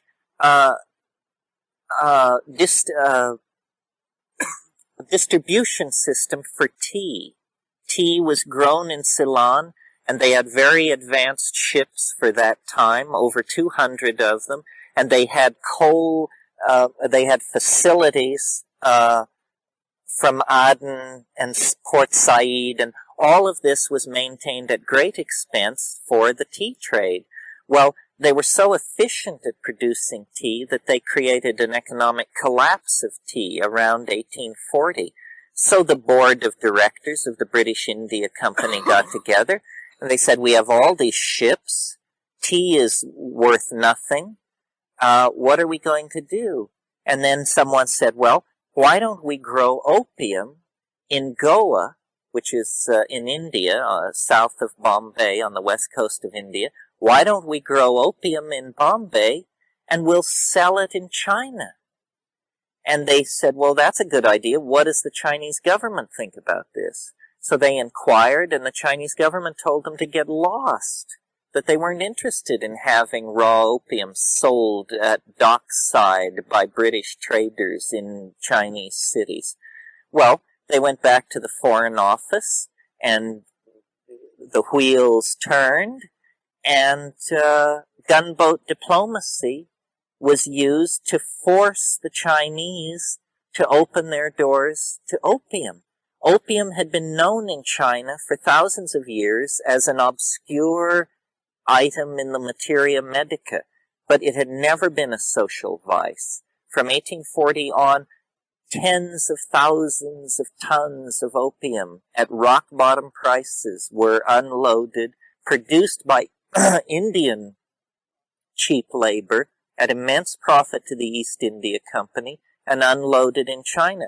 So, we think that governments, this stance being the keeper of moral values that is affected by government in the so-called drug war is just another convenient foil, because when it suits government's purpose, it deals dope. Certainly, the cocaine trade could only exist with the connivance of the Central Intelligence Agency. I mean, if you don't believe that, you don't understand how it works out there, because it's just as plain as the nose on your face.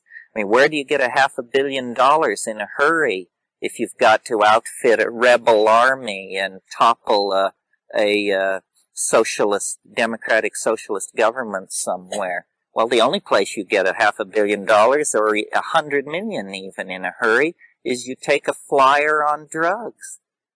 The original cocaine epidemic was practically promoted by the media because coke was thought to be this rather fashionable little upper. It wasn't until people had been doing it for 5 or 6 years and exhibiting signs of madness, breakdown, and physical dissolution of the middle of their face that people began to catch on that it's not such a good thing. And then, of course, crack cocaine, that was not hatched by the agency. That was just the perverseness of human ingenuity that could take a problem and turn it into a real problem. Remember the great heroin epidemics of the past after the Vietnam War? Well, you should look at the police statistics on crack. Looking at the statistics as they now stand, it's like there were no drugs before crack. Crime levels were so low relative to what they are now. Burglaries, assaults were so rare. And yet, when those events were going on, the great heroin epidemic of the 1970s and so forth, we were asked to believe, that society was being ripped apart at the seams. So it's all very relative, and it's all according to who it serves. How do you choose a drug? Is that what you're saying? No, what I would say is, there are 3 criteria to consider when you're thinking about drugs. Does it have an affinity to ordinary brain chemistry? In other words, drugs, you don't want it to be invasive. You don't want it to insult the brain. You don't want to insult the brain physically with a toxin. Well, how do you tell? Well, a very good way to tell is to ask the question, how long does a drug last? A drug that lasts 14 hours is clearly more invasive and more toxic than a drug that lasts 2 hours, because what this turnaround time to get back to the baseline of consciousness is a indicator of is how much affinity enzyme systems already present in the brain have for the incoming substance, and to what degree they recognize it, can deanimate it, dealkylate it, and turn it into harmless and excretable byproducts. So you want a drug that is that very quickly returns you to the baseline of consciousness, and there should be no hangover, no residuum. This is why alcohol is obviously, people feel like danced on something or other the next day, because this is a systemic poison, And so that's the first criteria. How close an affinity to neurotransmitters and neuroregulators does it have? Another consideration is it synthetic or natural? Now, people argue with this one because people are, in my humble opinion, quite lumpen about granting a distinction between the synthetic and the natural. I mean, they just say, well, we're natural. That's what people say. We're natural, so anything that comes out of the lab, that ought to be natural too. Well, would you mainline plutonium? I don't think so. So,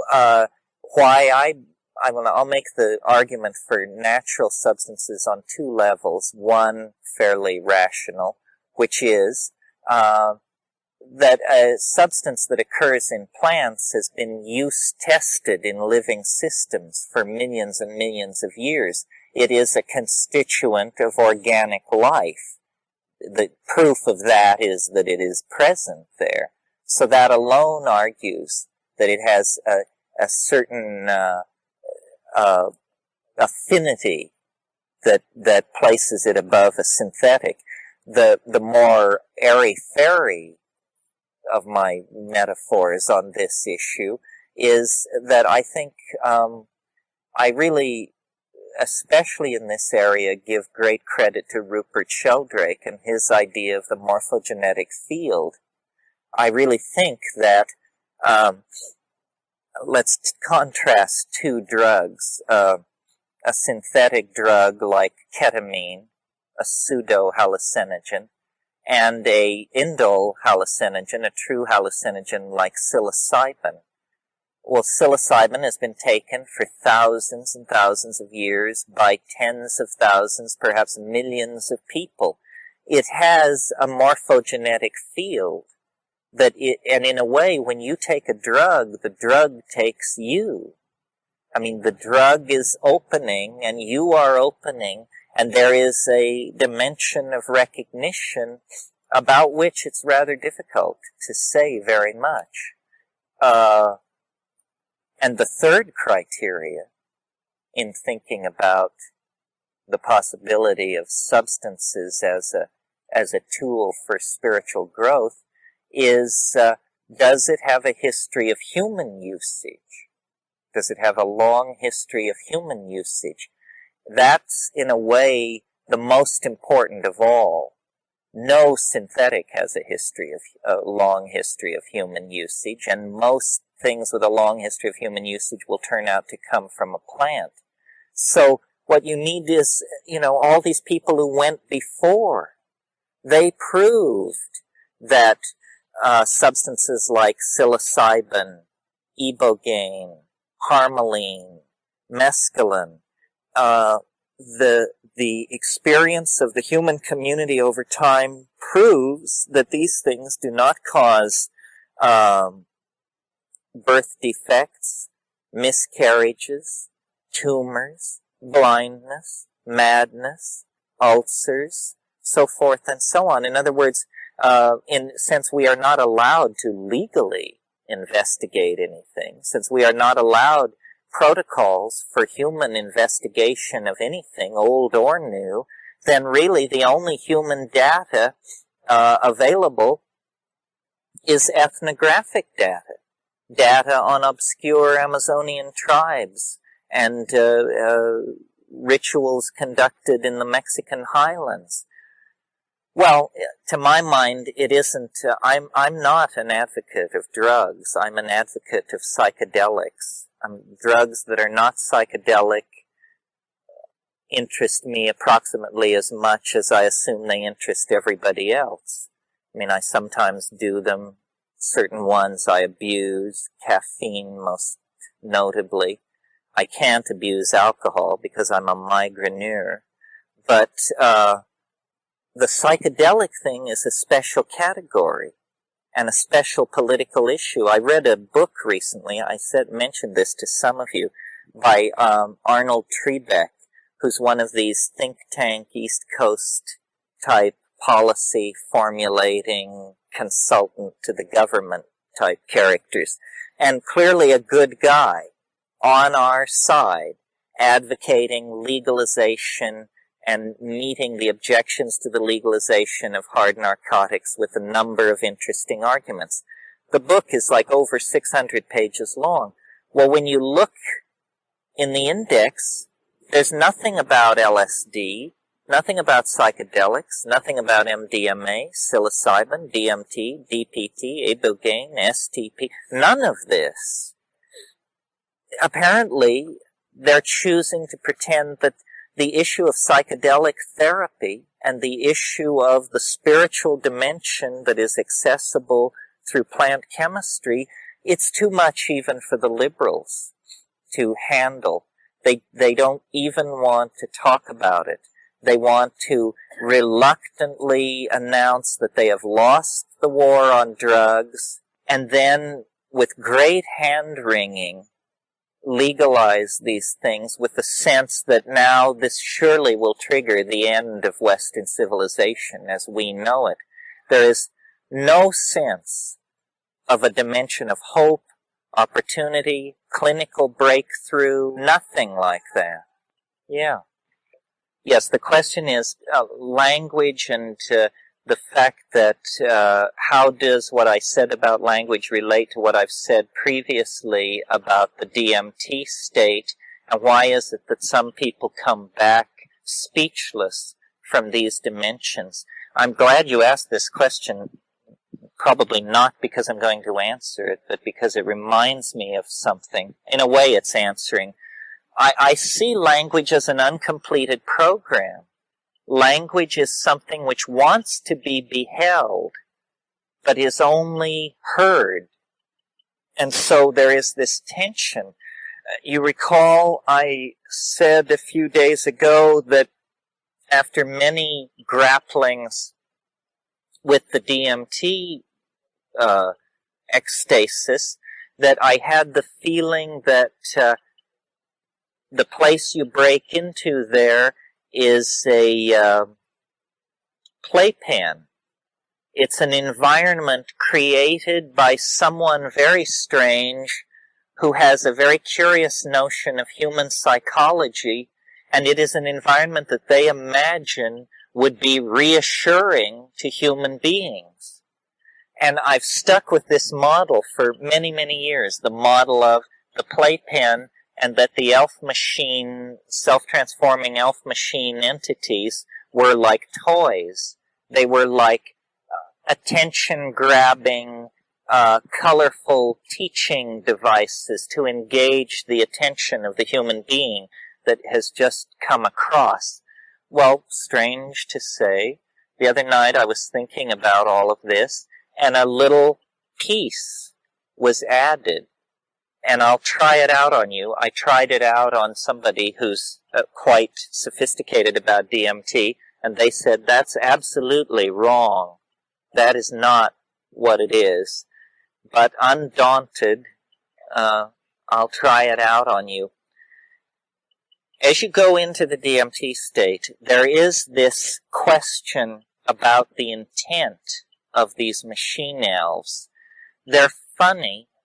They're zany, but you know how the Three Stooges cartoons operate, where there's a lot of finger in the eye and mallet on the head stuff?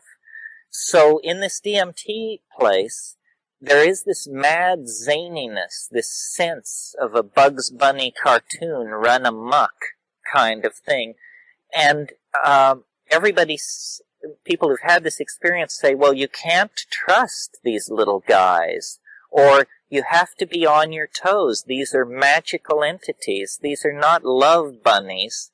They're little, gnome tending toward demon, and you don't know where to draw the line. So thinking about this the other night, I tried to construct emotionally for myself a picture of a human situation that would give me the same feeling about what was going on as I have when I deal with the entities in the DMT thing.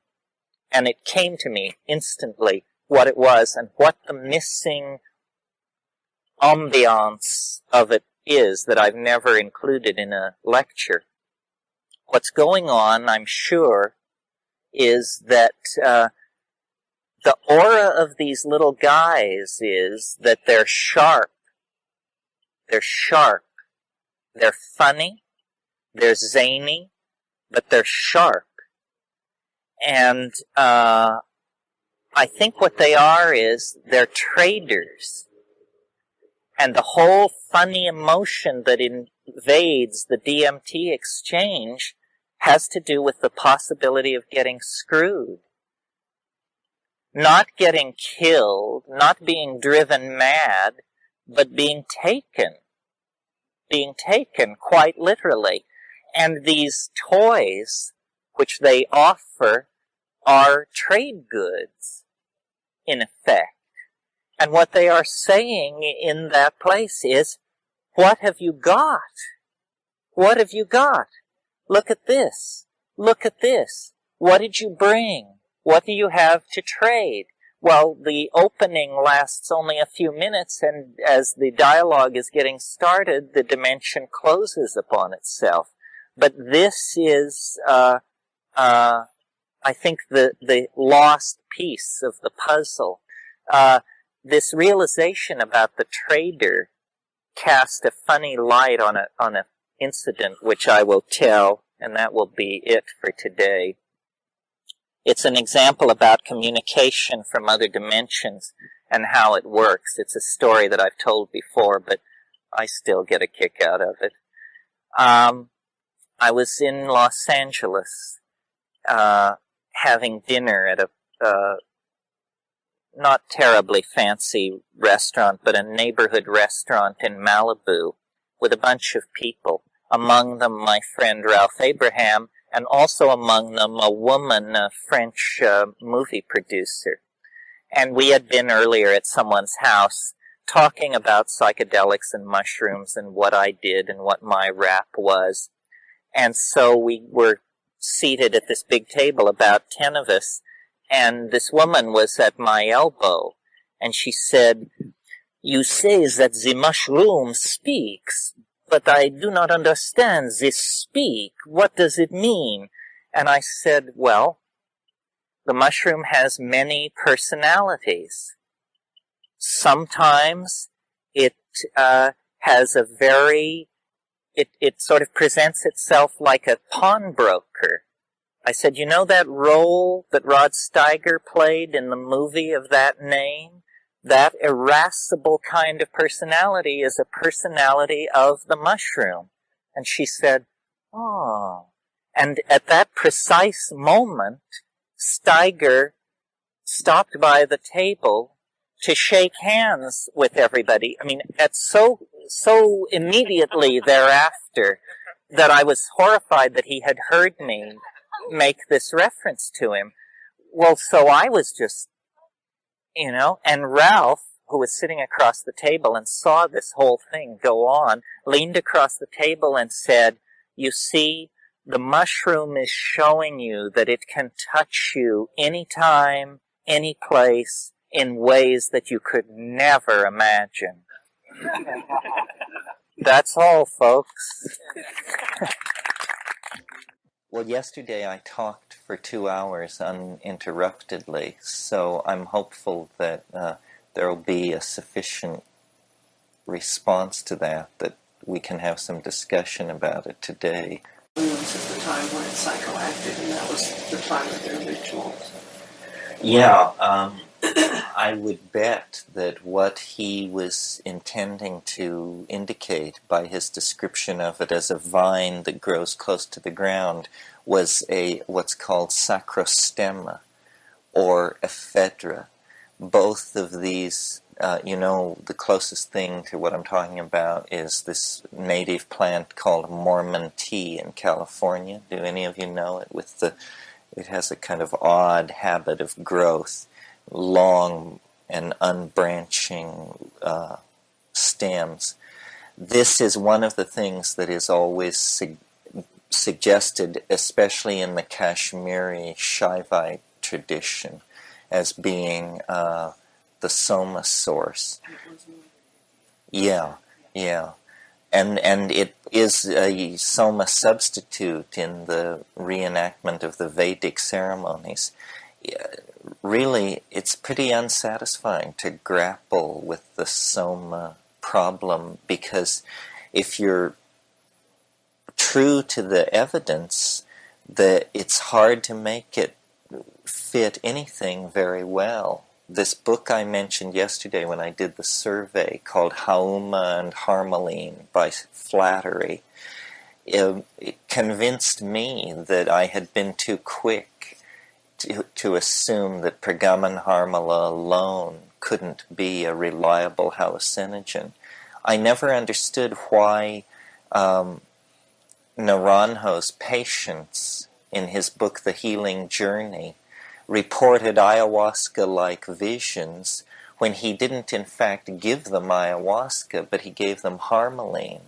Now I understand that what I was in the dark about before was the fact that harmine is not strongly hallucinogenic, and that that's what's in Banisteriopsis caapi, activating DMT, but not contributing to the hallucinogenic activity, really.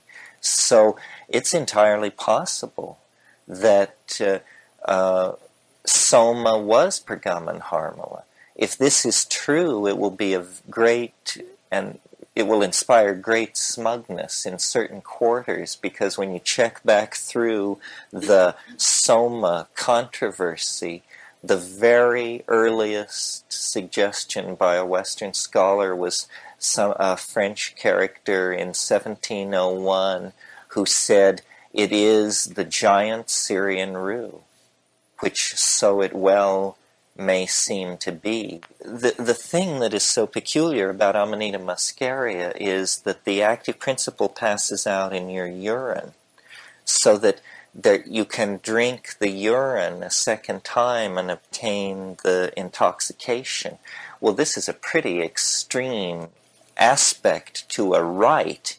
So you would expect that if this rite were being practiced by thousands of people and generating an entire literature, that this would be explicitly somewhere referred to in some way.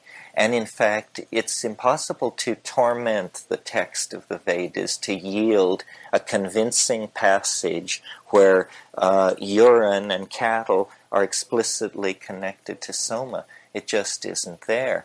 What Flattery did was he worked from this Avestan, Zend-Avestan material generated by the religion of Zoroaster, that is actually antedates this Vedic material, and says that all this talk of the pressings and the filters and all that only makes sense if Pergamon Harmala is what is being used. And so it may in fact be.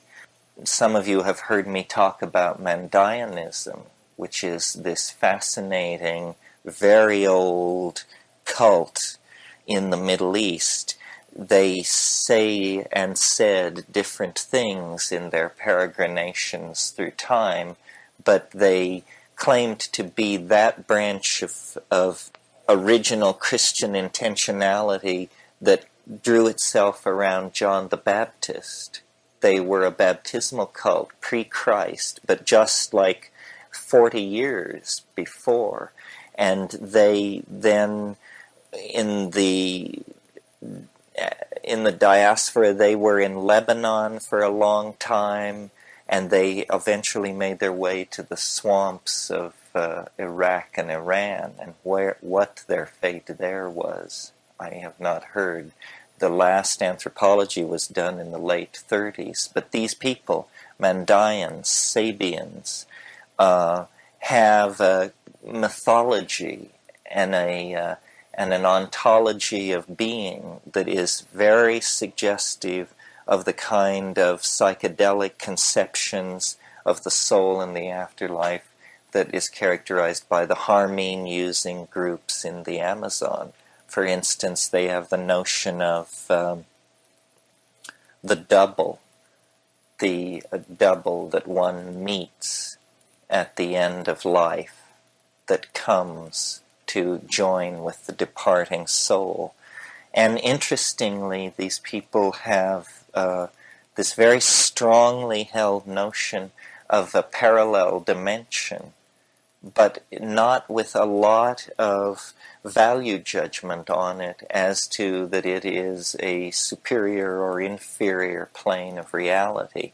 In other words, it is simply accessible and different. This seems to me to suggest that there may have been Pergamon Harmala use all across the Anatolian plateau and the Persian plain. This is where this plant is still used in Mandaean ceremonies and in preparing the homa in the Parsi sacrifice. And that's a very old religion that is pre-Zoroastrian. So the central motif of Iranian religion is undifferentiated light. This is what it's all about. In the Tibetan pantheon, it is manifest as Amitabha, which is boundless light. Upame, is light. Upame is boundless light. And this Iranian hypostatization of God moved out in all directions. It infected Mandaeanism, Mandaean communities in Central Asia, in Samarkand and Khotan. And it was, a major focus of the Hellenistic mystical thing, especially in certain cults. Well, that's enough about Soma. This is all unresolved now, you see, because of Flattery's book, because it was accepted that Soma was Amanita muscaria simply on the weight of Wasson's reputation and public relations skill, really. But the fact that nobody could ever get high from it just was an insurmountable barrier to the theory. So now there's this other idea going around. No LSD comes after all this, and there's something quite different. Can you say anything about that at all? You mean in its modern manifestation? Well, I talked yesterday about these naturally occurring forms of ergot hallucinogens. LSD was invented by Albert Hofmann, a Swiss pharmaceutical chemist. He was trying to invent drugs like Pitocin, drugs which induce labor, because these ergotamine compounds are extremely efficient, smooth muscle contractors. So they were exploring the possibility of a drug patent on a compound that would induce labor. And he discovered, and I won't retell the story because I'm sure you all know it, it's enshrined in the annals of psychedelic mythology, but of the famous bicycle ride through the streets of Basel, where it slowly dawned on him that something strange was going on. But it was put away. This was in 1937. It was put away on the shelf, basically, until 1943. Then the Swiss began looking at it very quietly. It didn't begin to surface in the journals until 1947, 1948. And by 1968, it was highly illegal and highly, there's a lot of pressure on it. So really, it only enjoyed 20 years as a legitimate object of scientific research. So not enough was found out about it. It was all, the astonishing thing about LSD is that it's active in such small amounts. That we talked about this yesterday, that 1 gamma is 1/1,000,000th of a gram. And what a little bit this is when you're accustomed to measuring drugs in milligrams. 1 milligram is 1,000 gamma. Well, very few drugs are active even at the 1 milligram level. Most drugs are active at the 5 to 15, some at hundreds of milligrams. So and this spurred great hope and great imagination in terms of experimental strategies, because people said what this appears to be is it affects the mind very strongly in these tiny amounts. So it appears that this is a doorway into understanding neurochemistry. And what we have here is either a synthetic neurotransmitter, or then there was the bad guy theory, which was that this was the so-called psychotomimetic. This was the idea that this metabolism of schizophrenics would be found to differ significantly from that of normals, and that the culprit would be found to be excess production of an LSD-like compound. Well, this is a reasonable hypothesis, and money was spent on it, but it never came to much. The data did not support anybody's model of what was happening. DMT, because it is so spectacularly hallucinogenic and so rapidly returns you to the baseline of consciousness, was early looked at as the possible schizogen.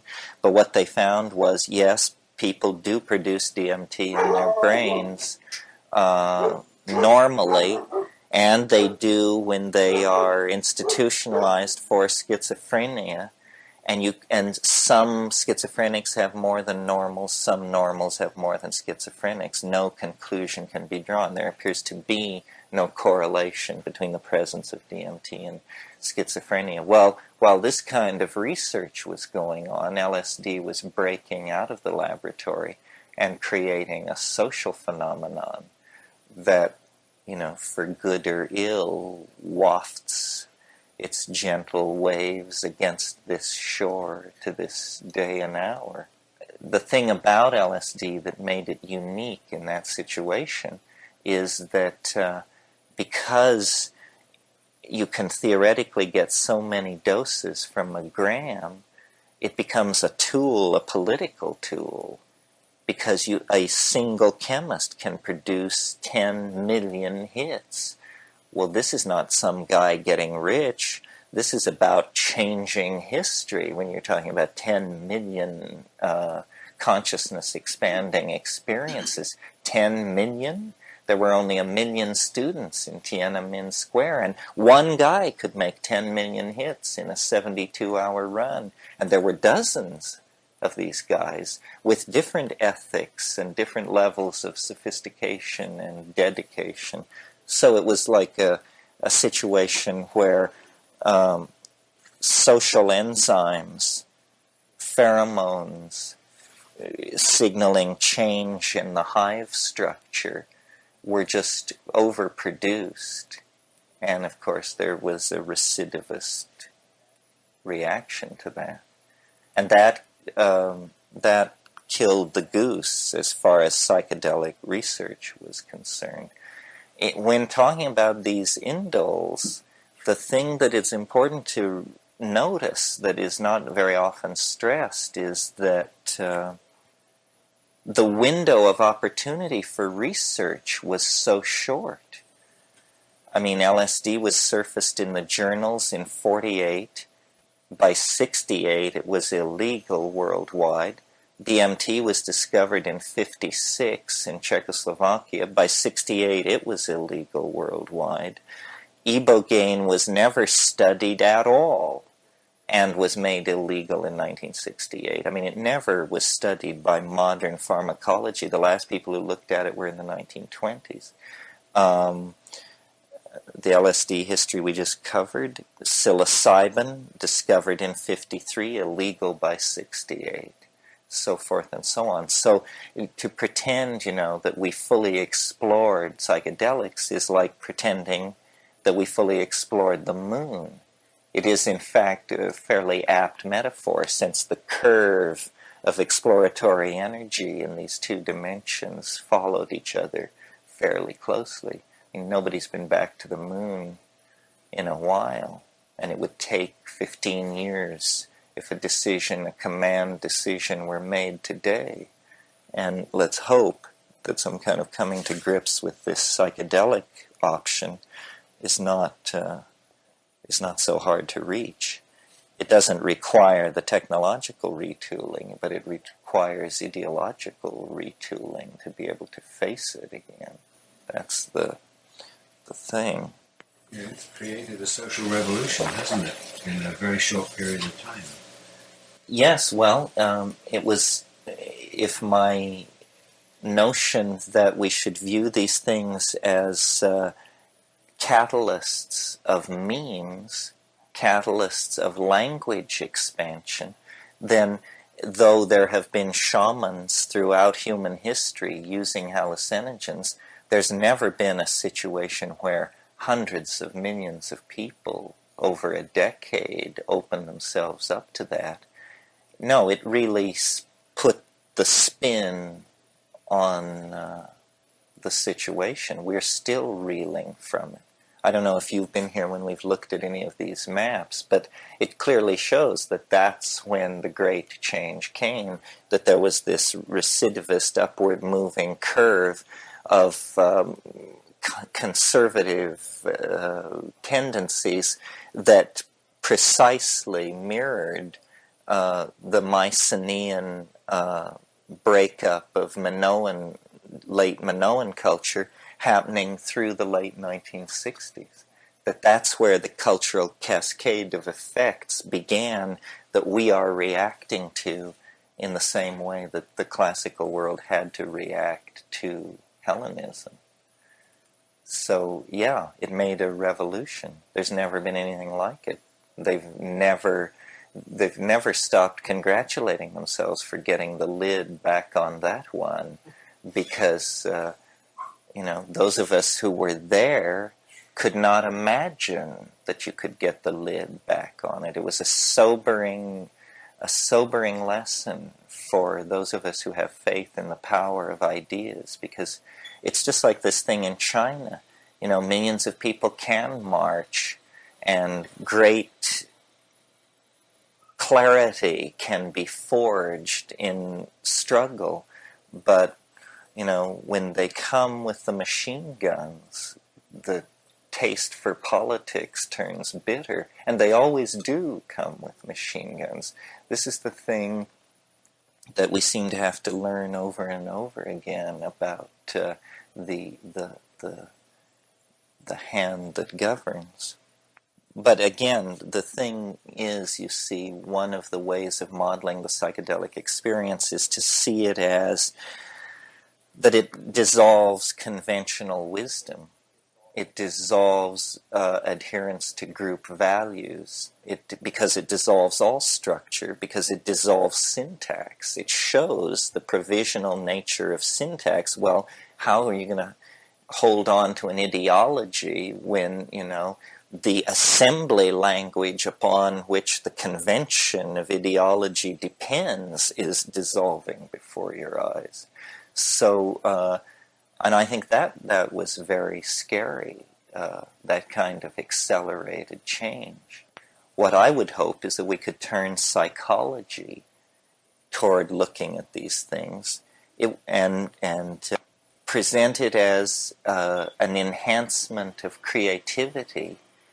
Try and look at consciousness as a resource for want of which we are going mad, because we clearly have the technological might, the computer power, the managerial skill, etc., to straighten out the mess we're in. But what we don't have is the will. We are just, in the will department, a bunch of cannibals, and can't seem to get hold of those levers and do anything about it. Well, I think it's because of this malaise, or this shift in psychic dominance that has been allowed to go on throughout the whole course of Judeo-Christian civilization, that has suppressed experiential access to the sacred. And in the absence of this experiential access to the sacred, then you get ideology and doctrine and dogma and pontification and do or die philosophies across the entire political religious spectrum. And we're very afraid to contemplate a restructuring of society that would actually restructure our own authenticity. When we talk about social restructuring, we see it in terms often of planting trees in the Amazon, or figuring out a way to get a free market happening in the Soviet Union. Doubtless all these things need to be done, but the real immediate field where something can be done is probably in our own behavior, in our own commitment to some kind of authentic activity that leads out of this. Well, so for me, that has meant trying to understand this hallucinogenic plant option, because I take life seriously as a problem. I view it as a puzzle of some sort. I believe I've seen things which cause me to believe that it's some kind of a conundrum, a labyrinthine puzzle, a fitted together thing that, if properly understood, will deliver one. And, I don't know whether it's my proclivity or my birth sign or whatever it is, but I have the faith that this is essentially an act of understanding, that it is not an act of, let us say, surrender or abandonment or fusion or it's control. It's an act of understanding that there is a way to break through and then say, aha, and I'm illuminated. I see what it is. How could I have not seen what it is? Now I see what it is. Well, the only thing which comes anywhere near these places for the common man are these relationships to these magical vegetables. I mean, it's not satisfying to just read Meister Eckhart and Hildegard von Bingen and all these people, because what their testimony is saying is that it is a birthright of us all. I mean, we shouldn't imagine ourselves as less than the best, because if you do that, you have some kind of a loser's scenario, and who wants to have a loser's scenario? Robert Anton Wilson said something like this. He said, I believe that the power elite rules the world, and I define the power elite as myself and my friends. If you don't define the power elite that way, then you have a loser's scenario, and who wants that? So think of yourselves as the ruling elite and central party command structure of the global family. Then act from there. I've been thinking about, was it you who asked the question about what should we do, and is there something to be done? And several people asked early on. Yeah. Well, I've been thinking about it because I wasn't entirely satisfied with my answer, and I'm not entirely satisfied with this answer, but here's the state of play. It seems like what the problem is it's a tension between immediacy and the desire to plan. And so I feel all these political obligations, that it doesn't seem right to say that we should just watch the Tao flower of the novelty wave carry us toward the arms of the Mother Goddess at the end of the millennium. Well, we know that's happening, but shouldn't we do something while we're waiting for that to happen? And it seems to me that maybe the answer is as simple as this slogan which somebody made up. I don't know who, some of you may know who. This slogan, think globally, act locally. And that we have a tendency to want to go on crusade because the world is in such a state. But planning is some kind of a demon in a way, because our whole problem is that we planned ourselves into this situation. So instead of feeding energy to this global image of a homeostatically regulated culture, atmosphere, industrial base, economy, so forth and so on, it seems like those large-scale control functions can be left to the collectivity, to the marriage between the unconscious and the cybernetic coral reef, and that what we really want in the domain of planning is an abandonment of ideology, that ideology is poisonous. All ideology is poisonous. And that what we are, I hope, tending toward is a kind of evaporation of culture. Evaporation of culture as a product of ideology, and its replacement with natural processes. In other words, that there is an obvious way to solve certain problems. Because it's management, energy efficient, waste efficient, so forth and so on. In other words, that pragmatism, if looked upon from the point of view of natural selection or something like that, is a fairly profound principle. So, I didn't mean for this to be so long, but what it comes out as then is where we are most effective, where we are most clear-eyed in sending energy correctly from ourselves to the world and receiving it back, is in the immediate domain. And that means in the immediate temporal domain, in the immediate financial domain, in the immediate spatial domain. And that when we aspire above that to this global control system, then it doesn't work, because it's not really our role to function like that.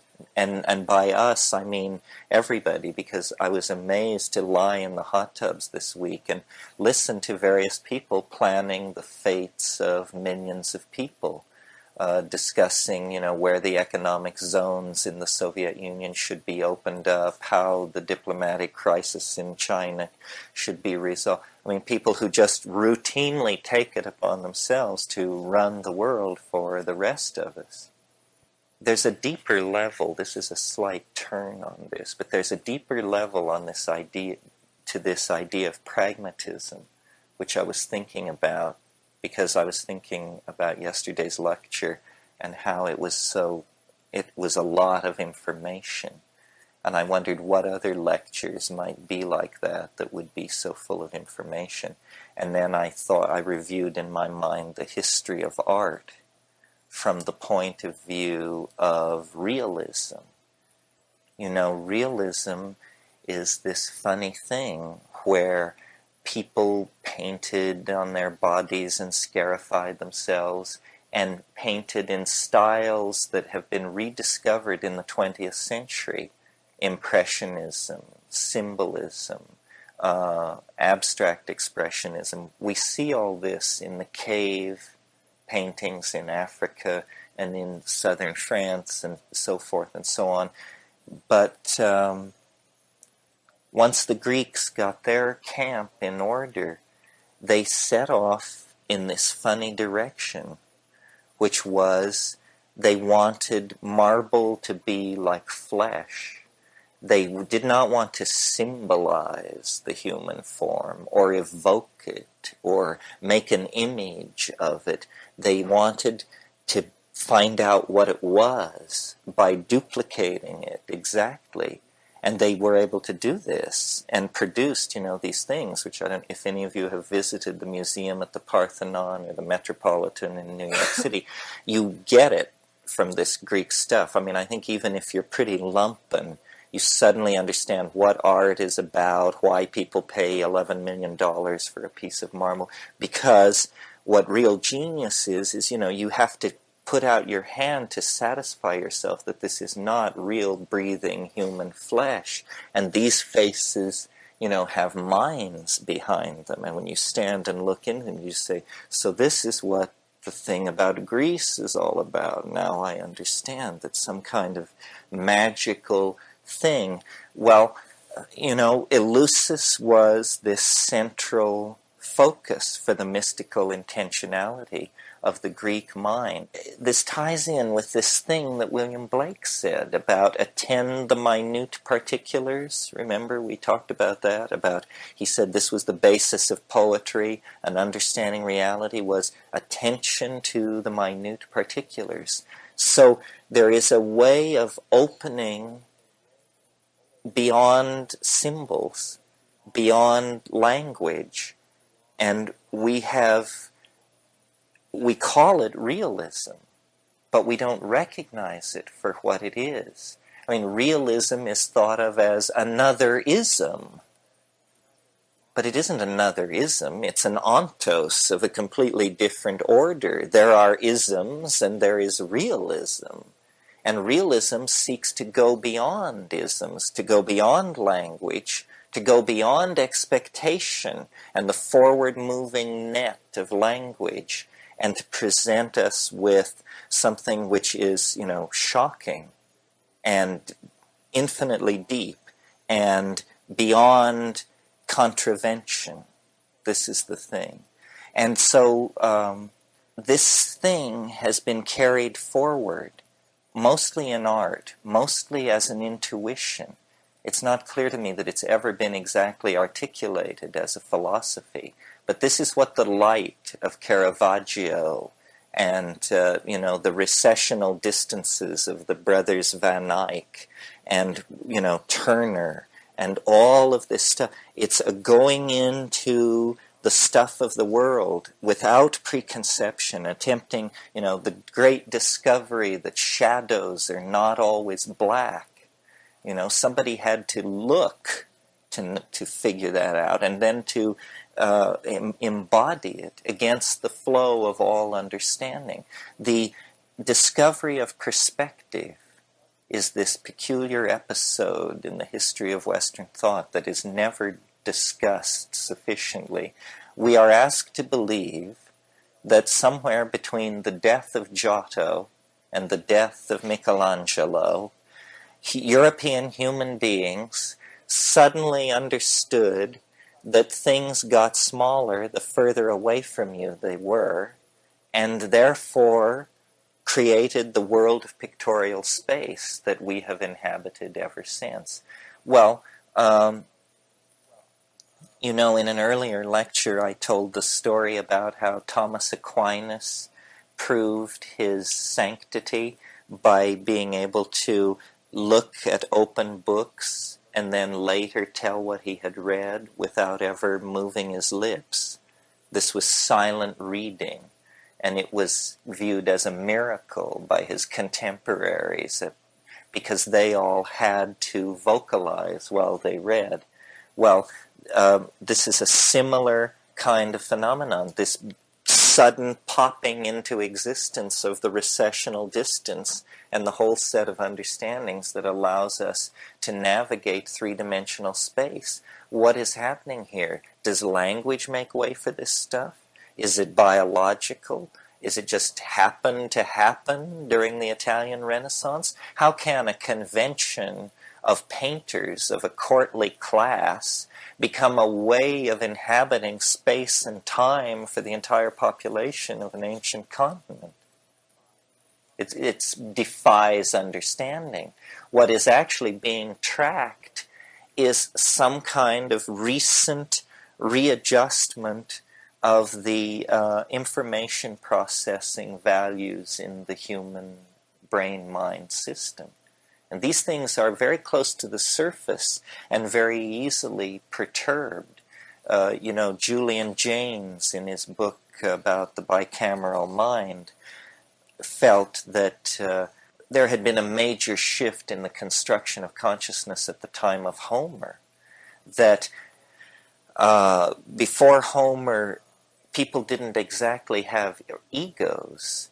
They were sort of like soulless beings which, when put under pressure by like a tight situation in battle, would have a magical voice speak to them in their head and tell them what to do. And they called this their demon, their familiar, their titulary animal or god, and then he felt that this autonomous function of the psyche later became incorporated into the larger structure of the human mind as the ego, and that what we use as an ego was once a god. This is the depths to which we have fallen, that we, have shackled a god into the service of managing our portfolios. it's a principle that's very old in nature. For instance, mitochondria, which are the powerhouses of the human cell, are these little enzymatic engines that were originally free-swimming bacteria that have been, through evolution, incorporated into the dynamics of larger structures and embedded there, and now their energy is all channeled to the purposes of the cell. And they have their own genetic material and everything. They are clearly relict organisms embedded in cytoplasmic material. So this principle of incorporation of the autonomous element to enrich the original structure is pretty well there. An instance of that I'm interested in is the pregnancy of language in these Amazonian tribes that are using Banisteriopsis type hallucinogens. I mean, something is trying to happen. This language is just subvisible. And the whole mystery that haunts the culture is that it isn't always subvisible. That, on good Saturday nights, when everything is clicking, they can actually drag out this stuff from another dimension and play with it.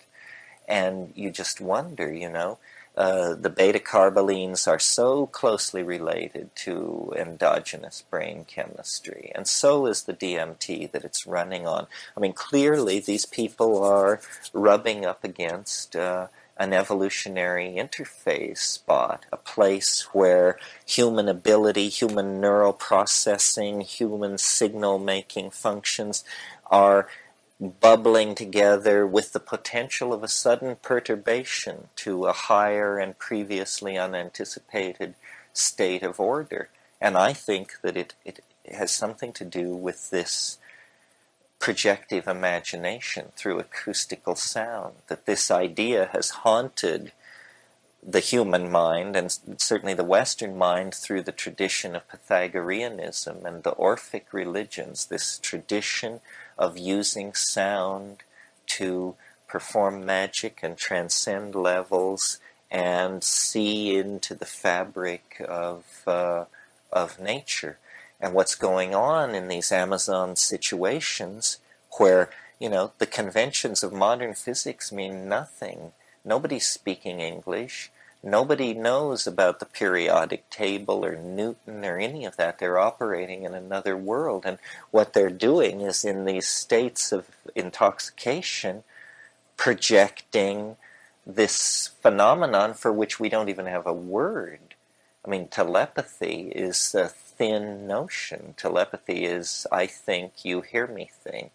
That's not what this is. This is that these people can project whole scenarios of three-dimensional phenomena that are part of a group perception that is not operating under the will of individuals, but that is somehow the élan vital, the life force of the group itself. I mean, we don't have a sociological vocabulary for this stuff. Anthropologists talk about manas and magic and, morphogenetic fields and this and that and the other hand. But this is reductionism, because the living fact of this stuff is pretty astonishing.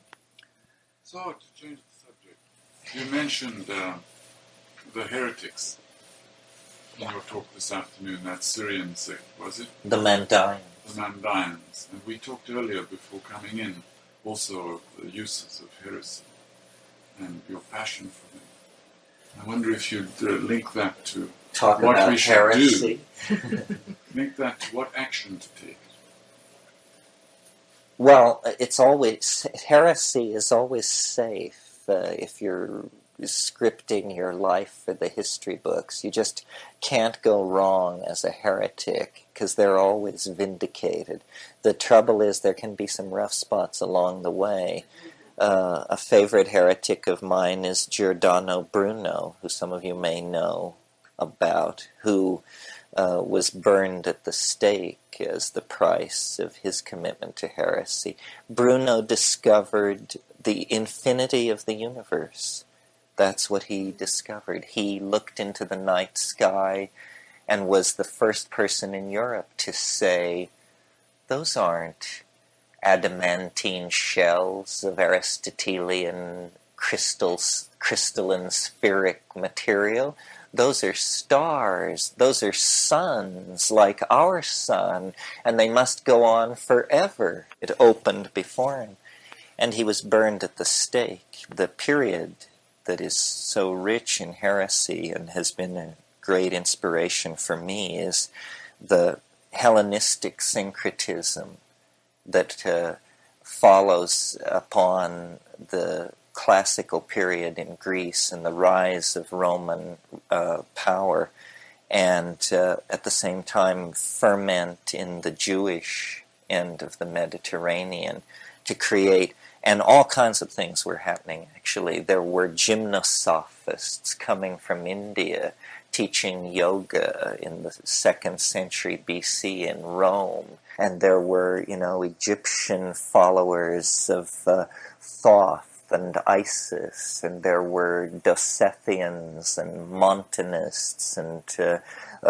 followers of Simon the magician, and these were a vast spectrum of cults ranging from Orthodox Jewish cults such as the Nabateans and the Zealots and presumably the Mandaeans that I mentioned earlier, and then there were Jewish mysticism infected with Platonic ideas, Philo-Judaeus, Apollodorus, Musaeus, all these minor philosophers were teaching. There were Pythagoreans, there were atomists, and the most interesting of these were proto-Christian, neo-Christian, pseudo-Christian, crypto-Christian sects that were competing with what eventually became Christianity. Some of you may know of this sect that did some of the Dead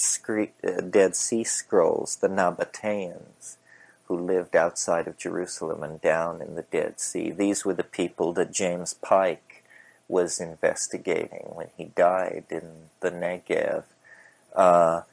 A few years ago, well, actually over many years, was a very important manuscript find in 1948 at a place called a Greek Orthodox monastery called Chenoboskion in Upper Egypt that was on a much older site called Nag Hammadi.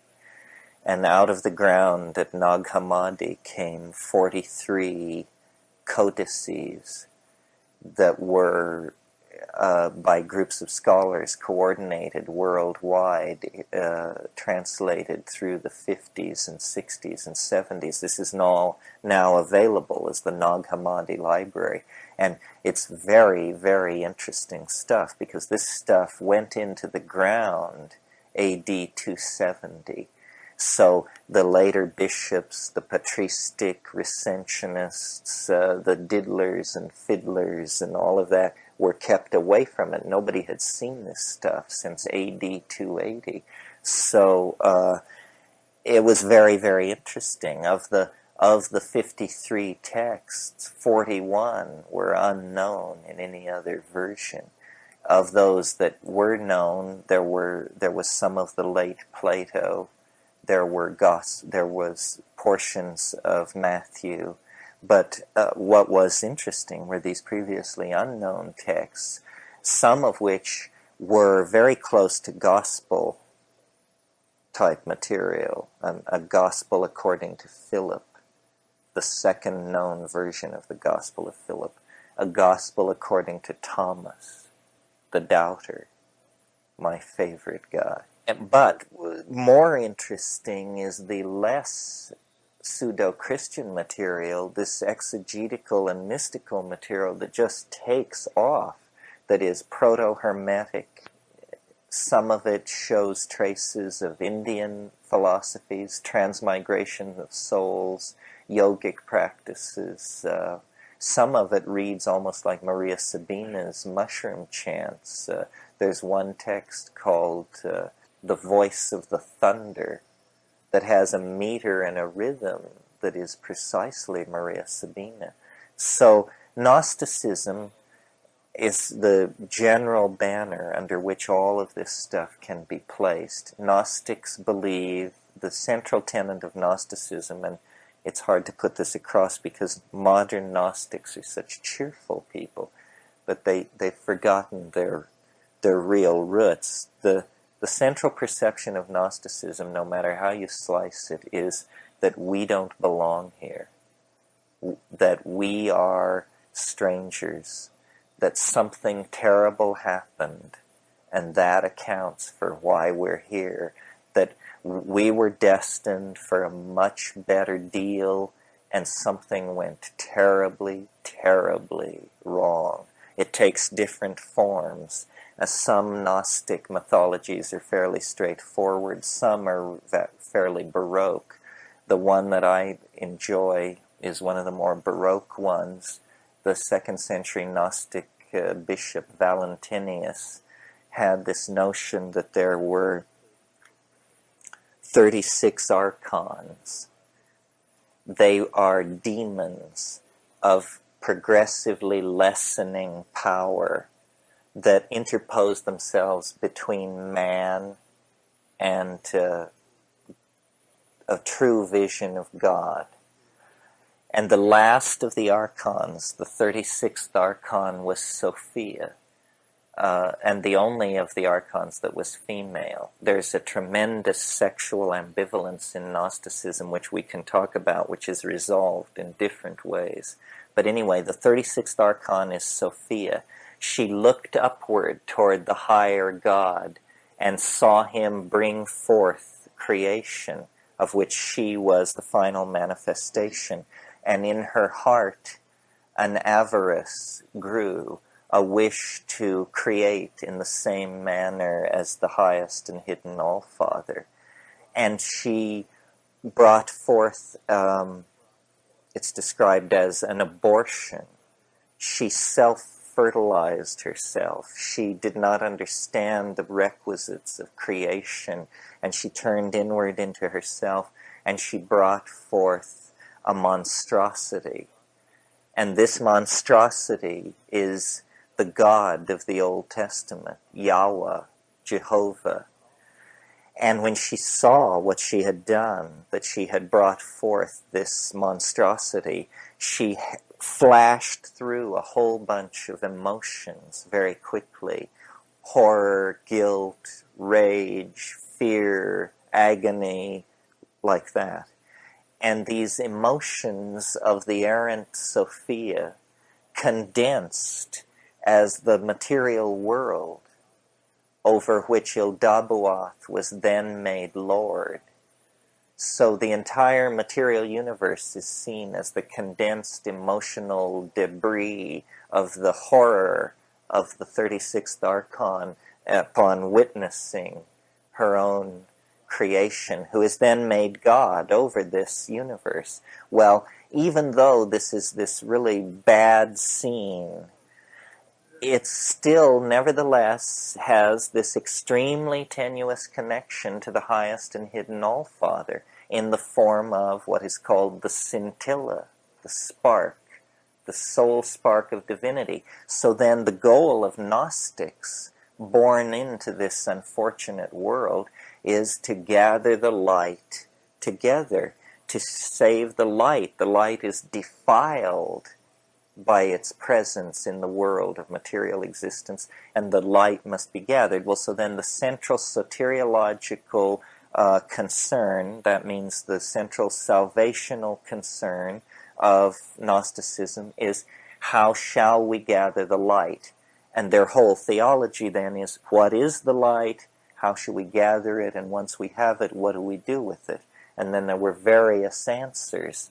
I mentioned the sexual tension inside Gnosticism.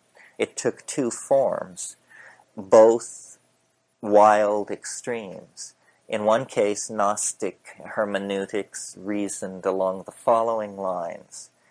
Life is defiled, the light is defiled by the material universe. Therefore, we should withhold entry of the light into matter. Therefore, we must be celibate. We must have no children. And in some cases, this took the form of saying, and we sanction no form of sexual union which could lead to procreation. So they were kinky in that style. The other direction that they took was extreme celibacy. Just simply no sexual contact whatsoever. And then the third option, and these options had differing percentages of loyalty as Roman society underwent exterior transformations. The third Gnostic stance was man is divine. We are of the light, and nothing in the universe of Ildabaoth can pollute the light, for it is of a higher order, and therefore we can do anything we want.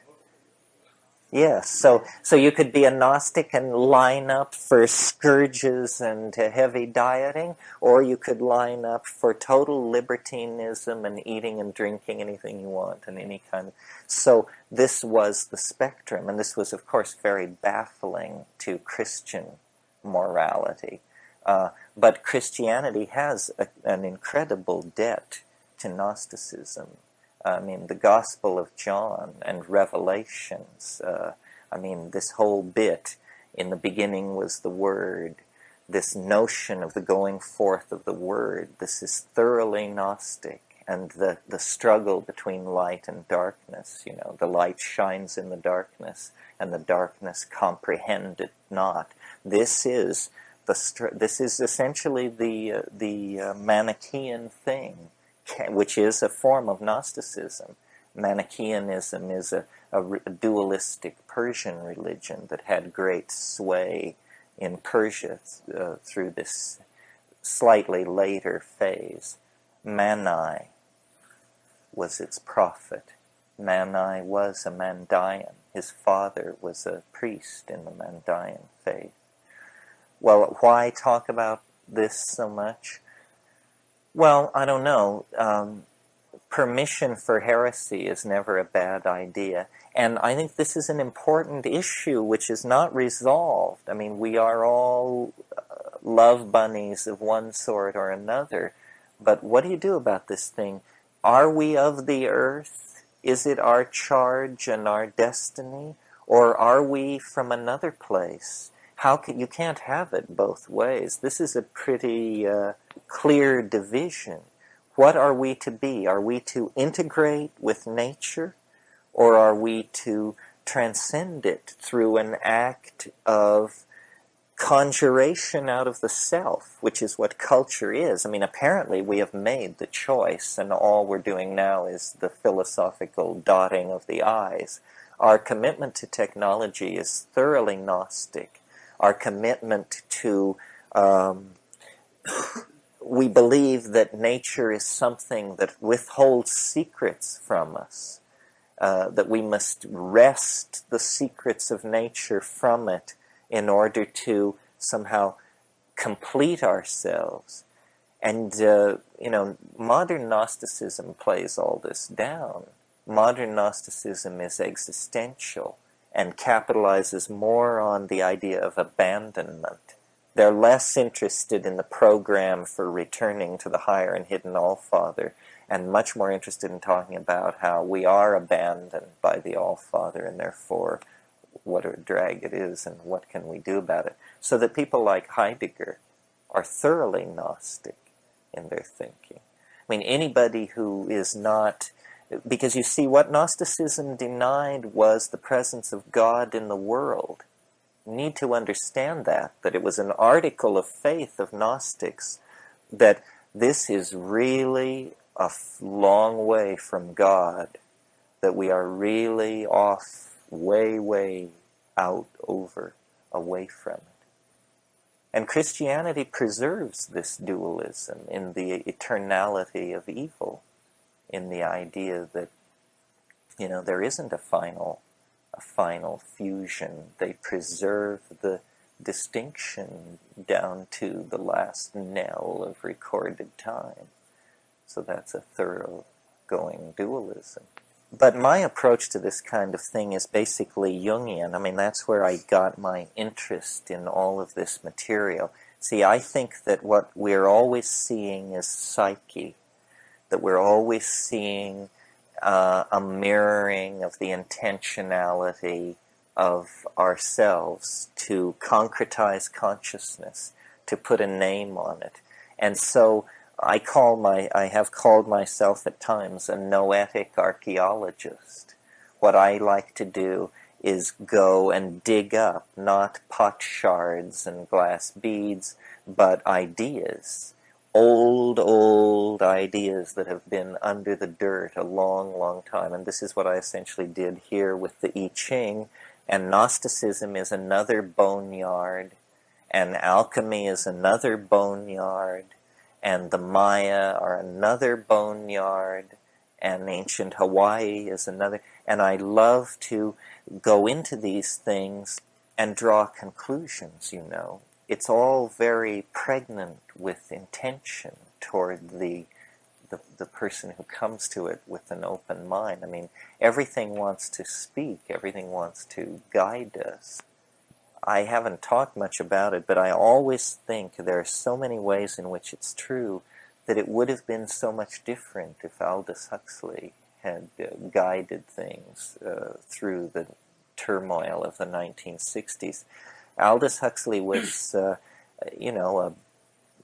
British intellectual, a novelist, a social critic, but even before he wrote The Doors of Perception, he wrote a book called, or an essay called The Art of Seeing. And, this was gospel as far as my mother was concerned. I mean, my mother was an extraordinary woman. I don't know how she had the intuition to be into the things that she was into. But it's this thing about seeing. And this goes back to what I was saying about realism, training the eye. What these Renaissance people and these Greek people were doing with the recessional distances and the nudes was they were really looking. They were really seeing. They were not painting stories that they were telling in their minds, but they were actually paying attention to texture and shadow and light. And this learning to see, taught very early, is a tremendous inoculation against cultural viruses, value viruses and linguistic viruses, because, and you don't see if you grow up with television. Television is something that you look at.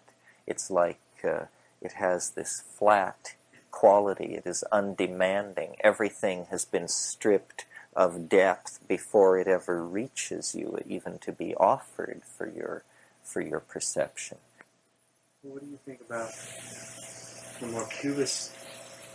Once Picasso brought in Cubism and changed the entire direction of art away from realism and into a different view of seeing things, from many facets, and broken down into other, in a sense, from other dimensions.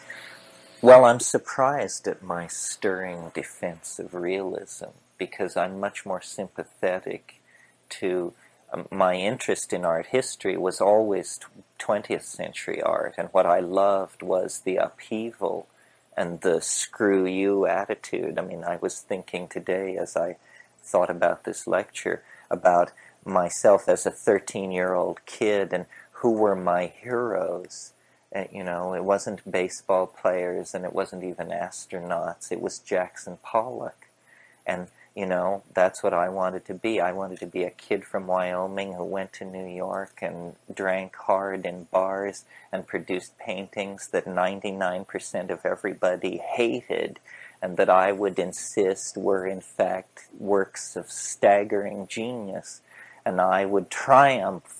And it was this whole thing. I mean, I was living in a small town in western Colorado, you have to understand. I mean, the notion of a man hurling paint at a canvas, it just outraged the inner Amish of the place where I was living. No, I think all of this stuff is very important, and that art, I didn't mean to suggest a value judgment in favor of realism over other artistic styles, because I think by the time the 20th century came around, realism had grown self-defeating. It was something which had to be pried loose and perfected. And for me, I think it's probably perfected in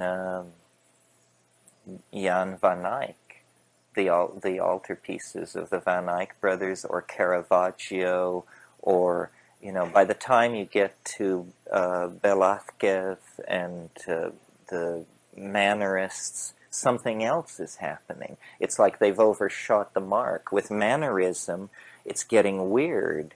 It looks at first like realism, but then you realize that bizarrely morbid distortions are taking place, and that what is seeping upward into the realist canvas is the unconscious, and that these odd intimations of sadomasochism and mania and all this stuff that you're getting off of this stuff, it's not you, it is there. They're trying to make it like that. And the Mannerists set the stage for full permission to push off into then Romanticism, really. The evocation of emotion through the manipulation of image, of natural image, but it's really, the thinking is not realistic, the thinking is allegorical. Romanticism always tends toward allegory. That's why these islands sucked at by blackened water and covered over in fallen gardens and crumbling ruins, these don't exist anywhere. This is not reportage of the natural world. These are dreamscapes of a morbid imagination. Okay, well, so then it all runs out in the 19th century. I mean, for my money, 19th century art is pretty dismal. It's very much of the Academy.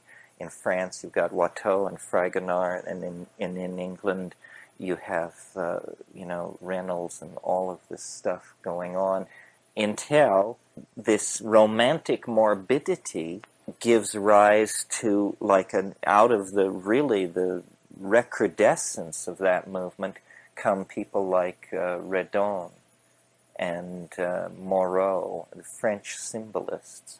This is consequent upon, interestingly enough, an interest in psychedelic drugs.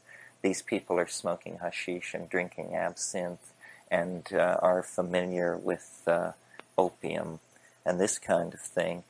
And they set the stage then for the pre-Raphaelite thing, and which I don't know whether you view that as design or art, but simultaneously Impressionism is happening. And Impressionism, strangely enough, is like art in the service of the realist ideal again, but in strange clothing.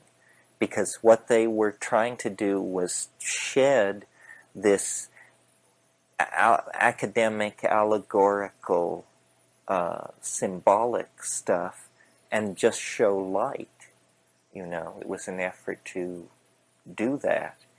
And it gave permission for, another thing then. So there were two simultaneous tendencies there. The Impressionists with their concern with what the eye sees and light, and then operating in the background stuff like the pataphysicians and the Dadaists later, where it was all about, again, the unconscious and bringing that in. The same tendency which had infected Mannerism then came in as surrealism in the 20th century, and because of Freud and Jung and all this stuff.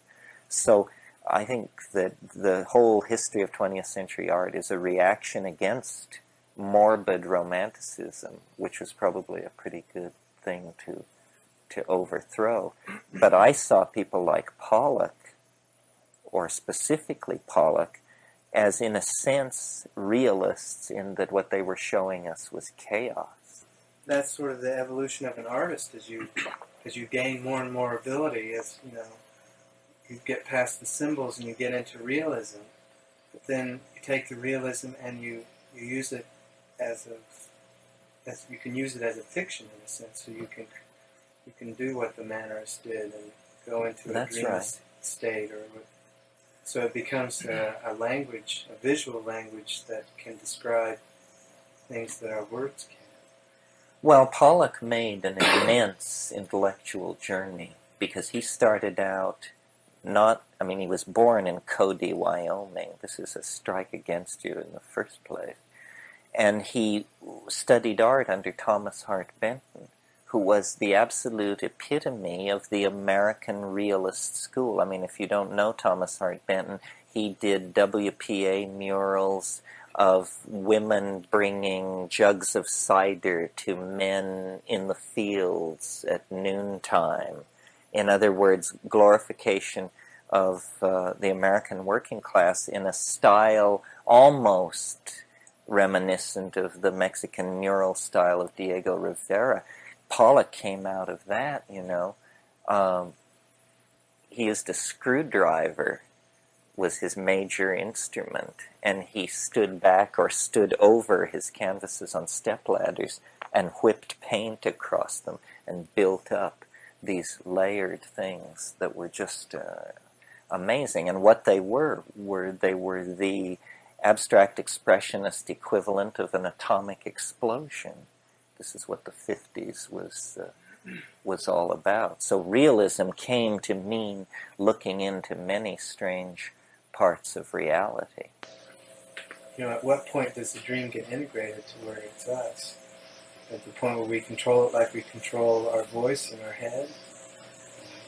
Well, we have this admiration for the Australian style of relating to the dream time. But if we continue to develop our technology the way we do, we have our own dream time. It's watching television, and it's probably going to deepen.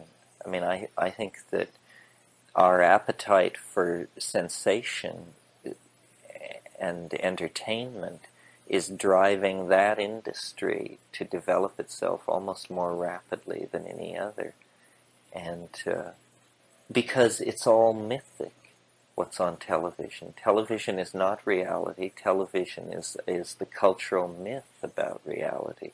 This is where the archetypes in the American unconscious are to be met, tough cops and jiggle blondes and all these people that are in our cultural mass programming are running around in there. Oh, it's terrible. It's just that we have such a tacky set of images. It could be epical. Imagine if we were 19th century Germans. Television would be like Wagner. You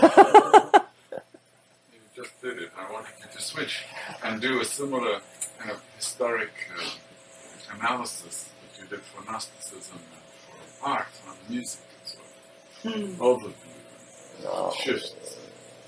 Well, I don't claim to know a lot about music. What did Wagner represent? Well, Wagner comes late.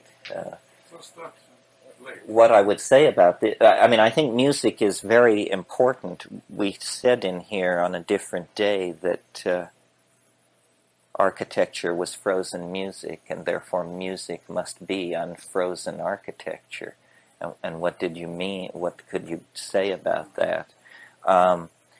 This Pythagorean thing, this very old thing, this discovery of these apparently natural relationships that are very mysterious between the plucked strings, so that if you stretch gut between bone antlers and you pluck certain strings, other strings in a perceived to be natural relationship called an octave will also vibrate in harmony. This is the key concept here, harmony. People saw this, and Pythagoras, or, apocryphally, what Pythagoras did was he filled glass tubes with water, and when he had two glass tubes tuned so that they were an octave apart, it was observed that the amount of water in them could be expressed as a mathematical ratio. Well, this touches on a very mysterious aspect of things that nobody quite understands, and you don't even hear people talk about it because it's so problematic. And that is this: why does mathematics have something to do with nature? Why does mathematics have anything to do with nature? Think about what mathematics is. Mathematics is the operations you can perform on numbers. Well, nature isn't, you don't see numbers. And yet, this has been the fundamental insight of the Western mind that has allowed miracle after demonic miracle to be conjured out of nature. The discovery of the curious parallelism between nature and operations performed on numbers. Well, it comes out of this Pythagorean religious mentality, which observed, these ratios and related them to the sounds and said, well, then there can be a mathematical theory of music. And then they observed regularity in other phenomena. The stars had long been observed to be regular. Well, so then they began to think in terms of regular, perfect things versus irregular, mundane things. And in this climate, Platonism was able to come into being. And Platonism makes an absolute division, between the world of archetypal perfect things and then the lower slice of reality. Music was carrying all of this along, and if you're interested in ancient music and its impact on ancient philosophy, these books by MacLean, The Myth of Invariance, is one of them. It's a study of mathematics in Plato and the Rig Veda, and it's all musical mathematics.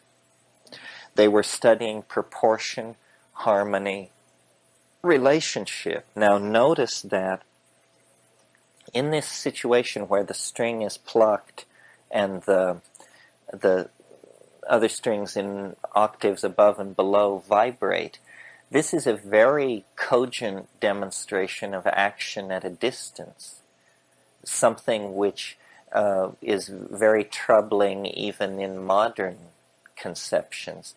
But it's a very cogent demonstration of action at a distance. It shows that there need not be a connecting medium for force and activity to be transmitted across space.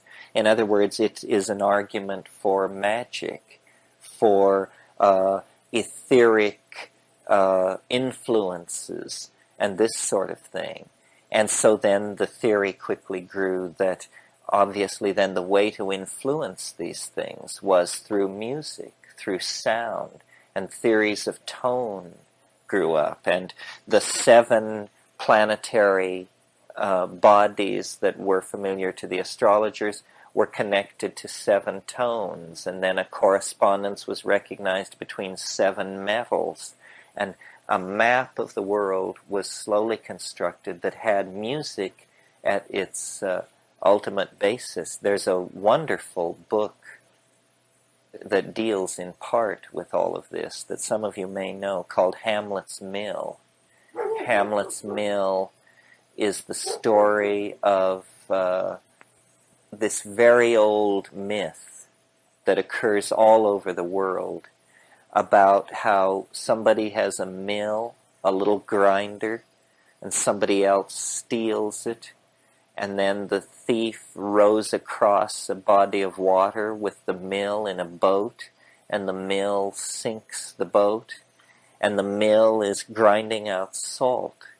And this is, in one version, the explanation for why the ocean is salty. It's because off the coast of Norway, in that place called the Maelstrom, that is the mill, and down at the bottom it is grinding out salt.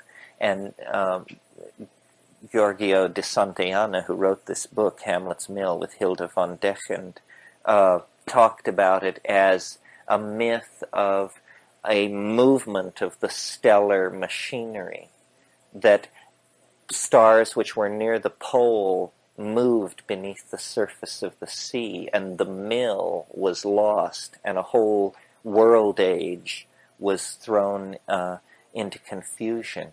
And a lot of the discussion of this hinges on looking at Rigvedic and Platonic musical theory. These ayahuasca songs in the Amazon are visually intended. They are to be seen, not to be heard. I mean, the people criticize them that way, they critique them that way. Voice is primarily a vehicle imagined to affect color vision. And, if we could see what we meant, the ambiguity would leave our intention to communicate with each other. This would be a kind of telepathy, the seeing of meaning. Well, when you think about what meaning is, there's no reason why it should be processed through hearing. It's not particular, it has nothing particularly to do with hearing. Meaning is a much fuller and richer signal than hearing. Why shouldn't it be conveyed visually?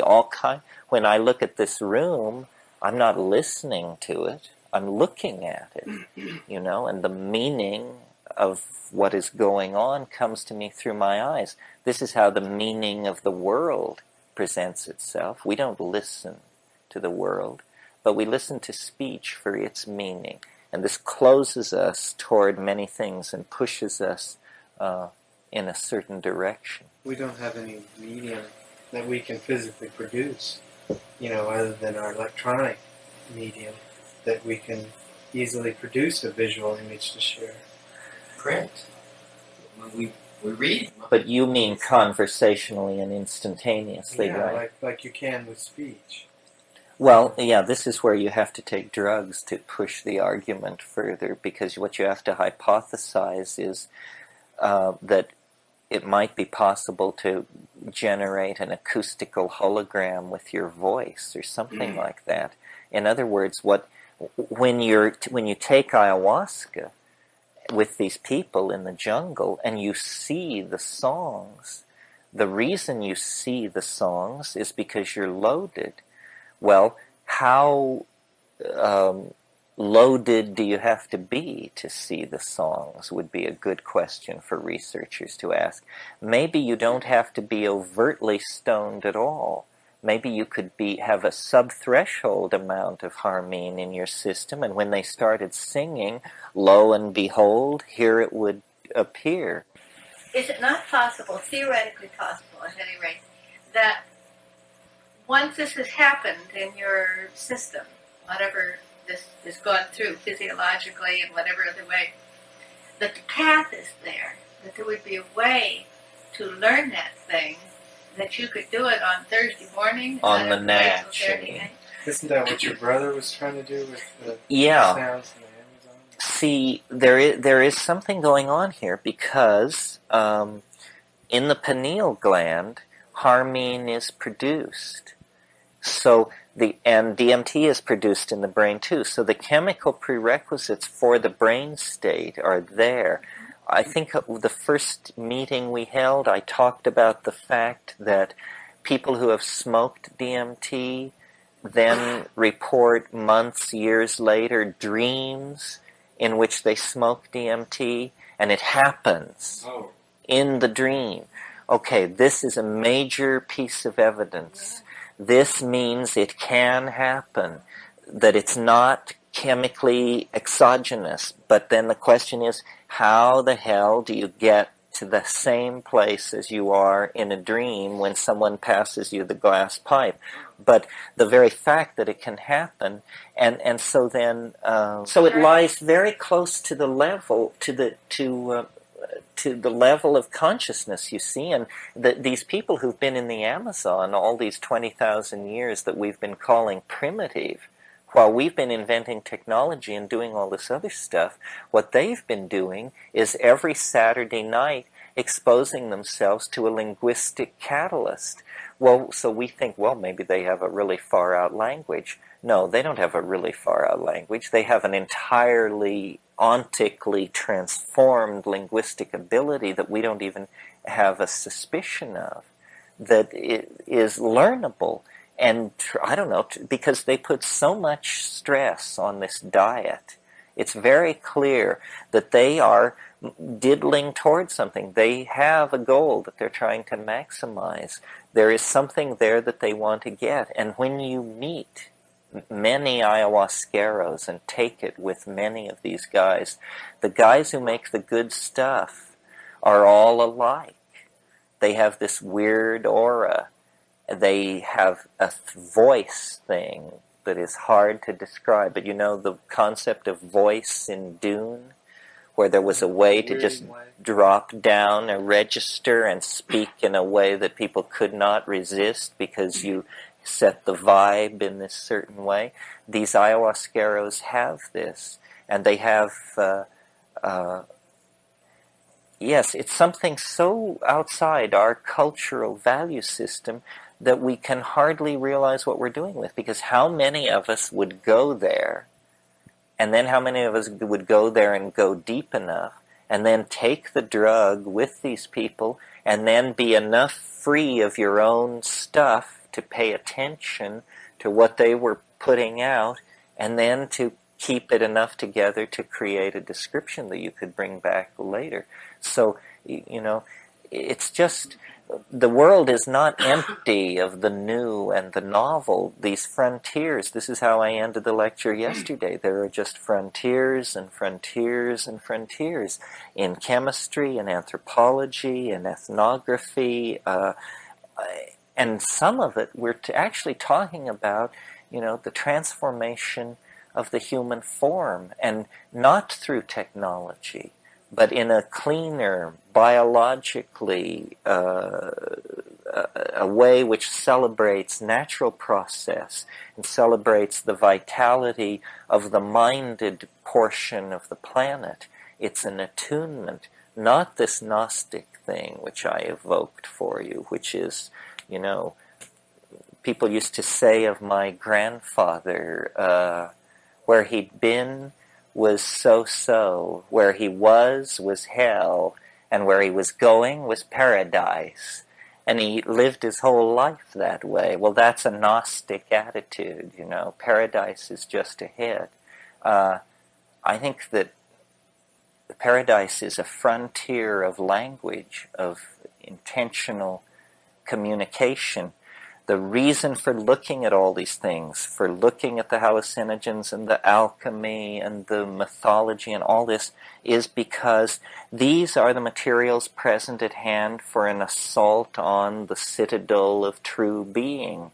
You know, somewhere here there is a clue. Somewhere here there is something that we can use. It's going to be an obscure sect, a peculiar mantra, a strange drug, a bizarre plant, a forgotten teaching, a lost alphabet, something that we can use so that, you know, I've talked about the tantric nature of the point of view that I'm putting out. Tantric in the sense of the definition of Tantra as the short path, taking seriously the idea that in a single lifetime a human being might be able to go vast distances in the project of spiritual unfolding.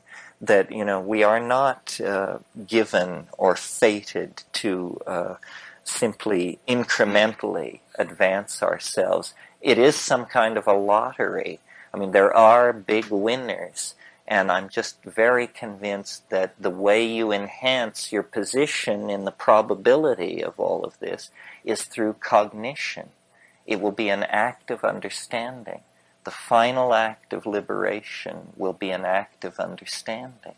Okay, well, that's it for today, folks. Okay, well, welcome to Epistemology 101. This is our 19th meeting There'll be a midterm in 2 weeks, and your paper's due by the end of the month. And then what we're trying to get at here, partially, is communication. That the world is made of the intention to communicate.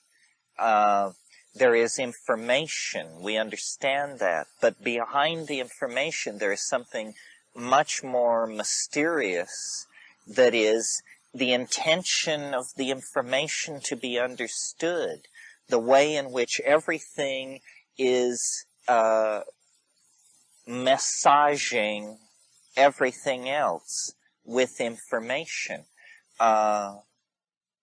so that when you look into the heart of nature in this boundary dissolved state, whether you achieve it by yoga or shamanism or however, then the intentionality to be understood is there.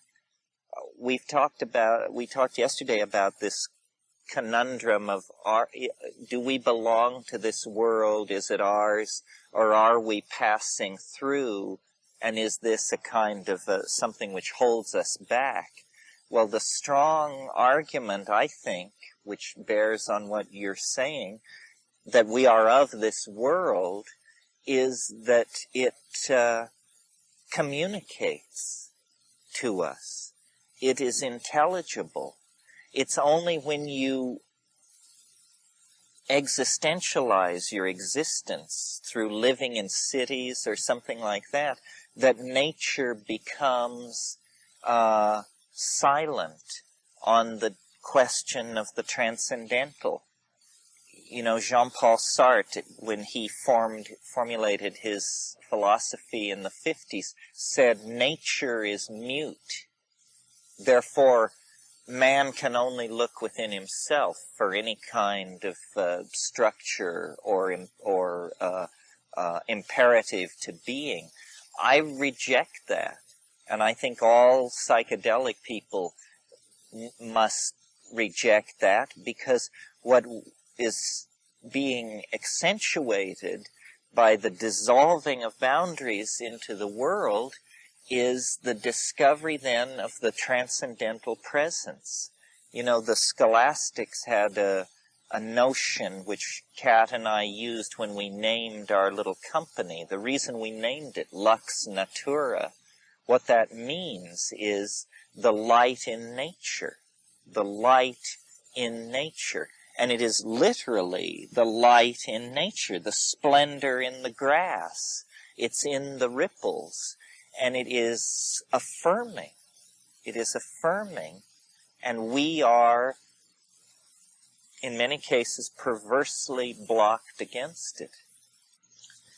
The way in which, perhaps by sharing our experiences, we can begin to satisfy ourselves that the domain we journey to and from is not merely mental.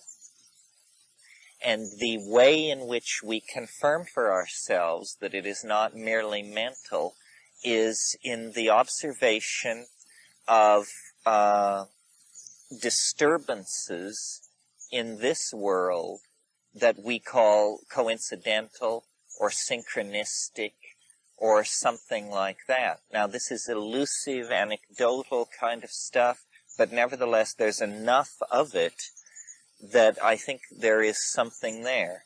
What do I mean? What am I talking about? Well, as an example, I have lived 42 years. Only twice in my life have packages of matches burst into flame in my pocket. In each case, it was about 4 or 5 minutes before I turned somebody on to DMT. Well, now, yes, an interesting coincidence. Totally non sequitur sort of thing, but twice in my life, packages of matches have burst into flames in my pockets. Other things, many people who experiment with mushrooms report it's almost achieved anecdotal status now. The scurryings and rustlings on the periphery. And when you do mushrooms fairly frequently, you get with this to the point where you just say, oh, that's the rats in the walls, the scratcher from hyperspace, whatever it is. Because it's, you can't wrap your mind around it, but it's always there.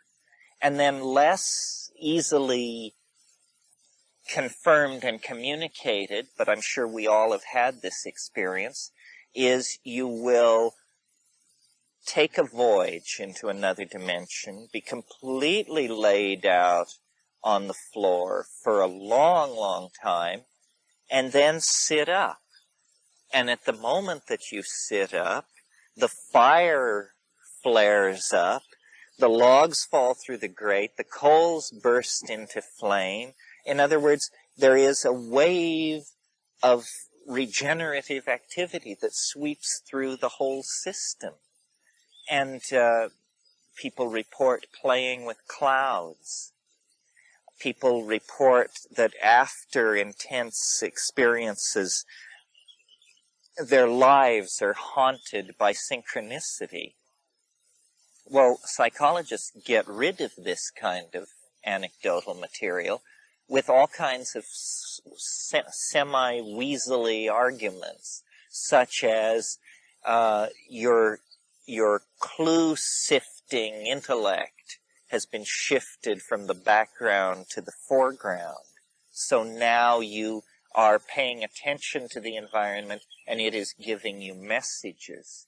And we all know that schizophrenics move into mental spaces where every license plate carries a message, and every headline is about them, and every conversation among the people they pass on the street is about them. But we all also know that we ourselves dabble with this, that this belief that the world is entirely independent of our minds and objective and unaware of us is the kind of scientific fiction in which we operate. And then the real truth that appears to our perceptions, the truth of our immediate experience, is that the mind is a concentric field of diminishing intensity that can draw events and circumstances far from the ranges of probability. Once I had the following experience. It's all anecdotal, you see.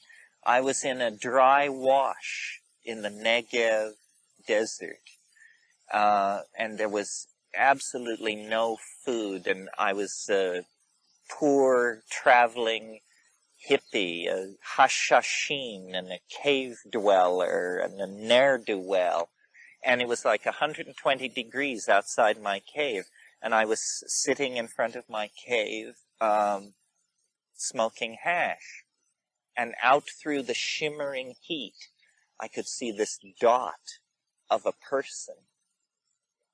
And as I watched them making their way through the rocks and the scrub, I began to have a fantasy about this person, that they had food, that they didn't simply have food, that they had oysters Rockefeller packed in ice, that they had Russian caviar, that they had Belgian chocolate, that they had all of this stuff. And, I hadn't had a bath in 3 weeks. There was barely any water in this place. And this speck made its way toward me, getting larger and larger. And finally, it turned into this guy I barely knew, a fellow lost soul. This was in southern Israel 25 years ago. And he came up to me and he said, I have oysters packed in ice. I have Belgian chocolate. And he had gotten a job dishwashing that morning at the King David Hotel and had just quit in disgust halfway through the day and had raided this super fancy 4-star hotel and just had a backpack full of this stuff. And I didn't even bother to tell him. I mean, what am I going to say, you know? I mean, sure, of course. So these kinds of things, and they're very private, you see. Nothing happens there except that a guy quits his job and rips off a hotel, except that it is coincident with an internal state, a private musing of somebody else, and when the two things come together, the coincidence of it is absolutely excruciating. Kat had an experience. She's not here to tell it, but she went to Mexico when she was 19 and traveled all over Mexico and took LSD at a certain temple. And on the LSD trip in this place, she realized that she had been conceived there. And when she confronted her parents with it, it was so. It was so that she had been conceived there. Now, of course, you can say, well, in growing up, this must have been a story told around the dinner table, and then under LSD, the child brings it out. But sometimes these things just peels reality apart. The purest proof that I've ever had that goes against the clue-finding, integrative, unconscious thing, and really the time wave that we've spent so much time looking at, is in a sense a net to trail through life. It's a coincidental engine. It causes there to be more coincidences in your life. And in fact, a way to let coincidence in your life is to let numbers into your life. The schizophrenic who looks at the license plates passing on the freeway is simply the lowest grade worshiper of numbers. But when you really let numbers into your existence, coincidence runs rampant. We have talked here a little bit about the most astonishing coincidence of all, which is that mathematics describes nature. That's a coincidence as far as I can tell. Why should it? No philosopher that I have ever read, no mathematician, has ever been able to make it make cogent sense that the abstract operations of the human mind should somehow map over the core dynamics of nature. It's like a coincidence. When I was working with the time wave, the most perfect example of anticipation or disruption of ordinary flows of probability was I had this idea when I was working out the time wave. Before the 2012 date was chosen and settled on, way back in the early 70s, I discovered an odd coincidence, which went like this. It's embedded in a whole bunch of coincidences, but it goes like this. From the date of my mother's death till the time when I met the woman who went with me to La Chorrera, 64 days passed. From the time I met that woman till the actual experiment at La Chorrera, 64 days passed. From thence forward, 3 times 64 days later was my 23rd birthday. And looking at all these coincidences, I propagated forward into time, not 64-day increments, but 384-day increments. And I discovered something really interesting, which was when you went from my 23rd birthday, 384 days forward, no particular big deal. But when you went 384 days forward again, it landed on the winter solstice of 1973. And I thought that this was mildly interesting. And so then I looked in a naval observatory almanac, and I discovered that there was a total eclipse of the sun on this solstice, which I thought was pretty weird, and that this total eclipse of the sun would sweep across the Amazon, would only be visible from the Amazon basin, would be approaching totality as it swept across La Chorrera, and it would, in fact, achieve totality over the city of Belém in Brazil. Well, now, Belém is a Portuguese word which means Bethlehem. And I began to feel led. I began to feel as though I were being fed clues. So then I looked at the map, and you may do so as well, and you will see that the city of Belém in Brazil, the city of Bethlehem, is situated in the delta of the Amazon.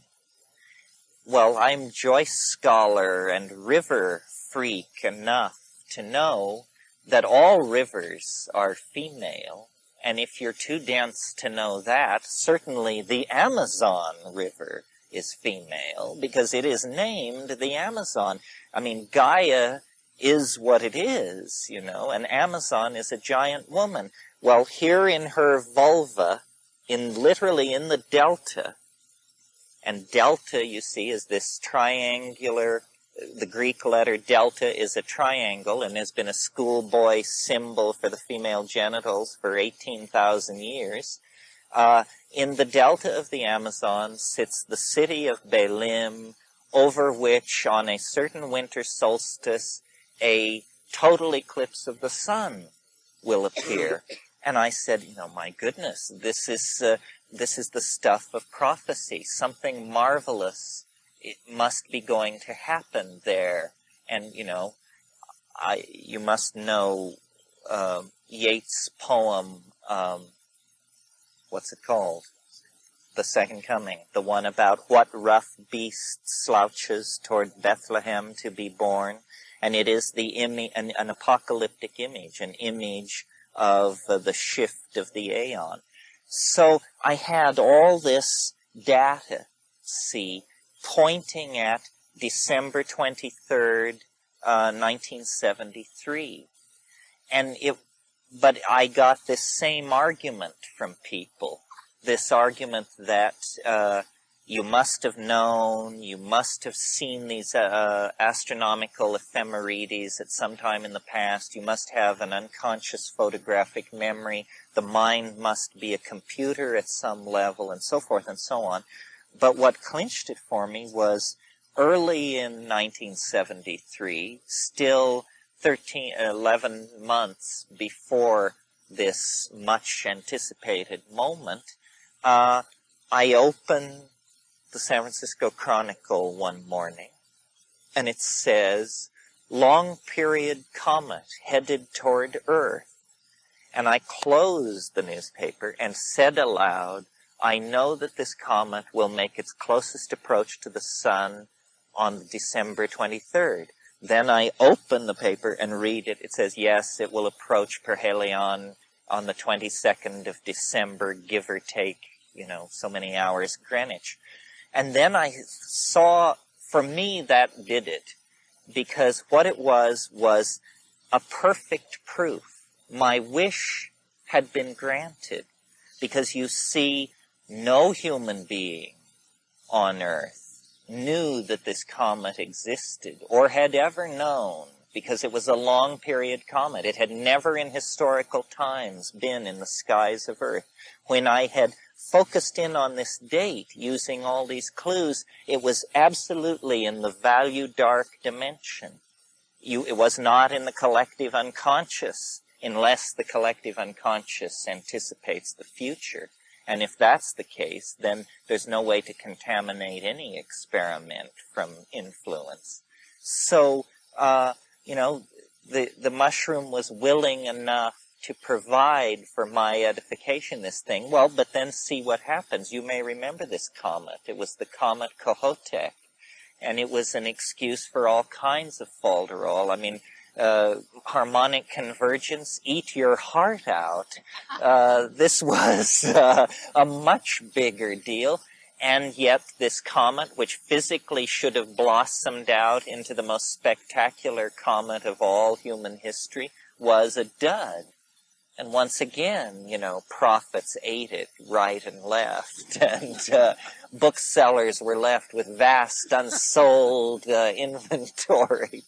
So, to me, it's like play. It's like a joke. It's like if that doesn't seem like a joke to you, then you don't have a sense of humor. It's not going to hand over alchemical gold, because after all, why should it? Who are we to be the recipients of alchemical gold? But it does tease, and it does play. And I think if you're playful enough, you can coax it into being your playmate, and perhaps in these boundary dissolved states, this is what happens.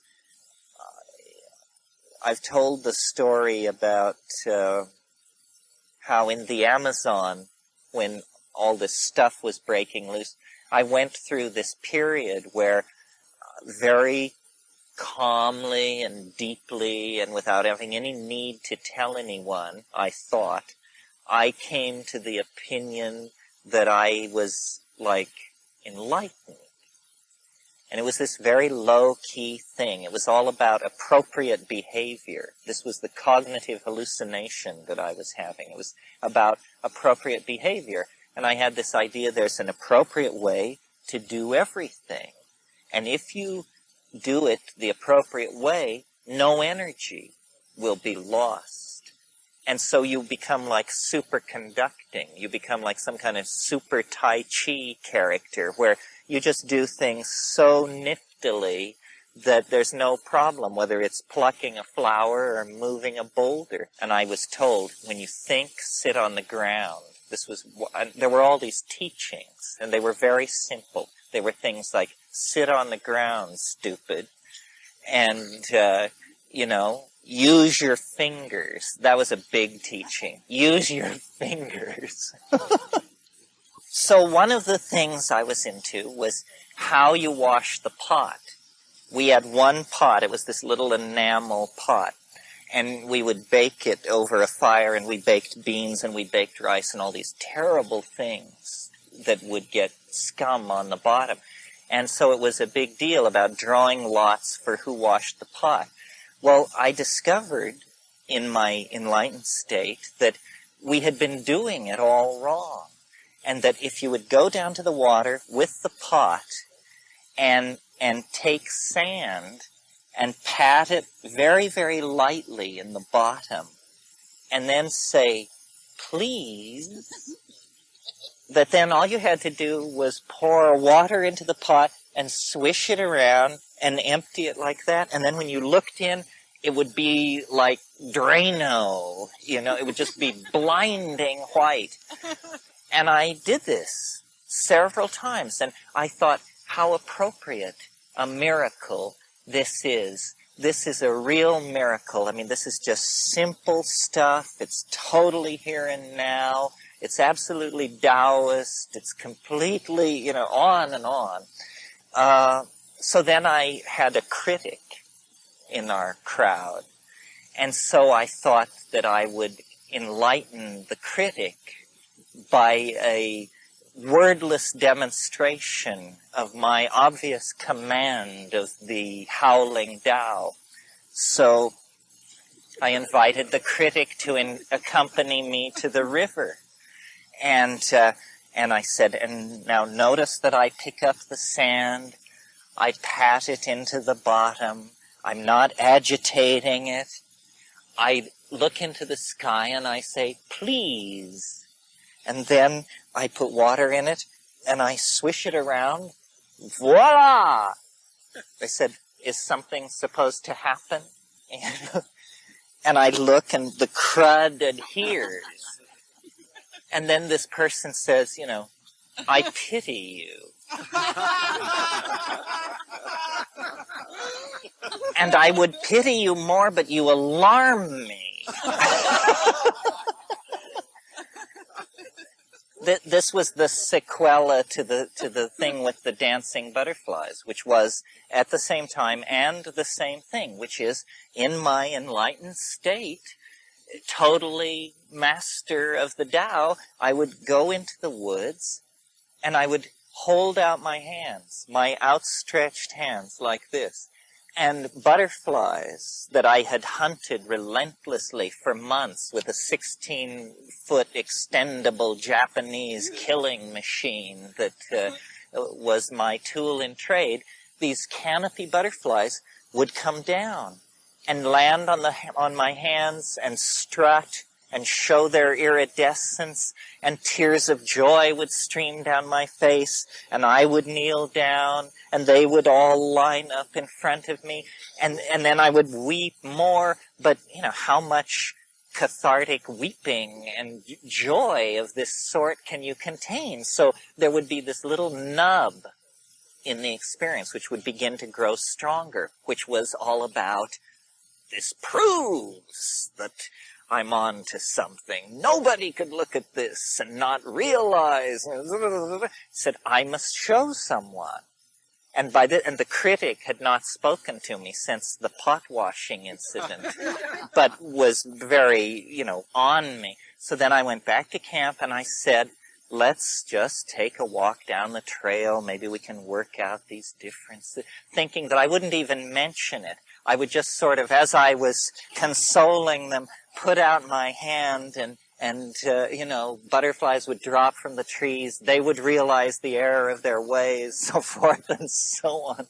Well, of course, that didn't happen. So then I said, well, maybe I'm being too humble here. I should at least make a commitment to the thing. So I said, stand here and watch. And I raised up my hands to call the insects of the jungle to me. And then the line was delivered the second time, I pity you. And you're not your word, you're... This is all true.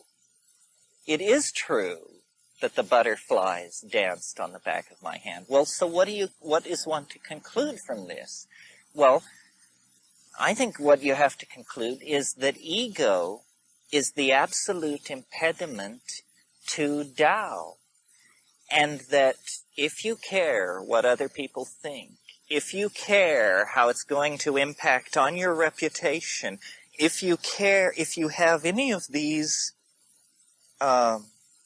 lesser concerns, this power, this radiance, this dimension of authenticity can't approach you, And we all have it. And I'm sure I have it more than most people. And yet even I am able to let down into these places where the world works magic, And I think women and intuitive men and people who aren't quite as analytical as I may be are able to do it much more. And that is the real proof. You can talk about be here now till you're blue in the face, But the real proof is when nature responds like that. Appropriate behavior. Well, no, I don't mean caring about others. I mean that if you are, I guess the sin is pride. The sin is pride. If it thrills you that you're enlightened, or if you're glad you beat out your competition, or if you want to display your accomplishment, then it's ruined, It can only be, it has to be held so very lightly, so very lightly. It cannot be shared, in a sense. Forget sharing it, because we're not pure enough to share it. it's amazing that we're pure enough to occasionally embody it, you know. I've told you the story about sitting on the beach. It always happens when you're alone, because then you get no credit. You see, it's no credit to you, and you shouldn't get any credit.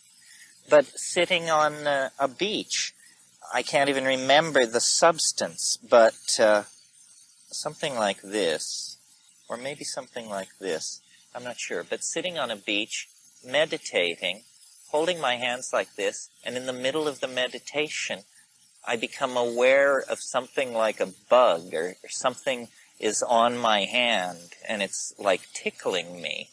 And so I ignore it, and then, you know, and then I come back to it, and then it feels fairly substantial. Maybe I should check this out. So then finally I open my eyes, and I look down, and there's a crab. And the crab is cleaning my fingernails. And the crab cleans all of my fingernails and then runs across my lap and cleans all of the fingernails on the other hand. Well, what this is just sitting still and letting nature be what it wants to be and letting it manifest its intentionality. We tear through and bust up and smash apart, and then we say, well, that was a nice hike in the woods, you know? And always, if you will go into the forest and sit down, and it's about finding the time of the place. And in the time of the place, the magic is coming and going in a way that if you're moving faster or slower, it just isn't there. And I've often had experiences that I felt that were connected with psychedelics, but the main function of the psychedelic was to get me to be still for a long time.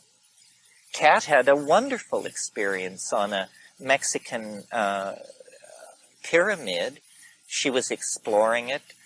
She took LSD or something and fell asleep. And when she woke up, the tree she had been sleeping in, that she had been staring into the branches before she fell asleep, and so had a very clear picture of it. When she awakened, a very large snake had shed its skin directly above her in the branches of the trees. Well, you know, part of this is the doorway into coincidence, but part of it is magical attunement with what wants to be. This is what I think Kay must have been indicating. This is not language. This is communication. This is, you know, the breath of the Tao. And everything that we say betrays this. So, feng shui, geomancy, an elaborate theory about energy flowing through the earth. As a verbal model, to me, quite unconvincing. As a set of feelings about the world, as a sense of the intentionality of place, incontrovertibly true. You know, I said earlier, maybe we lie. Maybe language is to allow us to lie. That language betrays communication. Well, then we have to find our way into either silence or gesture or dance or song, some way of unbridling the horse we ride so that it can take us where it wants to go, which is back into this place where ego isn't grabbing. Because you see, it must be so that if the magic retreats from each one of us in the wilderness, how much more then it must retreat from us as a community, en masse, as a planetary species. So we live in a domain of triviality that we have created. You know, we have trivialized the world. The elves, the fairies, the water sprites, the energies that flow in the earth with the seasons, the movement of the stars, the machinery of being, the drama of life and death, we push all this away and we hold ourselves above it. I mean, death is sanitized, birth is sanitized, everything is made less authentic, as though we are somehow threatened by the authenticity of being. Why are we threatened by the authenticity of being? Why does it take such tremendously powerful hallucinogenic agents to put us where we should be operating in terms of our pattern of caring for the world and for each other? And this is a real question, I think. It goes hand in hand with the question that I think is very worthwhile for the group to try and deal with, which is, if psychedelics are so wonderful, are we better people? And if they are wonderful and we're not better people, then why not? What precisely is our relationship to people who know nothing of this? Is this a way? Is it the way? Is it no way at all? How does the mystical vision feed back into how we are with and for each other? Are we doing enough with that? Are we, do we exemplify enough what we know and what we feel? And if we don't, how can we? Because this is our faith, I believe, that we have something precious that we want to give to those who are operating without awareness of it.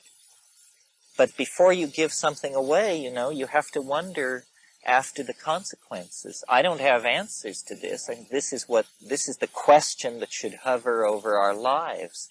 Do we embody the radiant correctness of what we say we are pursuing? I certainly feel that I am a flawed and fragile vessel for this. I mean, my strength is my ordinariness. It must be. It's the only suit I can play. So that must have been the idea, that it would be Joe anybody. But how can we make it live for ourselves? And this is a problem with the evolution of language, the evolution of communication, of caring, of intent, and then of implementing the vision. I don't know, maybe I'm impatient, maybe it's happening, and maybe the awareness of the changing earth, the awareness of the needs of the earth, the awareness of the needs of women, the awareness of social injustice generally, is all part of this thing. I had a very satisfying experience recently. A guy, a publisher, an editor, came to see Kat and I from Australia. And we talked about all this stuff, and he was a fellow psychedelico. And he said, nobody had ever said this to me before. He said, from where I'm sitting, I think that you're winning. And by your winning, what he meant was that inch by inch, the dream is actually gaining ground. There will be a second hearing. There will be an appeal from the absolute judgments of 20 years ago. Well, then in that case, it devolves upon all of us to embody this thing and to not cut corners and to as it says in the Grateful Dead song, try just a little bit harder, just a little bit more. And I think doing that, and a lot of it is a letting go. It's not a pushing into, it's a letting go. Then the magic draws close. I mean, nature loves courage. You've heard me say this. The way nature shows her love of courage is by removing obstacles. That's how the shaman can dance in the waterfall. He can't dance in the waterfall except that he's so damn courageous that God suspends the laws of physics in the face of such faith. You know? It's something like that. It's the courage to be. The courage to be. To be is to dance in the waterfall. And I'm really not, if it sounds like I'm berating you, I'm not. I'm speaking, you're serving as a screen for my own psychotherapeutic process, because I clutch at many levels. But fortunately, and thank God, you know, there were enough instances of recklessness and sheer error and pure madness and peer pressure and all of these things that I got a taste. And I think you all have a taste. That's what unites us in trying to run this thing to ground. And it's the heart of it that is so hard to talk about. I mean, I skim the ideas off the depth of a sea of heart whose boundaries cannot be taken, because that's my style. But the unsaid part, the dizziness of the things unsaid. Remember the poem by Trumbull Stickney? I lean over your meaning's edge, and I feel the dizziness of the things you have not said. And the dizziness of the things unsaid, for us fans of dizziness, is ecstasy, the vertigo. Weren't we first spun in the schoolyard? Wasn't that your first altered state of consciousness?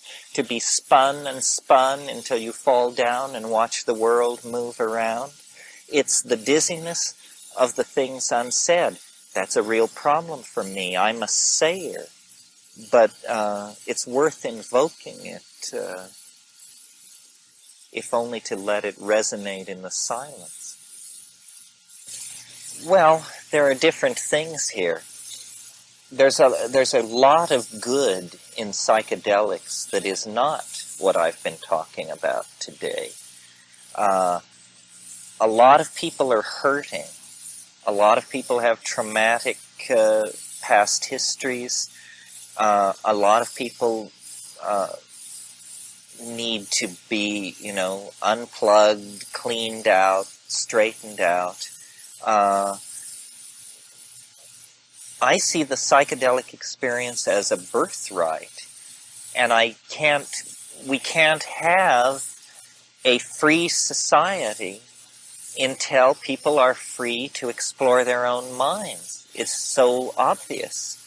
So, you know, I'm as against restricting access to drugs as I am to burning books. It offends me in the same way.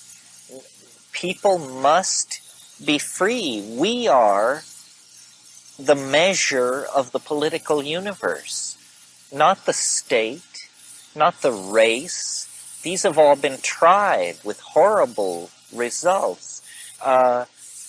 Individual human beings must be free. Anything which ameliorates that has to be looked at very, very carefully. Sexuality and the restriction of information access and understanding that revolved around that issue for the past 500 years just shows me that we don't want to go into that with the mind. Because anything can be taboo. Your genitals don't have to be taboo. Your mind could be taboo. Anything could be taboo. But the presence of the taboo is so destructive and alienating, and so makes community so impossible that we have to take individual men and women and we have to make them free. That is the system where freedom has to be maximized. I don't say that we have to convert these people to the existence of magic. In fact, we don't have to convert them to anything. The nature of the beast, meaning the nature of these hallucinogens, will set the agenda once we are free to inquire. That's all. Freedom of inquiry. Well, on one level, you're right. The laws are totally irrelevant.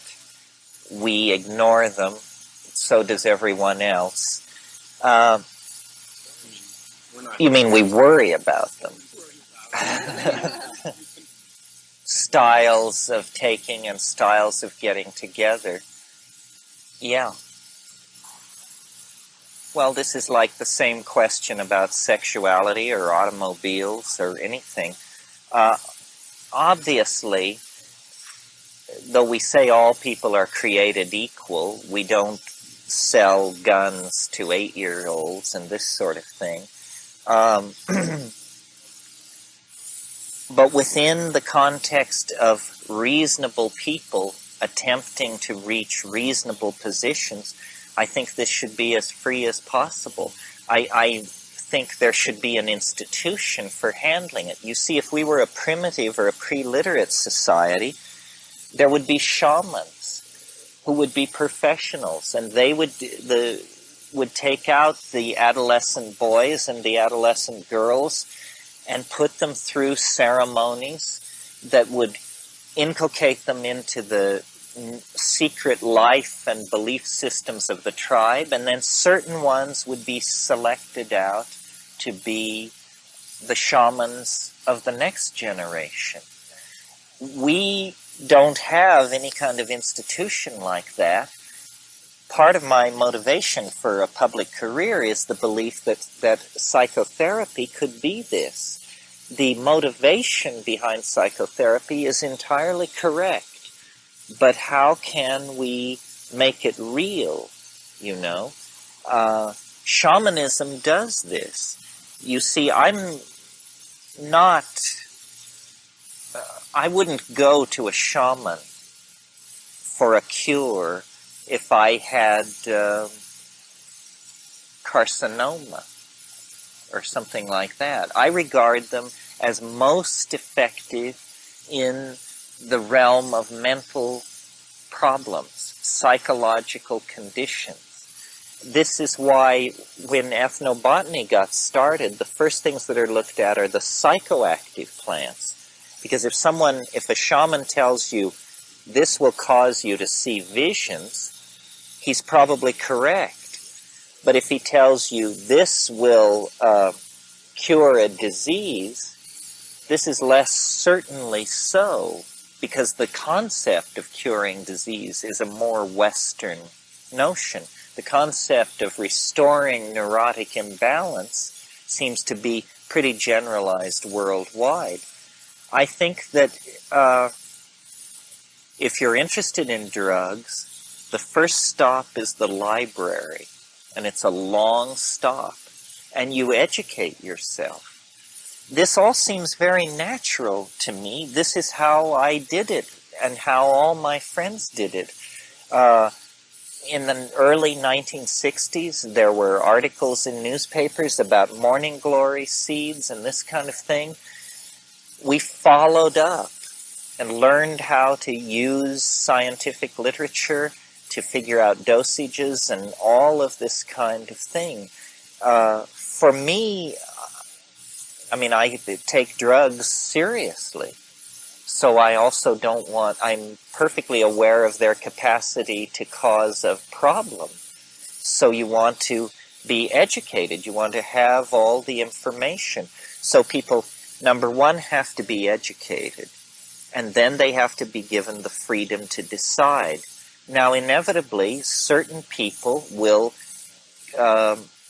evolve pathological lifestyles of addiction, dependency, and abuse.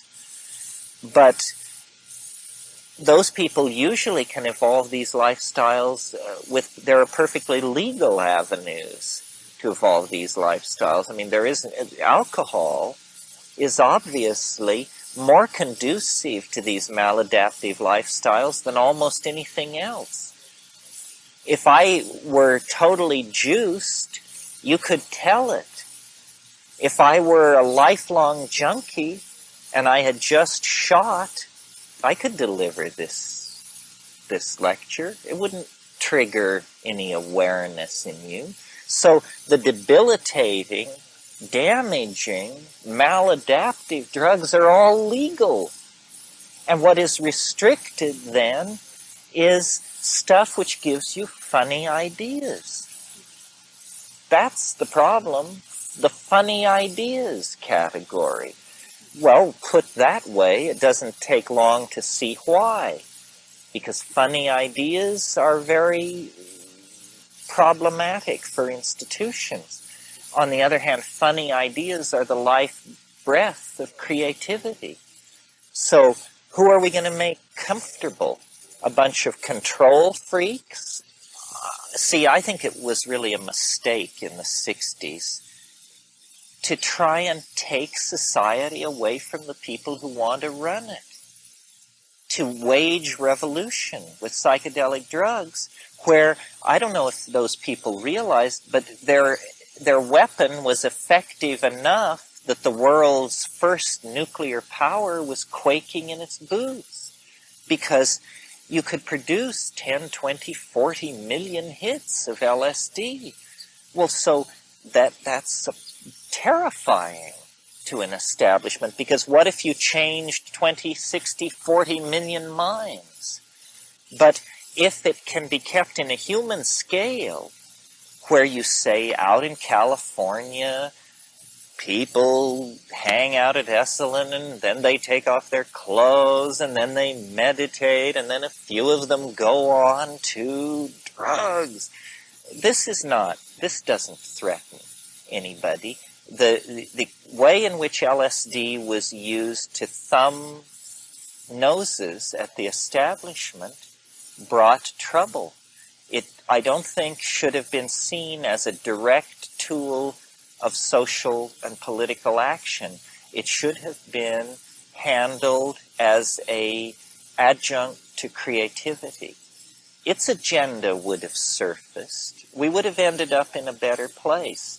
This is what Aldous Huxley wanted to do, you know.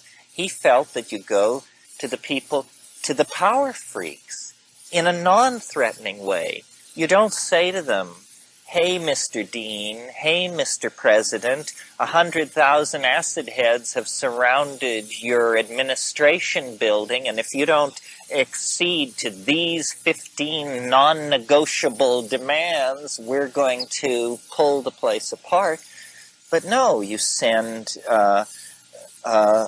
his friend that he went to Yale with to him, who says, you know, a few of us have been getting together and there's really this extraordinary thing happening and we think you should be brought in on this. This is going to be tremendous.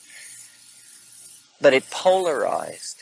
I find it hard to understand. I mean, I like Leary very much, and Metzner is a close personal friend of mine, but I'm now 42 years old. I'm the age Leary was when he was fired from Harvard.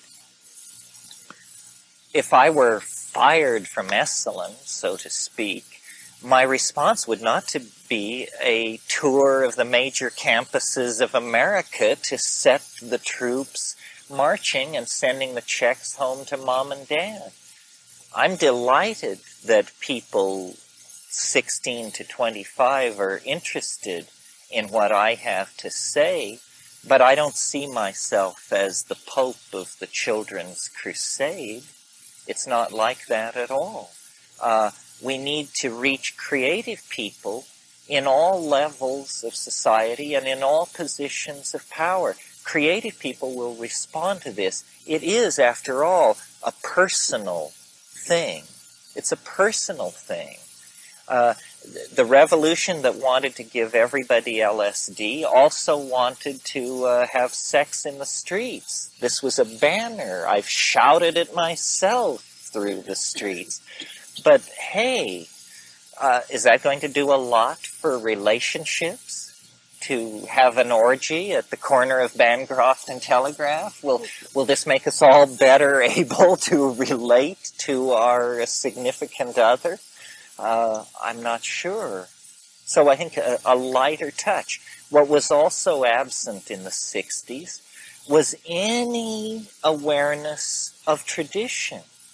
People thought that LSD came from God via Albert Hoffman.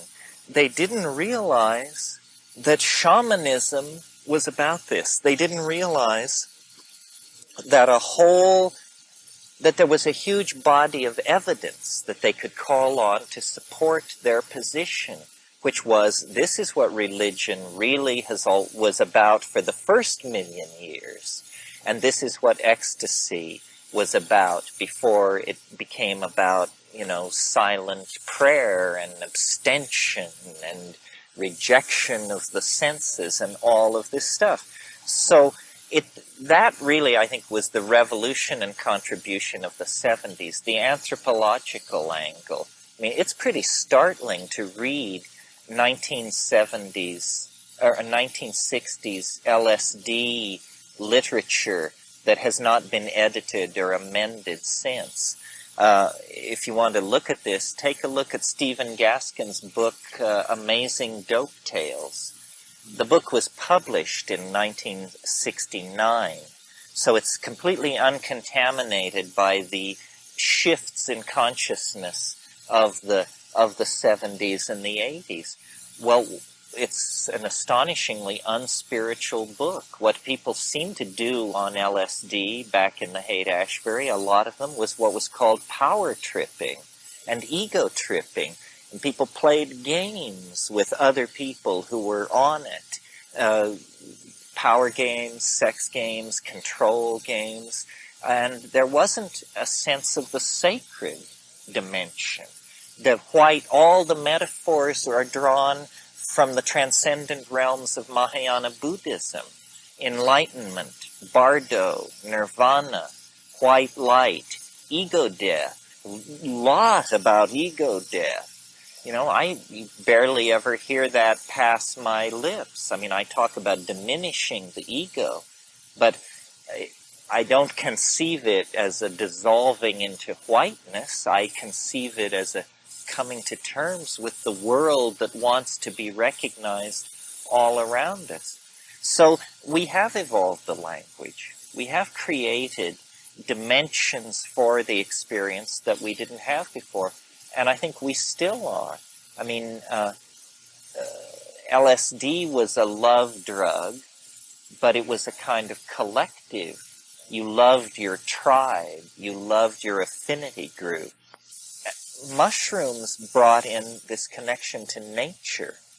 And mushrooms were not available. Psilocybin was rare as hen's teeth until 1975. I mean, I know because I sought it, and my brother and I wrote the book that we did specifically so that people could have mushrooms.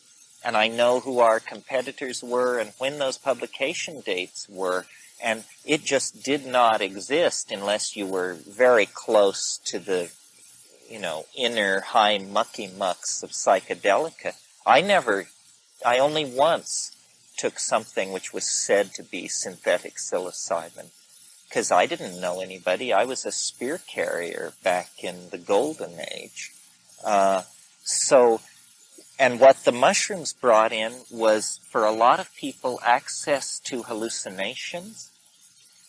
LSD is quite mental.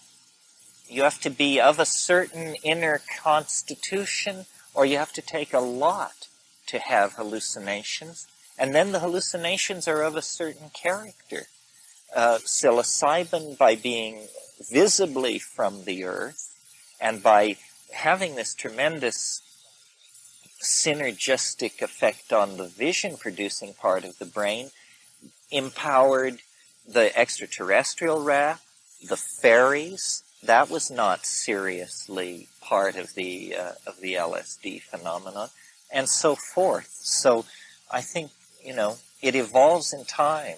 We are filling in the pieces, and there are probably dimensions yet to come that we all will be involved in. I mean, I assume many of you will end up psychotherapists, educators, writers, people who will make an impact on society through ideas and through the teaching and the imposition of methods. And so this has to be part of the armamentarium, because it is so salutary to all our concerns. I don't know that they do. You might ask Angie Arian. She's the resident authority on the Basques. I know they're into something called the light work, and I know they're herders from way back, shepherds, people who follow cattle. Probably were into all of this stuff very early. You know, Maria Sabina, the great mushroom shamaness of Huatla, always claimed that she really had never been taught about the mushrooms, that she discovered as a girl, hungry for food. She was left to tend the cattle, and she experimented with these things.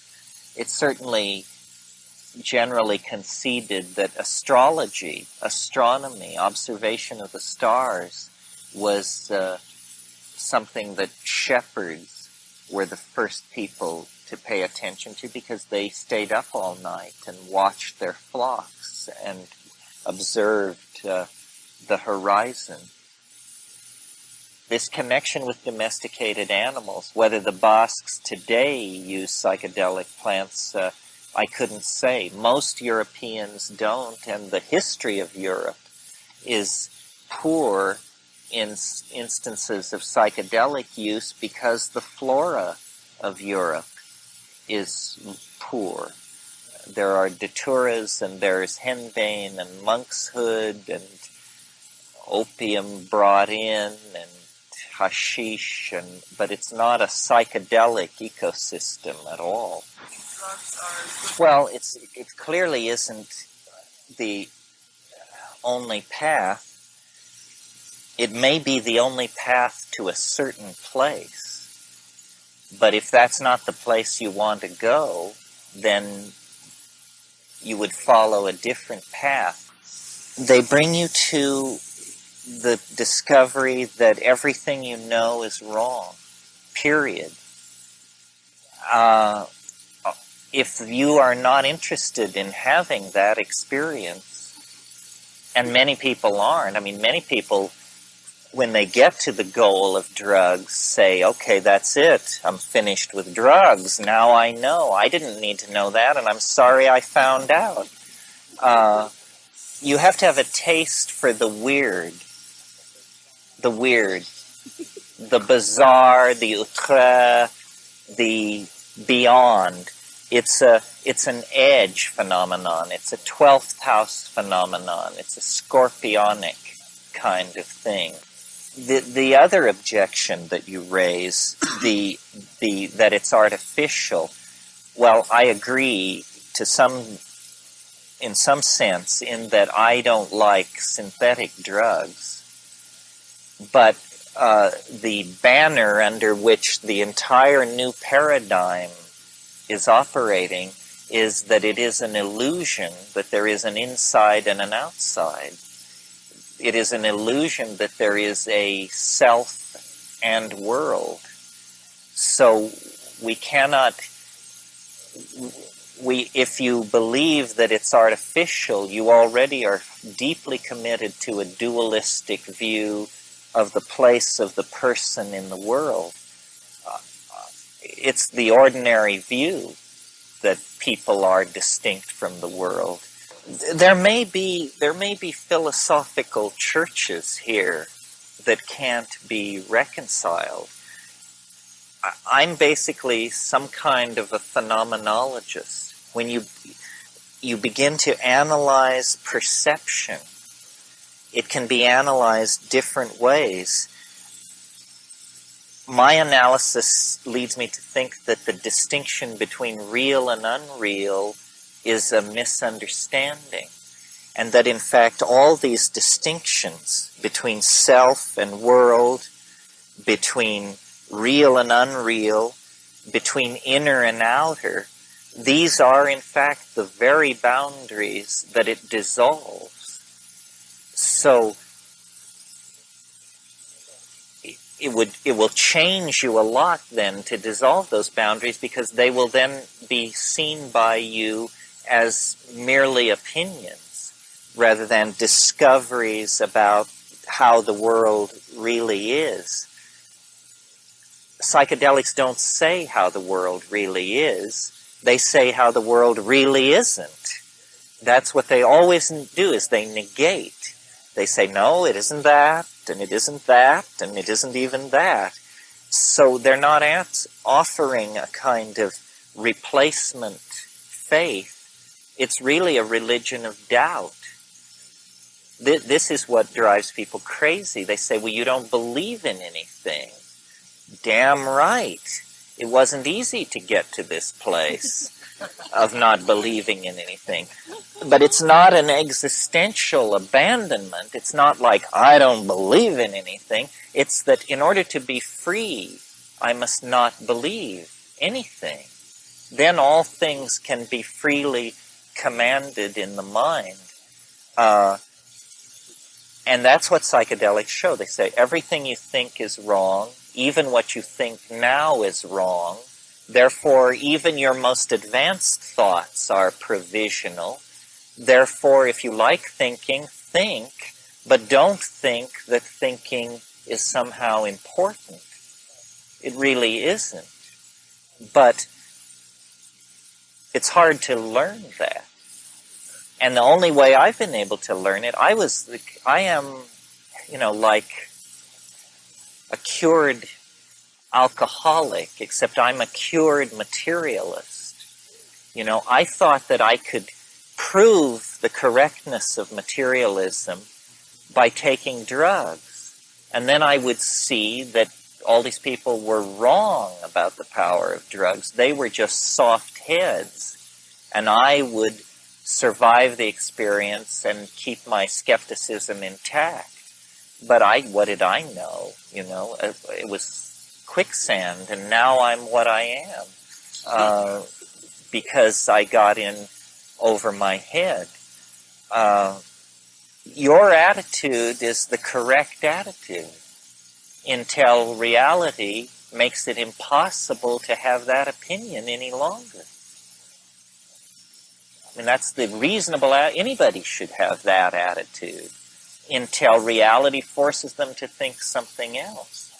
I mean, I would much rather have that attitude than the attitude that, Babaji is God, or, because I perform this particular ritual in this particular constellation, I don't have to be a decent human being.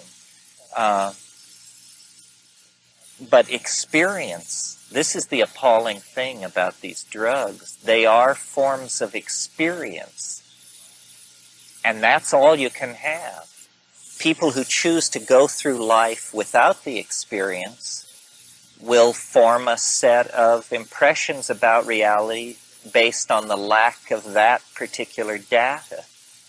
We can't all know everything about everything or all go everywhere. So the only reasonable position in a spiritual quest which revolves around experiences is to be true to yourself. Be true to yourself. Try to think as clearly as possible. Try to transcend limitations, and then see where it gets you. And the other thing is, of course, you spoke of drugs, and I replied to your objection in terms of drugs, but there are all kinds of drugs that I wouldn't take on a bet. And there are all kinds of experiences that you can assure me will be good for me, and I will still perversely avoid them because I don't want those experiences. I know already. Well, the drugs that I'm advocating, their greatest enthusiasts do them least often because it's so appalling. I mean, it is not recreation. I mean, you may call it recreation, but when you actually approach the big ones, your heart pounds, your palms sweat. You wish you'd chosen a, back at the ashram or something. No, I don't advocate living in a haze of drug-induced perception. I may, but I don't advocate it.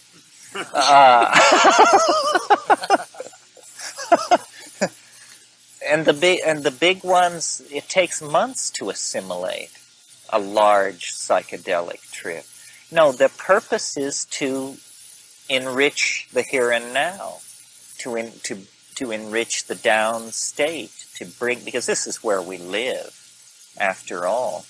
I mean, this is where we live. And also, it might as well be said, people who take drugs all the time are getting the wrong effect. I mean, your system just adapts. Everything becomes like caffeine after a while. It either becomes like caffeine or it becomes like opium. It either puts you to sleep or it wires you up. So it's about doing it with attention and in a ritual setting and at high enough doses that you get somewhere. I mean, I think the worst thing you can do is diddle with low doses. The nibblers of this world are no friends of mine, It should be overwhelming, and it should be an act of courage. What I've said in other situations like this is, if you're not afraid, then you're not doing either the right drug or enough of the right drug. If in the privacy of your own mind you're not afraid, then you're just probably out for a good time. And I have nothing against having a good time, but I actually like having a good time without drugs, because when I have a drug going, I feel an obligation to go to work. Think, look, understand. Well, this is why we might question the wisdom of uniting the idea of psychedelic exploration with late adolescence. Is that a good idea? To take people 16 to 25 who are trying to come to terms with being independent in the world, defining their sexuality, leaving their parents' home and getting a life for themselves, and then we add on, oh yes, and there's one more thing, you have to put up with this. I don't know. I think people pretty much have to self-select. Since we cannot legally organize. See, if we could legally organize, there would be a network of shamans and who would be sitters, who, when someone wanted to do a certain drug, they would say, well, who sits good? Who sits well for this? And then you would go, and that person would train you in whatever they had to teach, which would be diet, breath control, postures, mudras, dances, rituals. They would train you, and the last thing that they would bring onto the scene would be the hallucinogen. Our situation is different and a real problem. This is why we have to hold meetings like this. We're like somebody walking along a beach who comes upon a sailboat and decides they're going to learn to sail. Well, can they learn to sail before they sink the boat? That's the question. And it's going to depend on how smart they are to begin with, how the weather is that day, how the tides are that day. They may not. We're trying to do the most difficult of all things, which is bootstrap ourselves, none of us knowing any more than any of the rest of us, bootstrap ourselves to a new level of talking about this. What we have to do, I think, in this situation is each of us tell our story. Somebody thought it was wonderful. Somebody thought it was terrible. Each tell our story and then try to create a set of techniques out of that that works. This is what I've been doing for 25 years. I mean, when we first got together, my peers at Cal, all we did, I mean, we took drugs a lot, but what we really did was we talked about it an awful lot. What is it? Trying to understand it, trying to compete with each other for the metaphors that would encapsulate it. And out of this has come a very grassroots kind of consensus, I think, which unites ideas like shamanism, an invisible world, the importance of holding down ego, the importance of paying attention, that nature is somehow a friend and an ally. We're putting it together ourselves. It isn't a science, it's an art. Shamanism is an art. And we take what we can get from all of these other traditions. Maybe we're doing better than we think. You know, I mean, I've had the experience in the Amazon of talking with a shaman, and we're talking about something, how he uses a certain plant or something. And then I would say, well, you know, the so-and-so tribe, they know this plant and they use it in the following way. And then the guy would say, well, how do you know that? That's amazing. Well, I know it because I read Harvard Museum botanical leaflets where this anthropological data is deployed. So while we don't have a grizzled old master shaman hung with bones and beads to guide us through, what we do have is a huge amount of ethnographic data and material collected in all parts of the world about how people on all kinds of levels of culture, but many of them pre-literate, handle these problems. So what we have is a kind of generic shamanism. And if we can infuse it with life, it will probably work for us. I'm very happy to see that the ayahuasca is coming up out of the Amazon, and that people are trying to form circles. They're trying to do it right. One reason they're trying to do it right is because there is so little of this that you have to convince somebody that you're worthy before you even get invited. So it's not something that is just handed out to everyone. But if we could create a generic shamanism that we could infuse with life, I think we could probably create a series of interlocking institutions and rituals that would make this more accessible to other people. I have great admiration for the sitters, for the guides. I mean, I won't do that. I worry too much. I'm too susceptible to the transference. I am so empathetic with people on high doses of these things that I can't stand to be around them. But it's a different calling. So I don't consider myself a shaman. I'm more like, court jester and village bard. But the shaman is the person who will actually give you the techniques, whatever they may be, whether they're substances or rituals, give you the techniques to carry you into the place. It's difficult what we're trying to do because we were robbed a long time ago of this birthright. This is different than recreating a dance or a sweat lodge or something like that, because this is all in the mind and in the heart. Yeah. Where this can go.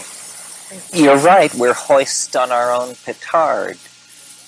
Well, nobody said that knowledge is, that the pursuit of knowledge is not a dangerous path. I mean, I'm not sure that it can be entirely sanitized. And there's something else to be said about all this. I say we have to create these shamanic forms ourselves. We have to bootstrap ourselves to a generic shamanism. But in fact, we have the most powerful ally which the traditional shamans had, and that is the plants. The plants teach. Fundamentally, shamanism is a one-to-one relationship between a person and a plant. And if you know what I mean, you know what I mean. If you don't, it just sounds like somebody's advocating that you talk to lettuces.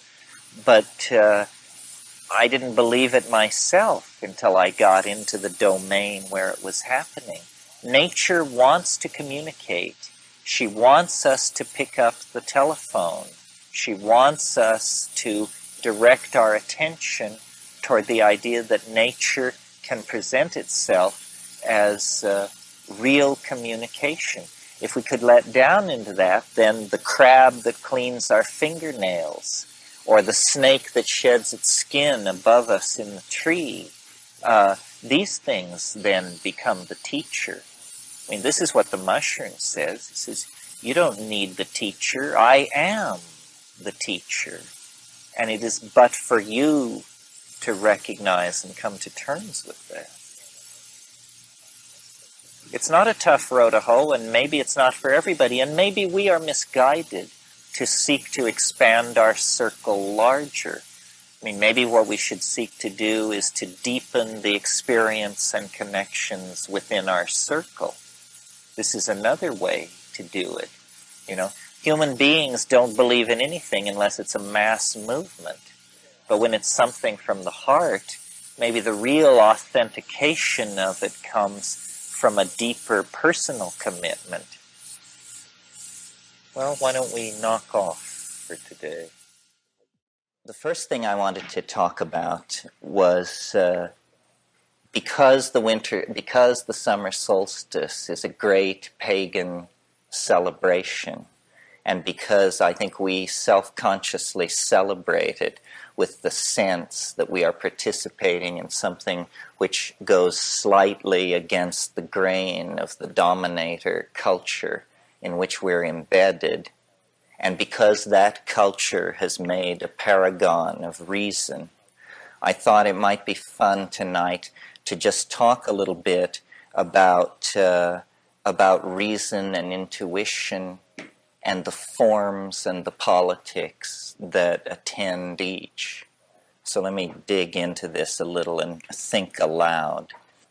Reason, which is always held up as the path to true understanding, has two forms. They are called deduction and induction, and all forms of reason can be subsumed under these two types. Now, deduction, which is considered the stronger form of reason, is called reasoning from first principles, and it works like this. You start from an idea which cannot be proven. You accept it as given, and you reason outward from it. An example that is familiar to all of us would be Euclid's elements of plane geometry. You start with what appears to be an incontrovertible truth, or what we agree appears to be an incontrovertible truth. In the case of Euclid, propositions such as parallel lines never cross, never meet. Well, you can imagine a railroad in your head and run your mind along it to infinity, and then you've inspected the infinite railroad, and lo and behold, at no point did the rails cross. So you accept this as true. Then you can reason from it. Now, in the case of the Euclidean proposition that parallel lines don't meet, you test the truth of it by carrying out this imaginary inspection of the items involved and verifying that the statement appears true in all cases that you can imagine. But other branches of human knowledge also use deduction. Interestingly enough, theology. So theology reasons like in the following manner. God exists. This is perhaps not Christian theology, this is a generic theology. God exists, because Christian theology would seek to go further back and prove, in some cases, such as in scholasticism, that God exists. But let's just start with the given assumption that God exists, and then a second assumption, and God loves us. Given these two assumptions, then deduction goes to work and elaborates an explanation for why we are not with God, how we can get to God, and so forth and so on. So deduction is useful. Notice that my two examples have been drawn from, in the case of Euclid mathematics, in the case of the second case from theology, a branch of philosophy. So deduction seems to have an important role in these abstract systems.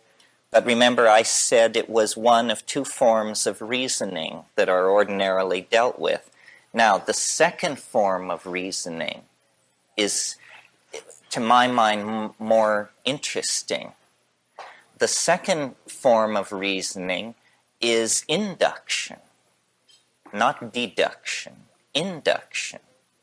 And induction, for those who believe in it, is thought to be, without doubt, a superior form of reasoning to deduction because it leads to a control and a manipulation of real consequences in the world. Okay, what is induction and how it works and how does it work? Well, it works like this. When I hit the water with a shovel, it makes a splash. Every time I hit the water with the shovel, it makes a splash. Therefore, this is the leap, the therefore, shovels can be used to make water splash. Now, notice what is interesting about this in contrast to deduction is that there is no untested first principle. You don't state something and then reason from it. You make repetitious observations, and then those observations which are most repetitious you raise to the status of laws. Induction. And this was abhorrent to philosophical thinkers because it doesn't have this Aristotelian purity that deduction has. It doesn't have this mathematical elegance. It's messy. It's all down in the world, observing and comparing and repeating experimentally procedures. But nevertheless, out of inductive reasoning comes the structure of modern science. Okay. But now there's a funny thing about induction. It's making an unstated assumption about time. It is making the assumption that time is invariant. Because what it is saying is, if A precedes B in 1,000 cases, then it is likely that A will precede B in the 1,001st case. In other words, it's a probabilistic theory. It assumes that probabilistic laws give momentum to repetitious observation. Now the question is this so? And the answer is, well, it's so in some cases, but not in the most interesting cases. The most interesting cases, I believe, are the cases which lie in the realm of primary experience of being. the felt experience of being. And in that realm, the realm of love affairs, divorces, lawsuits, religions, political upheavals, and that sort of thing, induction is no good guide at all. One love affair does not explain another. One marriage does not illuminate another. One revolution really does not shed light on another. There may be generalizations, but when you live through these things, what you take from them is the uniqueness of the experience.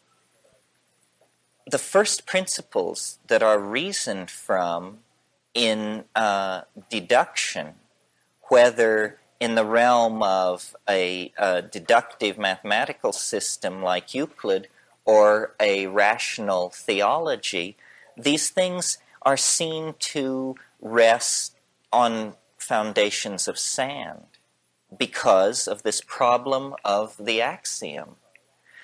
In mathematics, the axiom appears fairly secure because it's self-evident, such as parallel lines never meet.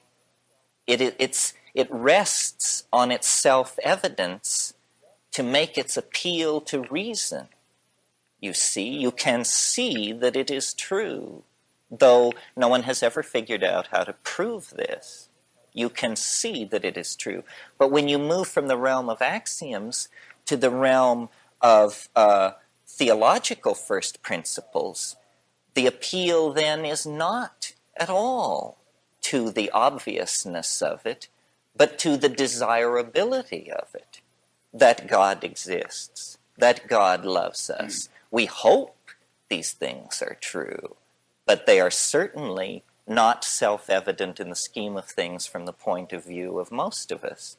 So what this shows then, I think, is that in the matter of deeper things, deductive reasoning rests only on the appeal that hope can lend to its case.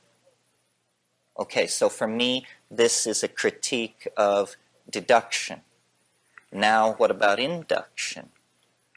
I referred to the fact that its premises rest on this notion of temporal invariance, which seems to be true only for the grossest of phenomena. Science has made great hay in that dimension by creating laws which are essentially predictive laws of cyclical phenomena that define for us what part of reality goes around and comes around. In other words, we can predict simple phenomena involving the mechanical orbits in gravitational fields. We can make simple predictions about the end results of certain chemical processes, certain nuclear processes, so forth and so on. But when you lay it against the background of nature and experience, it begins to look like pretty thin soup. It's no basis for claiming epistemic preeminence. And this is the point that I want to make. Science claims epistemic preeminence. That means that science doesn't say, we are an ideology like Buddhism and Taoism and the Tarot. They say, we are a metasystem. We shall judge all other systems in our scales.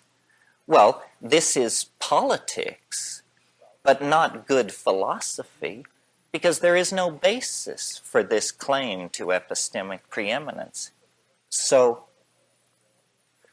this somewhat egghead rave is supposed to pass for a pagan polemic on the summer solstice, because it's an attack on the foundations of reason itself. And as you know, when reason goes, barbarism and madness cannot be far behind.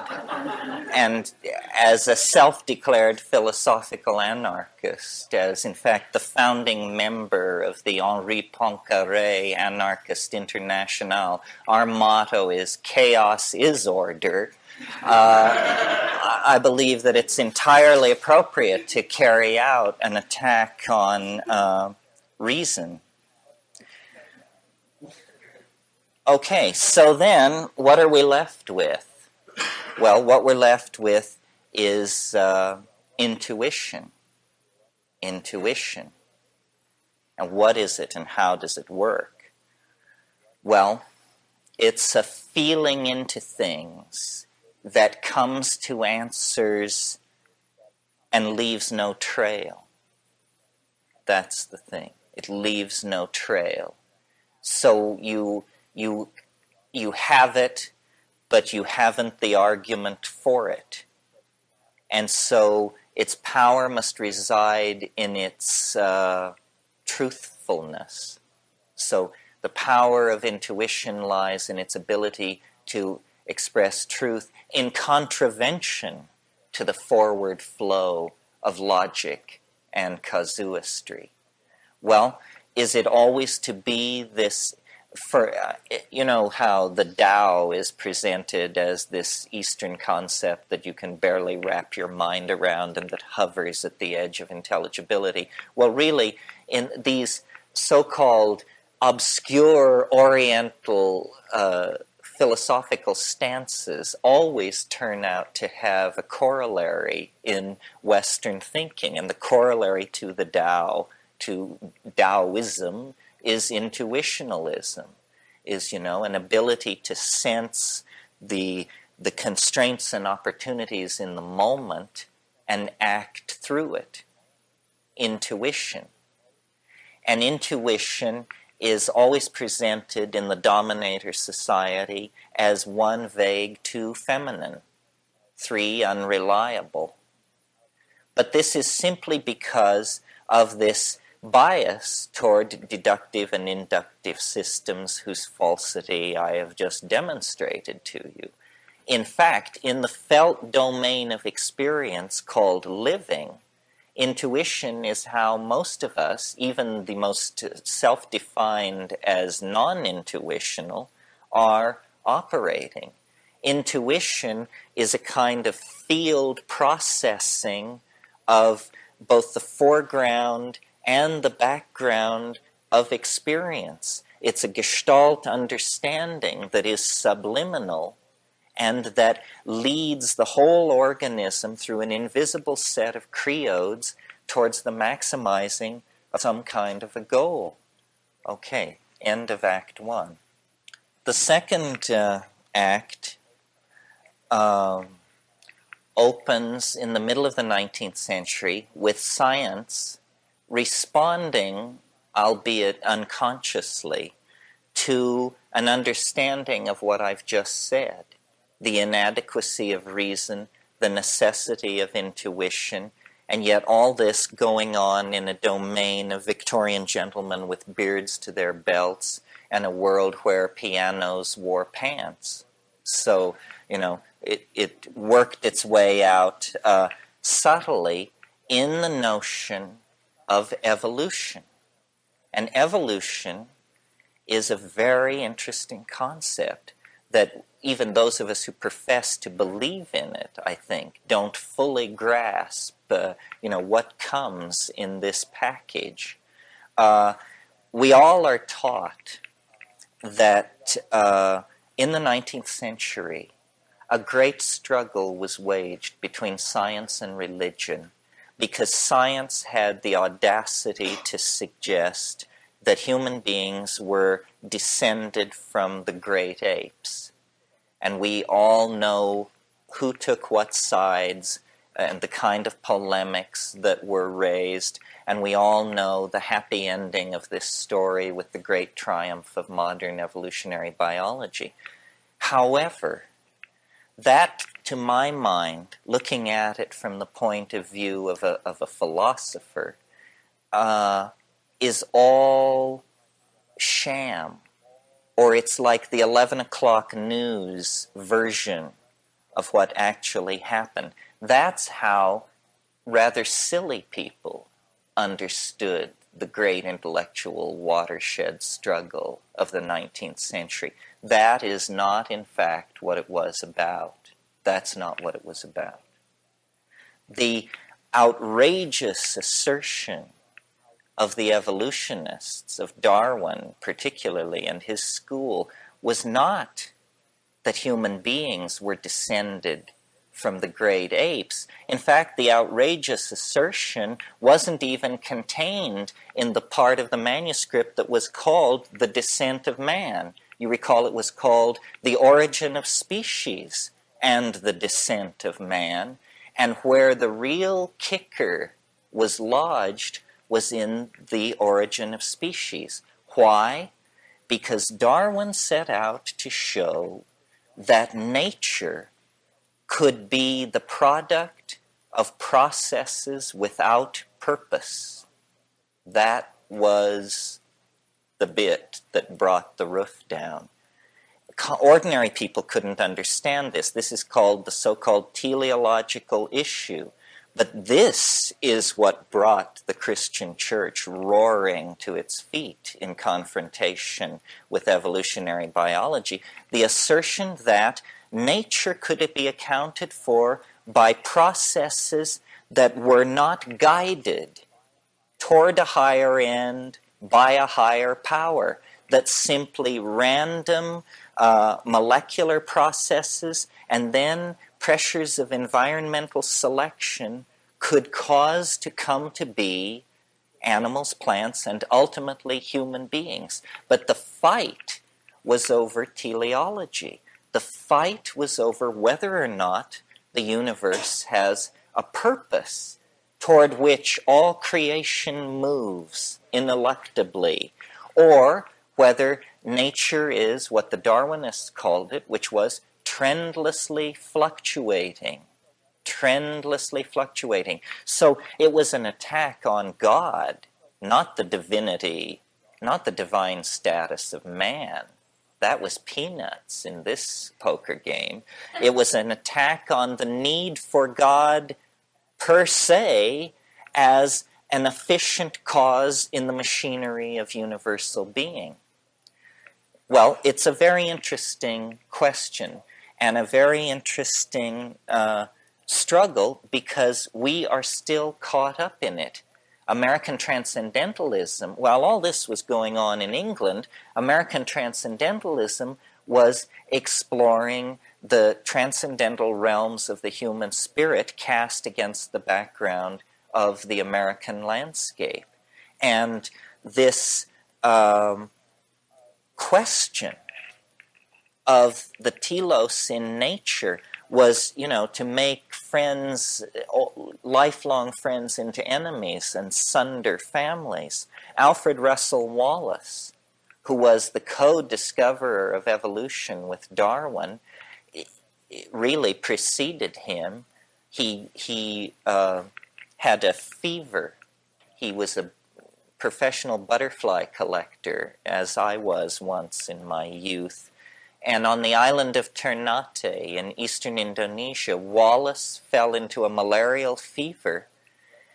And at the height of this fever, he wrote down 1.5 pages of scribbling, which when he came down from this illness and read it, it seemed to hold up.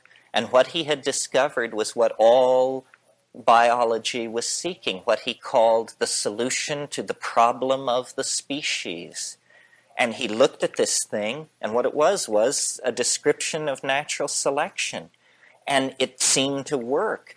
Well, Wallace was from the lower classes, had made his living in England as a surveyor, was essentially a field biologist because he was not accepted by the gentleman scientists of England. He didn't know where to turn, so he fired off a letter to the only person he could think of to ask, who was the greatest biologist of the day, Charles Darwin, at home in England in his garden, working over 20 years of notes on the problem of the species.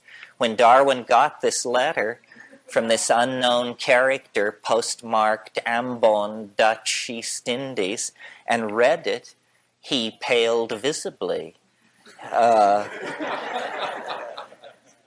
And he went to his friend, Sir Charles Lyell, who was the greatest geologist of the day, the proponent of catastrophism, and was to develop into one of the great defenders of Darwin's theory.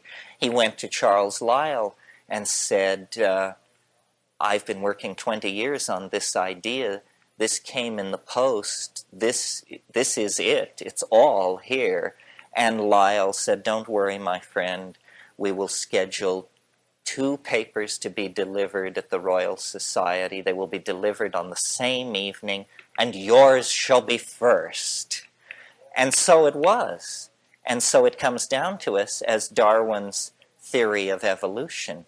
But in fact, in a way, for philosophical purists, it may have been better that way, because Wallace, who was in many ways a deeper thinker than Darwin, was a Fabian socialist, was fascinated by paranormal phenomena, as well as being interested in electricity, biogeography, anthropology, truly one of the last of the great polymaths. Wallace was unable to take the final step on the question of teleology. And he said, I cannot believe that random processes ameliorated by natural selection can give rise to a creature such as man. So this was the break in the 19th century, and it arises out of the earlier foundation of the struggle between intuition and reason. I mean, I think our intuition must place us in Wallace's camp, that there is a telos of some sort. There is an omega point toward which all creation, however unsteadily, moves. And it is because of this omega point that we do live in a cosmos and not a chaos, not simply a raging confusion, but something that is structured and ordered. Well, in spite of the fact that evolution was seeking to serve the most rigorous scientific desires to exclude teleology and to exclude God from the process of the natural world, it introduced a bizarre concept which cut against its own purposes. The concept is a kind of progress in nature where previously none had been. So that from Aristotle to the 19th century, what you have as a theory of nature is what's called the great chain of being, or the great ladder of being. And it stretches from God through the archangels, the cherubim, down man, then the animal kingdom, the vegetable kingdom, so forth and so on. But it is imagined as static, as put in place by the fiat lux of creation, set in place for all time. What Darwin did was to see it as not a great chain of being, but as an escalator of being. He added the notion of progressive movement toward higher and higher forms, more and more complex manifestations of the intrinsic ingression of novelty into actual events.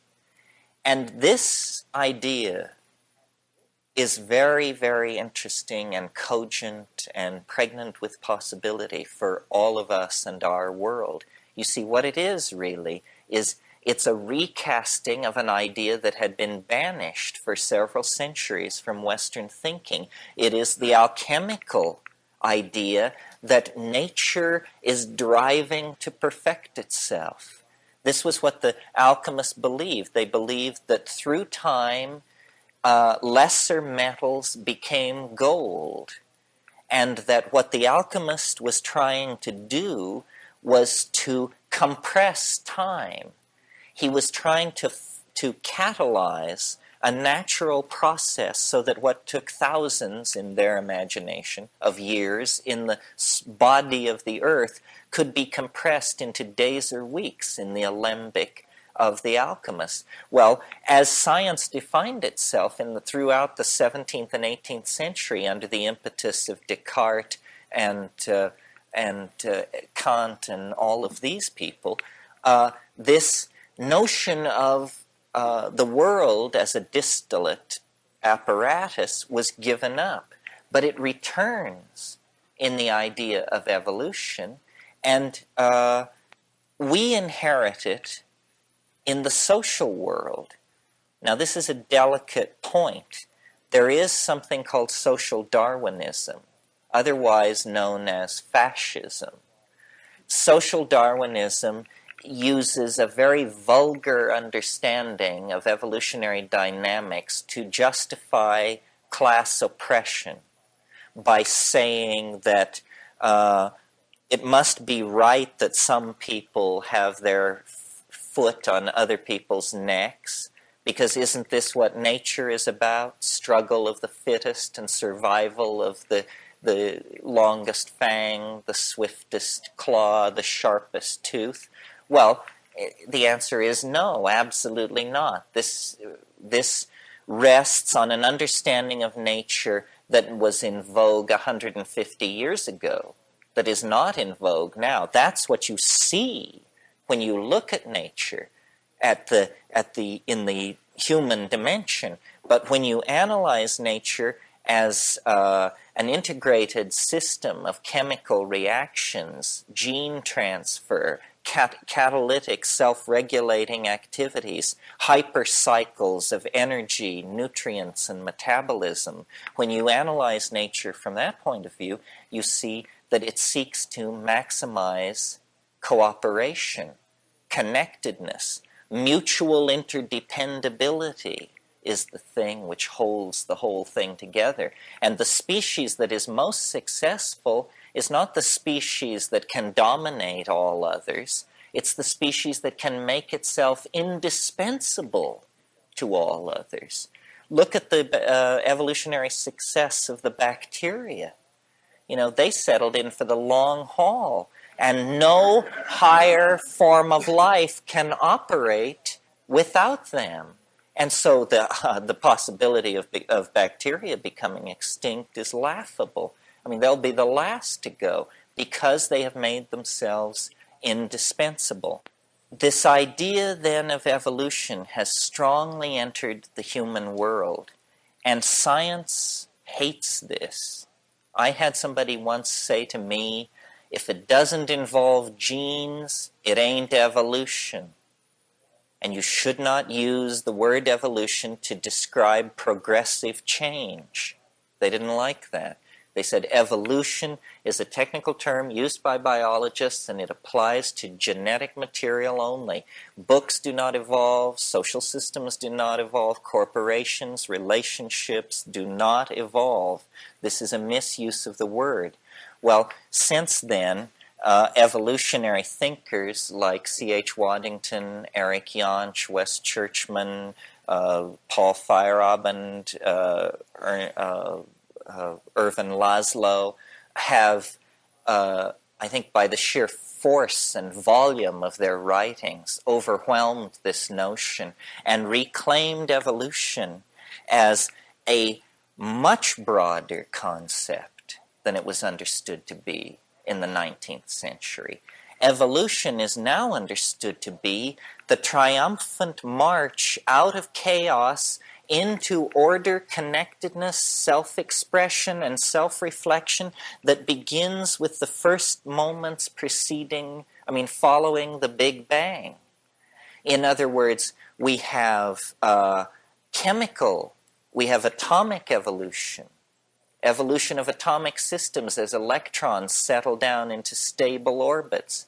We have chemical evolution into more and more complex molecular forms, which finally become polymers. These polymers further evolve into complex energetic systems capable of self-replication, motility, and eventually, the writing of operas. So what we see when we look at the universe is that you have to be blind to this progressive tendency that has worked its will with the random plasma of pure electrons, with the chemistry of stars, with the molecular chemistry of primitive planets, with plant and animal life, with human epigenetic coding systems, carving, dance, ritual, vocalization, magic, and this process proceeds right up into the 20th century with this phenomenon that we all give some credence to, the notion that we are living in a period of compressed time. Well, so what are we to do with that? I think what we have to do is begin then to design this process. It is now moving fast enough that it is within the ken of each one of us to see progressive consolidation of change taking place in the world around us. We as human beings, I think, are destined to be the design and control element in this thing, in this global Gaian process. Never mind that we have done it so badly up to now, because now, meaning the 20th century, is a completely different kind of epistemic world than any world that preceded it.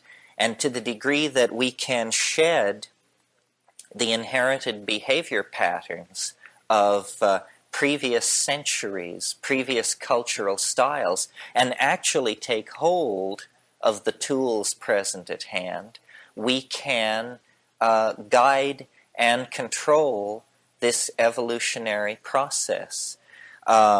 Culture, as it is in a sense, the software of the infrastructure of the global civilization, which is the hardware. We don't need to make major design revisions in the hardware. The hardware is how we produce and move around food, how we produce energy. The major restructuring there is simply a matter of cleaning it up, making it more efficient, less toxic, less enslaved to the notion of making a buck, more enslaved to the notion of serving human needs. So the hardware structure can be pretty much redesigned along the lines that are clear to even the engineering mentalities among us. What is not so clear is that culture can be redefined as software and radically rewritten so that it runs much more smoothly. Now notice that I did not say that we were software or hardware. We are neither. We are the user. And this is the important thing to remember. We are not scripting ourselves into some kind of machine future. We are designing the future that we want to have rather than allowing the blunders of our grandparents to dictate the kind of future we will have. We're very late waking up to the necessity for this. This is because we tend to operate along very short-term goals. It's very hard for us to put in place a project that looks 40 or 50 years ahead. It was interesting, a couple of years ago there was an article in the Whole Earth Review about a chapel at Oxford that the main beam of this chapel, which was an oak beam about so by so, was rotted through with worms and had to be replaced. And it was no problem, because 800 years ago, an English king planted an oak tree that was to be grown for the specific purpose of replacing this beam when it should need to be replaced. And so this 750-year-old oak tree was cut and the beam hewn and put into place. And it inspired them to plant another oak tree, which is not a bad idea.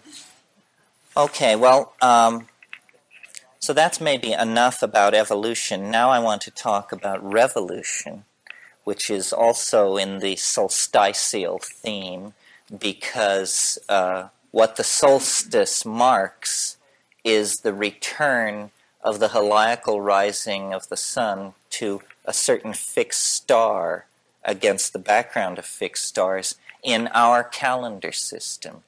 What it really celebrates is the longest day of the year, the day when the sun makes its most northerly, its deepest incursion into the northern latitudes. It's interesting, the theme of revolution is dealt with in the I Ching. And since, of course, the I Ching was one of the 5 Confucian classics, you might turn to that passage expecting a discourse on political reformations.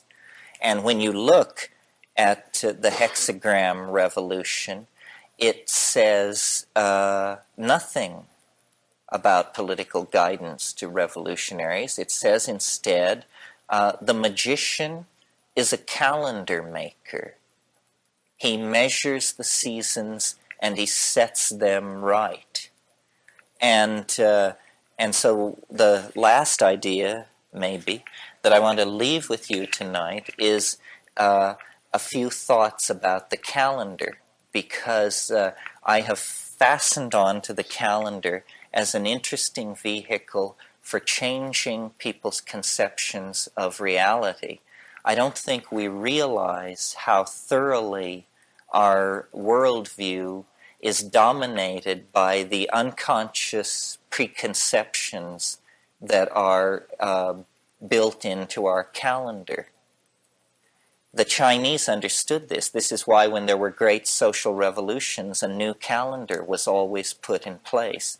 We have used the present calendar with a minor correction for 2,000 years, for one entire zodiacal age. And we assume, I assume we assume, that we use this calendar that we do because it must be a very good one, and it must be the best of all, and it must be the simplest. And it is true that when you look back into time, you do find bizarre calendrical arrangements. For instance, I don't know if you knew this, but Roman months counted up to the middle day of the month, and then, like a rocket launching, counted down to the end day of the month. This is why the middle day of Roman months, which was called the Ides, was considered an unlucky day, because that was the day that the upward switched to a downward count. Well, we would find this very clumsy. But notice that what the logic, and we've talked about logic, reason, and deduction this evening. The logic behind our calendar is that it is a good solar calendar. Well, what do we mean by a good solar calendar? Well, calendar makers will tell you that a good solar calendar is a calendar such that on the same day of every year, the sun rises in the same place against the background of the fixed stars. This is what we mean when we say the sun is in Aries. We mean that at dawn, the constellation Aries, is blotted out by the heliacal light of the rising sun. But the sun is this solar, masculine, Apollonian archetype. It is the archetype of the ego as God. It is the archetype of the center, the unity. The solar calendar is set up so that we do not have what is called a precession. A precession is where the days slip against the background of the fixed stars. The notion of our calendar is that it is an agricultural calendar, and we want our great agricultural holidays to always fall in the times of harvest and planting. So a solar year must be used. But what this does is it has an underlying assumption which is false, and which has been inculcated into our psychology to detrimental ends. And it is that this obsession with fixing the solstices and the equinoxes against the fixed stars is the effort to build a structure on the very largest level, the level of the planet itself, to build a structure that is fixed, that is enduring. And the great pride of our calendar is that we say it does not slip. That means it's fixed and enduring. Well, you may not know that the reason it doesn't slip is because there's a fudge factor in it. We're all familiar with the fudge factor of leap year, that every 4 years we have to add a year to keep it okay. But how many of you knew that every century year divisible by 400 is also a leap year, even if it occurs out of sequence? The year 2000 will be such a leap year. It is a century year divisible by 400. So was 1600. And so in that case, you have a leap year, even though the previous or the following year may be a leap year. So there is a fudge factor in the high and mighty solar paternal calendar that keeps it on track. Well, somewhat facetiously, what I propose, at least as a thought model, is an entirely different year length, 384 days. Now, 384 days is an interesting number. It's 13 lunations, precisely 13 lunations. And so we would have, therefore, a need for a 13th month in the calendar. And I propose that the 13th month follow August and precede September and be called Remember. And the month of Remember will be a month of great mnemonic celebration and recovery of the past. It will be a celebration of the past. Well, okay, now we have 13 months. That's wonderful, but we have purchased this 13th month at the expense of 19 days that overshoot the solar year. What about that? Well, instead of viewing that as a problem, as it has always been viewed, let's view it as an opportunity. What happens if you use a day length 19 days longer than the solar year? Well, it means that the great festivals of the solar year, Easter, Christmas, the 4th of July, will, let's call it Independence Day so we don't confuse ourselves because it's going to move, that these great festivals will do what is called precess. Each year they will come 19 days later against the solar year than the year before. So in such a calendrical system, you would be, as a child, Christmas would occur, let us say, in winter. By the time you were in your middle teens, Christmas would be occurring in springtime. By the time you were in your mid-20s, Christmas would be occurring in high summer, and in your mid-30s, it would occur again, it would occur in autumn. And through a life of 60 or 70 years, the solar festivals would migrate through the seasons. Well, this may seem trivial to you, and hey, it may be. But the psychology of it is that it's trying to build in at the highest level a truth which we have lost sight of, which is the idea that everything flows, that everything is impermanent, that flux is the only standard. Flux is the only thing you can depend on. If we gave ourselves permission at the highest and deepest psychological level, the place where we measure time and the spectacle of our life as spread out against the grid of the history that we live through, if we were to give that permission to be portrayed on a grid that emphasized flow, transience, change, and recursion, rather than this constipated solar square against the fixed stars, then what we are really doing, you see, is changing archetypes. We are changing archetypes. And what are we changing? We're changing the Apollonian solar paternalistic dominator archetype for the feminine, oceanic, intuitive, giving and taking archetype of flow and life and death and completion through change, rather than completion which seeks to stave off change and then is inevitably swept away and therefore somehow touched with pathos.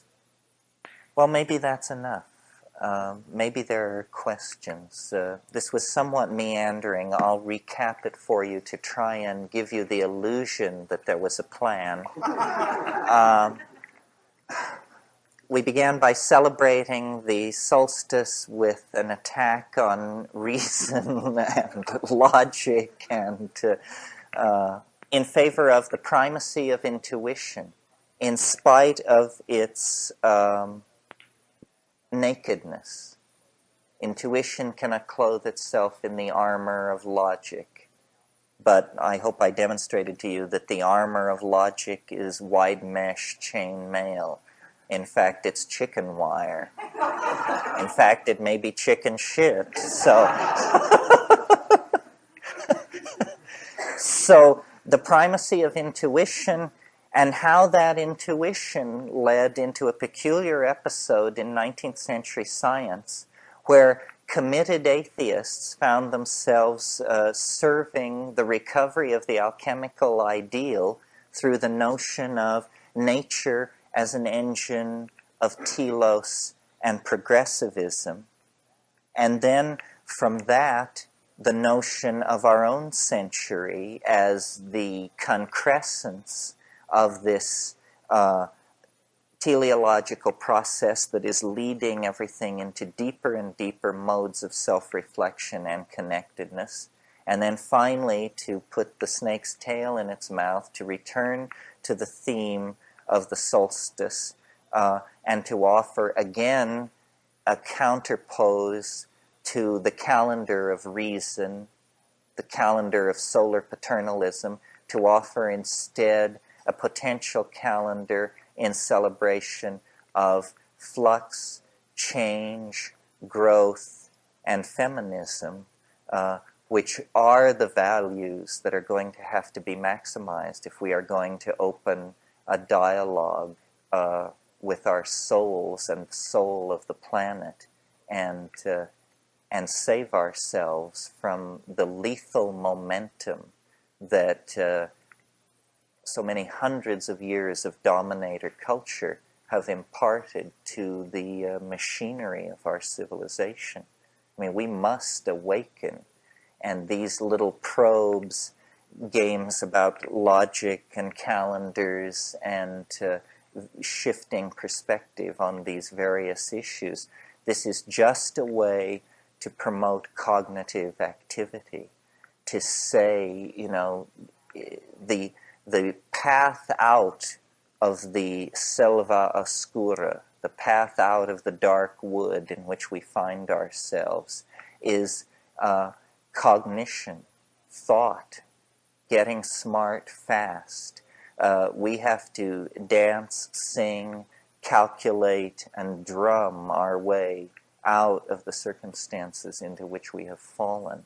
And to the degree that we can celebrate the irrational, the feminine, the unconscious, the transpersonal, and even the psychedelic, to the degree that we can celebrate these things, we are giving permission for the order that is in nature to manifest.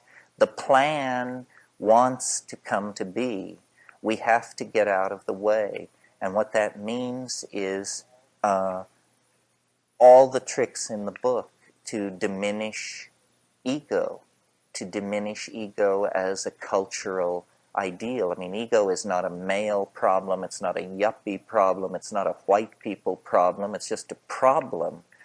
And until we get this higher perspective, we are going to continue to rattle the bars of our cage. The higher perspective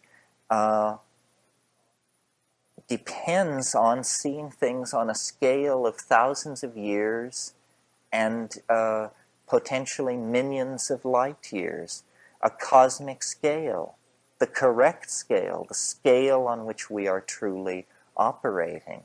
I mean, the minutiae of our personal lives is that.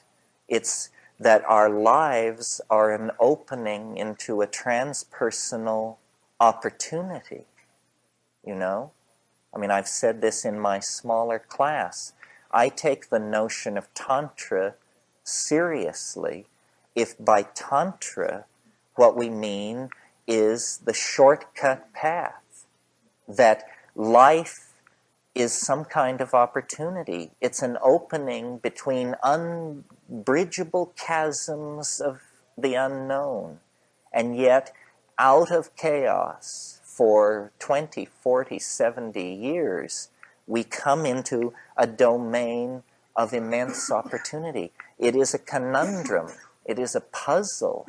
It is something to be figured out.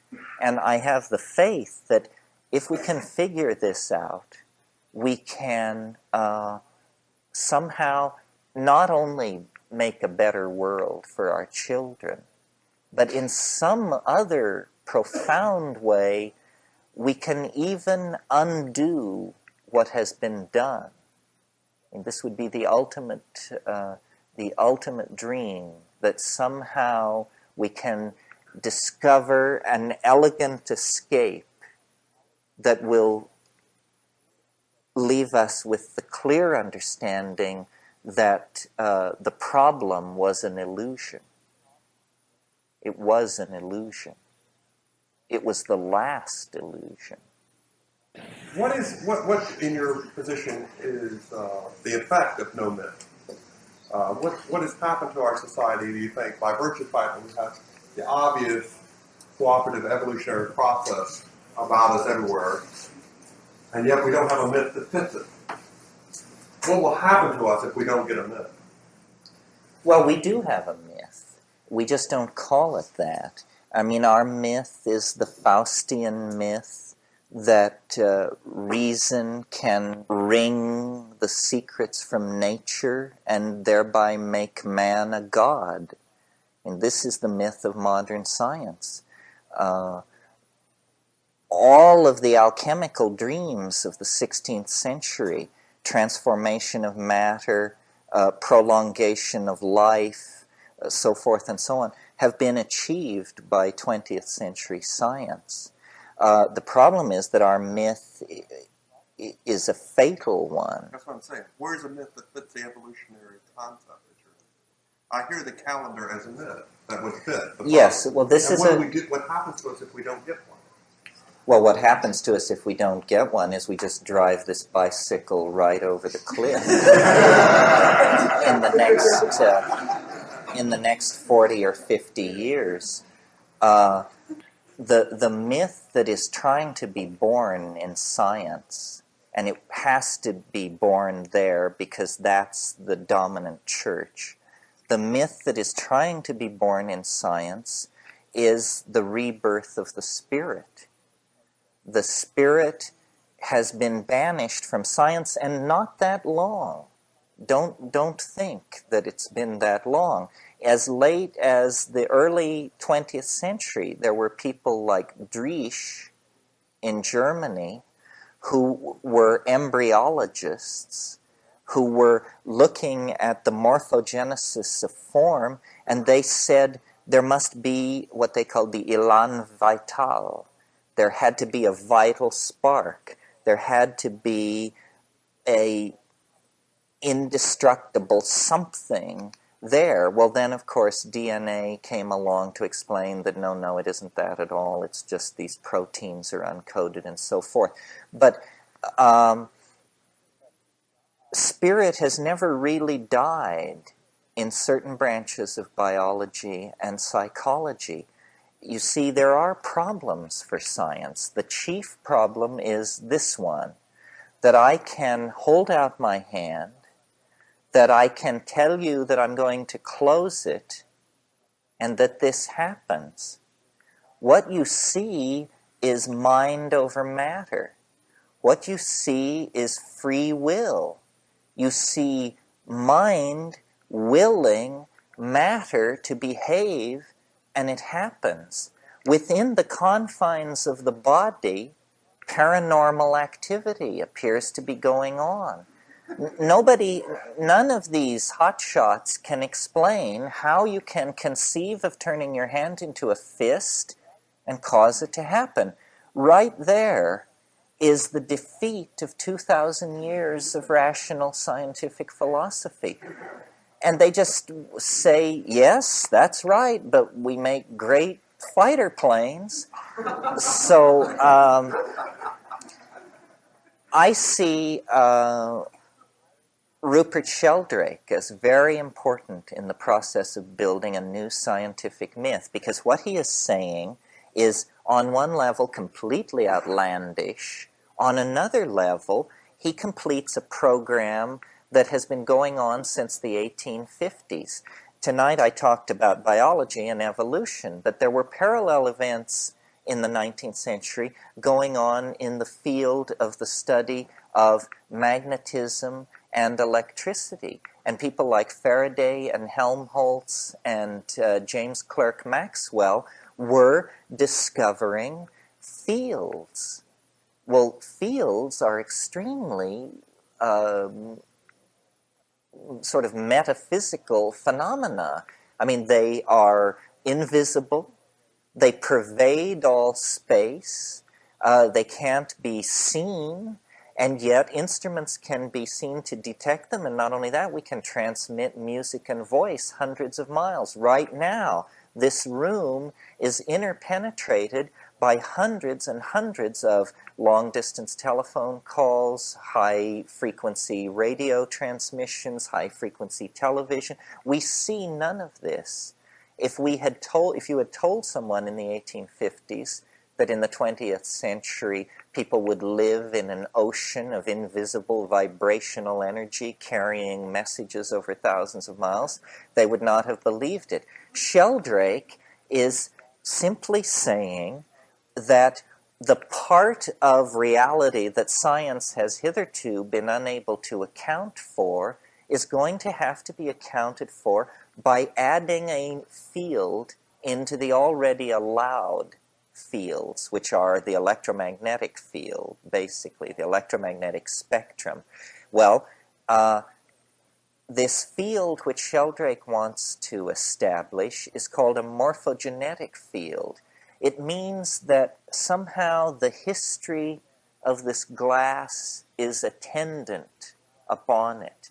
The history of the glass has followed it here this evening, as has the history of the pillow, and your history, and that we are in fact not, that the past is present in the present, that in fact the present is somehow a cascade of effects coming out of the past, not along the lines of causal declension, cause and effect, but also in this other way.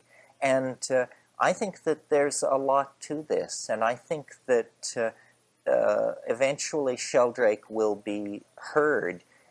As yet, he's unable to stride to the blackboard and write the equations for the morphogenetic field, but this could come in time. And when it does, it will elucidate the hidden dimension that so bedevils our understanding, because it will explain why things are as they are.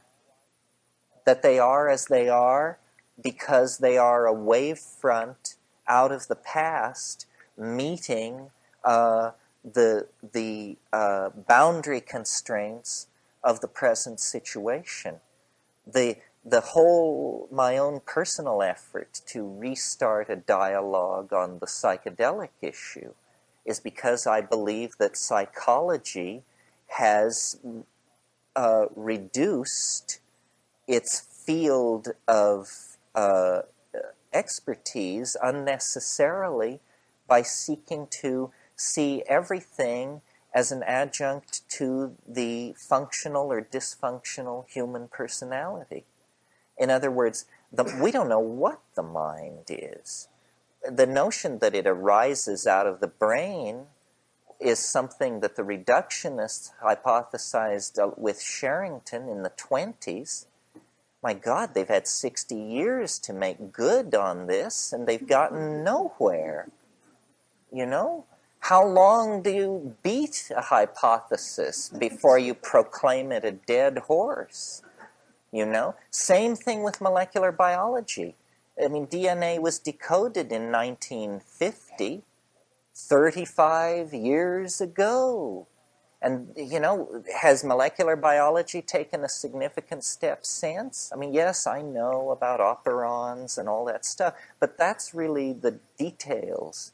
No understanding of the mechanisms of life have emerged out of reductionist biology, and no understandings of the mechanisms of mind, thought, and cognition have emerged out of reductionist psychology. So what we're going to have to admit, and this is a tough thing, but this is what goes along with intellectual revolutions, is the inadequacy of the present models. And the paradigm reformers are in for big trouble, because these paradigms can't be reformed. These paradigms have to be junked. It's junk. It's worthless. I mean, it's fine if you want to make fighter planes, but what does that prove about your knowledge of the nature of being? It doesn't prove anything. It's just a cultural artifact. So I think the myth that is seeking to be born is the rebirth of the spirit. And it's a strange thing because we all feel it. We all know it. But we live in such a top-down ecology of knowledge that until Time magazine proclaims the rebirth of the spirit, nobody's going to cop to what's going on.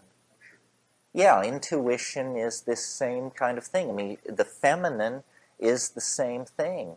I mean, I don't want to burden this group because you haven't stuck with me over days and days, but what I'm saying in my, what I think of as course, is that we had a symbiotic relationship as recently as 20,000 years ago with a vegetable mind, an organized entelechy, a goddess, a spirit, whatever you want to call it, a mind that was brutally truncated. Our symbiotic relationship was brutally truncated by climatological and historical factors that caused us to fall from that state of grace, ecological balance, symbiosis, into, you know, the wandering herd of car thieves that we are. And our ennui, our existential discomfort, our angst is a product of this severing of our relationship to spirit. We are the children of a dysfunctional relationship that we have to bring to the surface. And you know, if you are what I imagine an ordinary person, this will start out sounding preposterous, begin sounding menacing, and I hope end up convincing you. We are worthless without a stabilizing umbilical connection to the mind at large in nature. And the way we have always achieved this is through shamanism, natural magic, and ecstasy. This is, in fact, what ecstasy is. Ecstasy is being in the presence of the other. And the other is not a philosophical hypothesization or somebody's notion. The other is the thing we share this planet with, that we as a culture have not glimpsed for 1,000 years because we've retreated into walled cities and walled languages and walled idea systems. We nowhere come tangential to the flesh of the earth.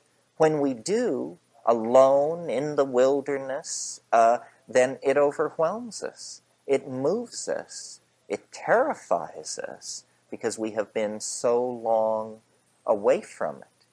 So this is what the reclamation is about. The spirit is not some airy-fairy notion floating above everything. I mean, the spirit is something which, when it enters into your cross-section of reality, it leaves your knees knocking and your heart pounding.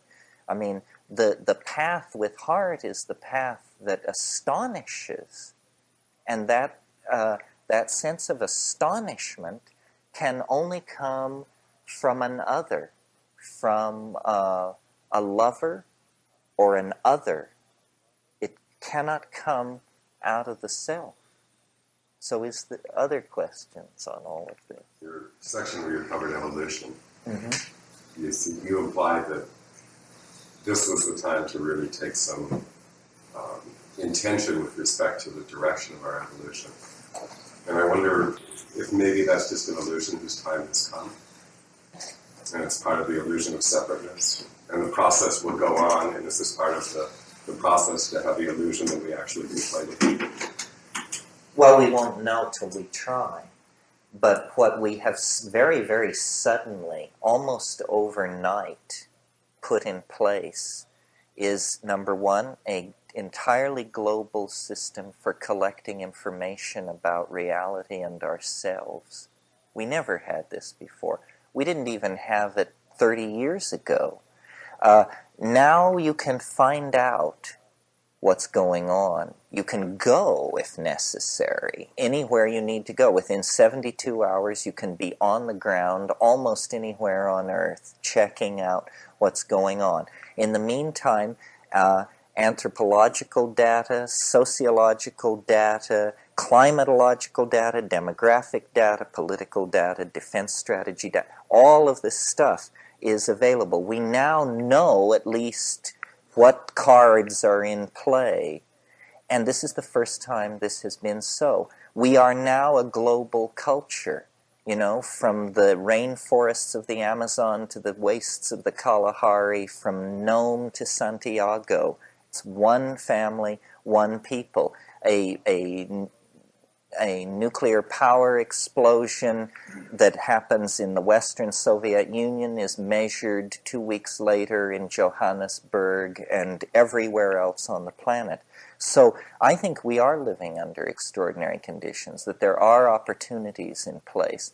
The other thing is, you know, we're connecting 9 million computers a month are being connected together.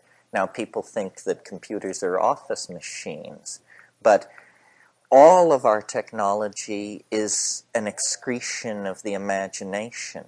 All of our technology is the condensation of ideological intention.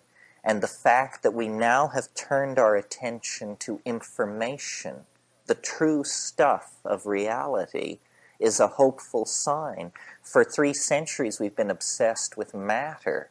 We thought that was the true stuff of reality. Well, it turns out that's just, nonsense.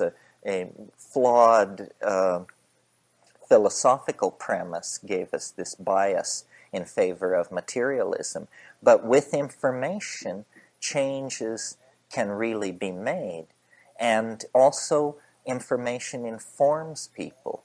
I'm very much enamored of the notion of the meme. A meme is the smallest unit of an idea. It is to ideas what genes are to proteins. Genes make proteins, memes make ideas. And the way you encourage a meme is the way you encourage a protein. You replicate it. There are 2 ways of replicating memes. You can tell somebody, and they will tell somebody, or you can tell 2 people. You can repeat yourself, or you can tell a bunch of people. And the idea is that we are now, the global meme pool is now in place. All ideas are in competition, and it's a level playing field. This is, to my mind, what accounts for the overnight evaporation of Marxism. This was a meme which could not survive on a level playing field. When the playing field was leveled, meaning when a free press was allowed, that was it for that meme. That was like, trying to sell flying pigs in Brooklyn. Just people are too smart, so it's not going to happen. So I believe then that memes compete with each other, and that the best ones are the ones which rise to the top. I have a real faith that ideology in this case will mirror biology, and that more and more complex and well-adapted and efficient and co-adaptive and mutually self-reinforcing and mutual community feedback and all of these things, that the memes which support, which maximize these evolutionary goals will fall naturally into place.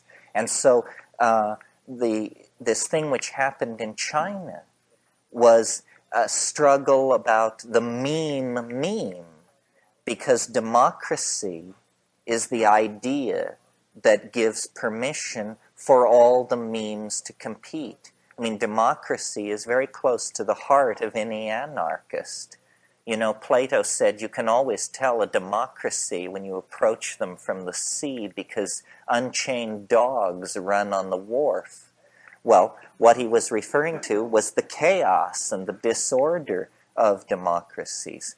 So releasing memes into a competitive environment is very important. Every government on earth, no matter what a bunch of repressive, totalitarian, militaristic clowns they may actually be, they have to give lip service to the idea that they support a free press and free exchange of information and so forth and so on. The battle over that has been won. Now it's about how we interpret what we call victory. Nevertheless, as the little people in the world, I think it behooves all of us to seek to promote this process wherever possible. If you have a good idea, say it. For God's sake, say it. I mean, we're drowning for lack of good ideas. We need every good idea we can get. If the future is not going to be made of good ideas, it's going to be made of bad ideas, and we've seen enough of what that can bring. History is a digression. History is the briefest of all natural phenomena. It began 10, 15,000 years ago and appears as though it will quench itself within 500 years. It is obviously a self-funneling process that digs its walls higher and higher because it is going towards some kind of transcendence. It is a metamorphosis. It is not a steady state. History is some kind of process balanced on a pinnacle, and it either goes back, I suppose, into speechless animal organization if we blow up the world, or it turns into something else. But it is not something to be maintained. It is transitory and designed to be so. It's like a birth. It tears the planet apart. It contorts the people undergoing it. Before it's over, the heavy metals are ripped out of the surface of the earth. The forests are cut down. This thing happens, and then let us hope it is over, and we go to some less materialistic, less destructive phase. This is why, the question that the psychedelics raise for each of us as individuals is the question that the culture is going to have to answer collectively in time as well. It is, what are we when we can be anything we can imagine?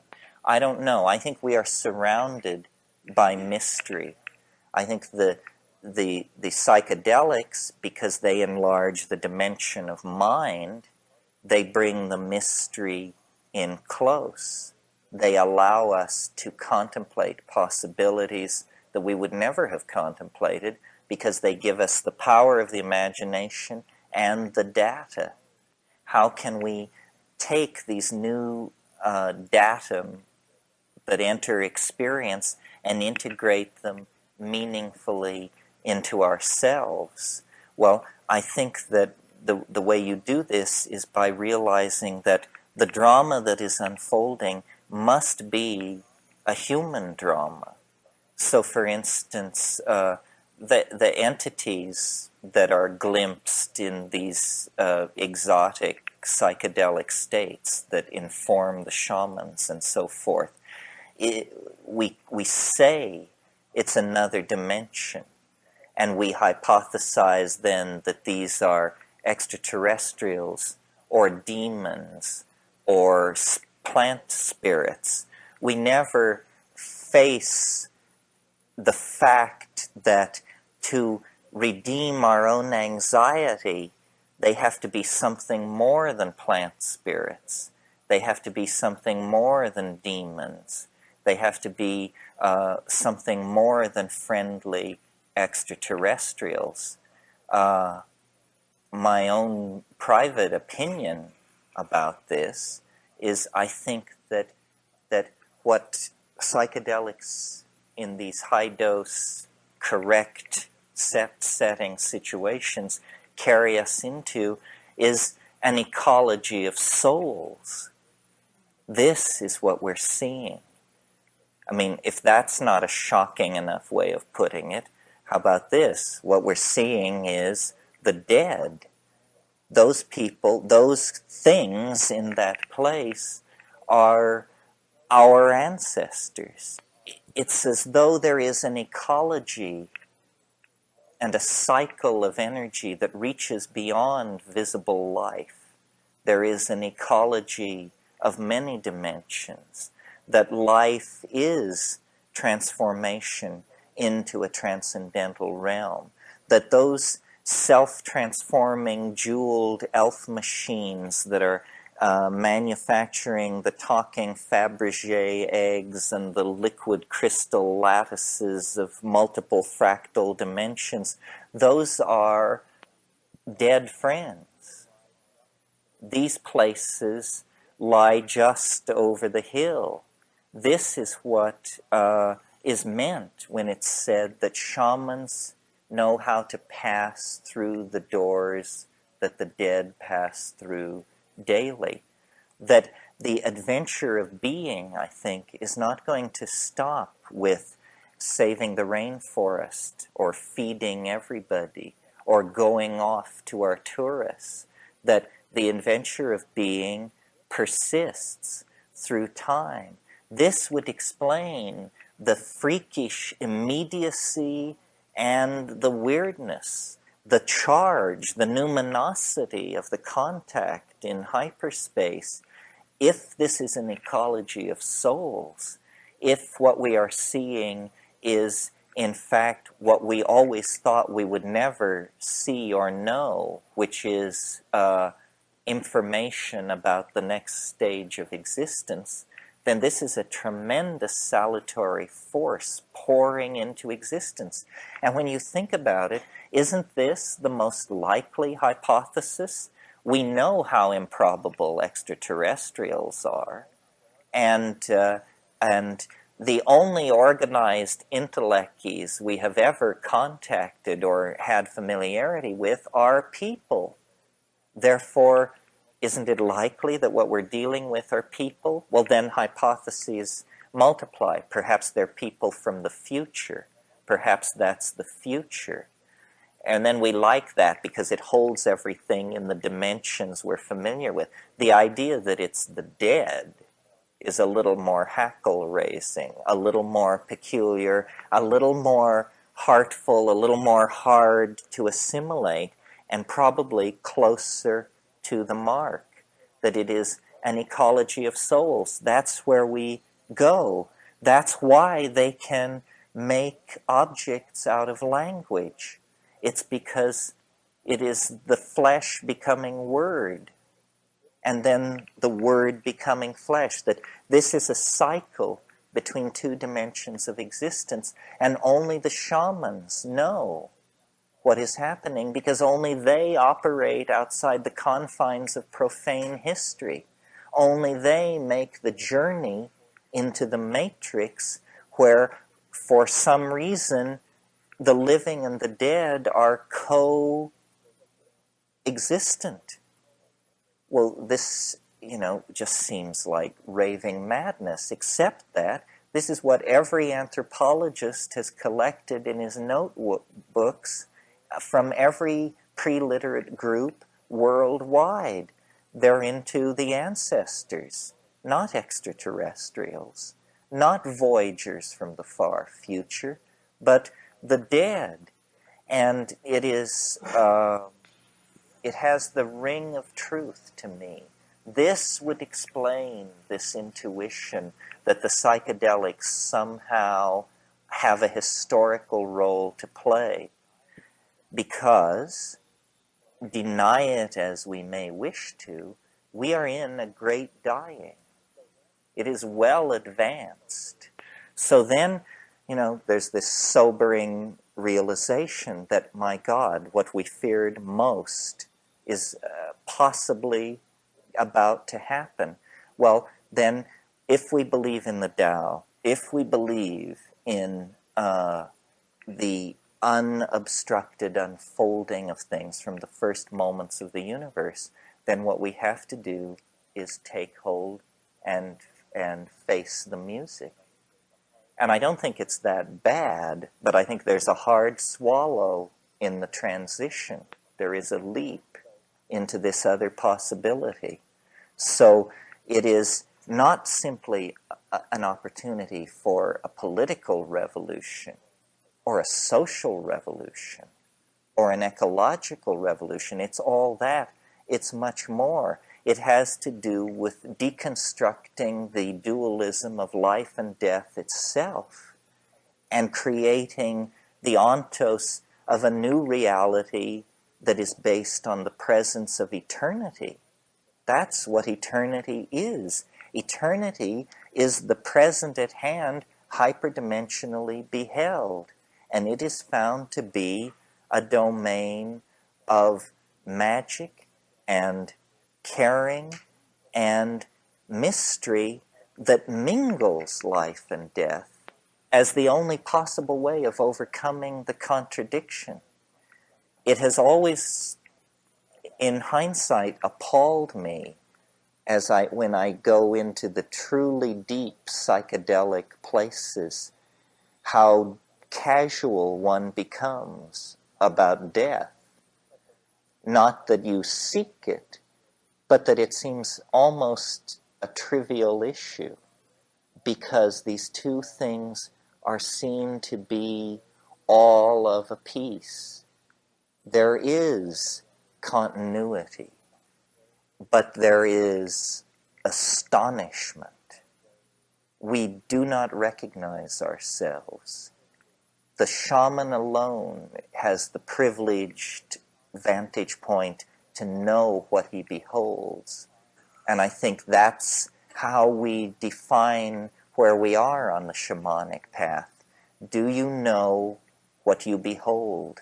I mean, some people come down and say pretty pictures. Other people come down and say dancing mice, hieroglyphs. Do we know what we behold? We need to know what we behold, because inevitably we become what we behold. That's all, folks.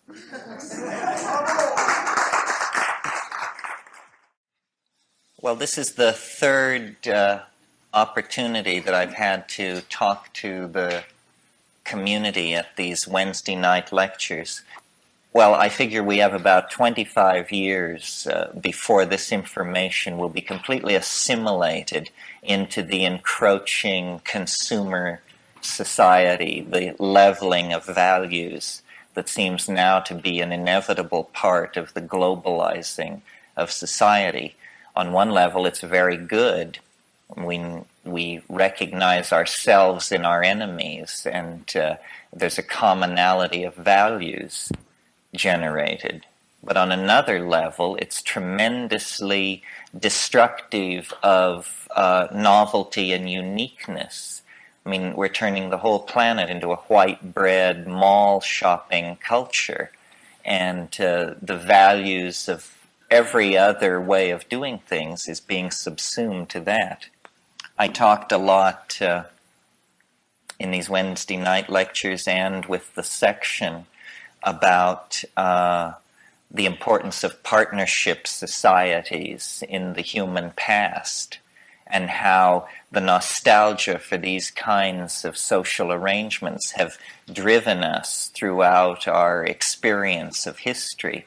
Well, it is nevertheless true that even today in the Amazon and perhaps in a few other relict environments, partnership societies exist.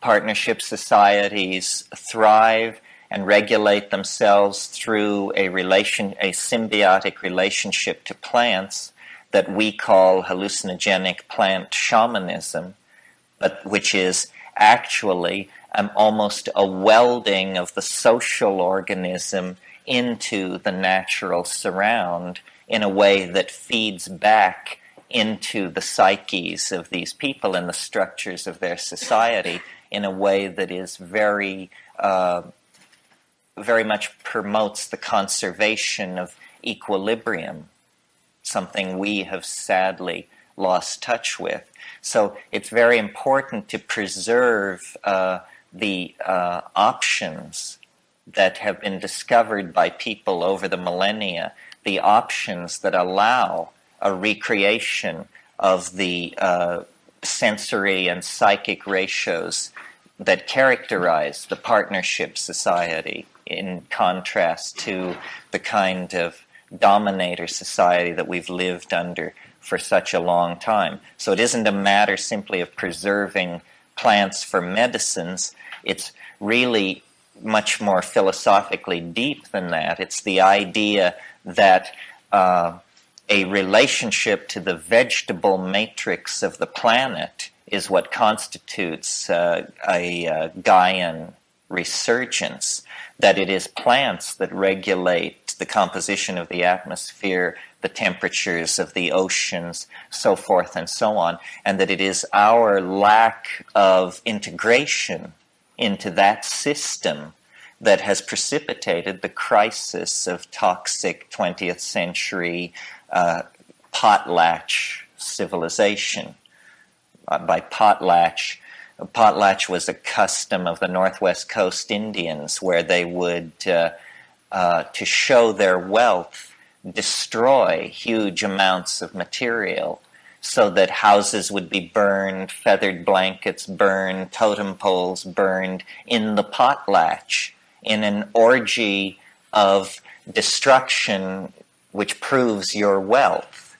And we have assimilated and perfected this custom so that it is second nature to us.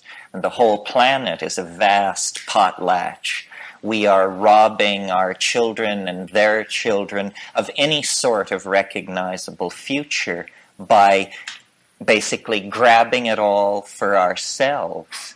No other society in history has been so callous to human values that it condemned generations unborn of its own children to live in a desert.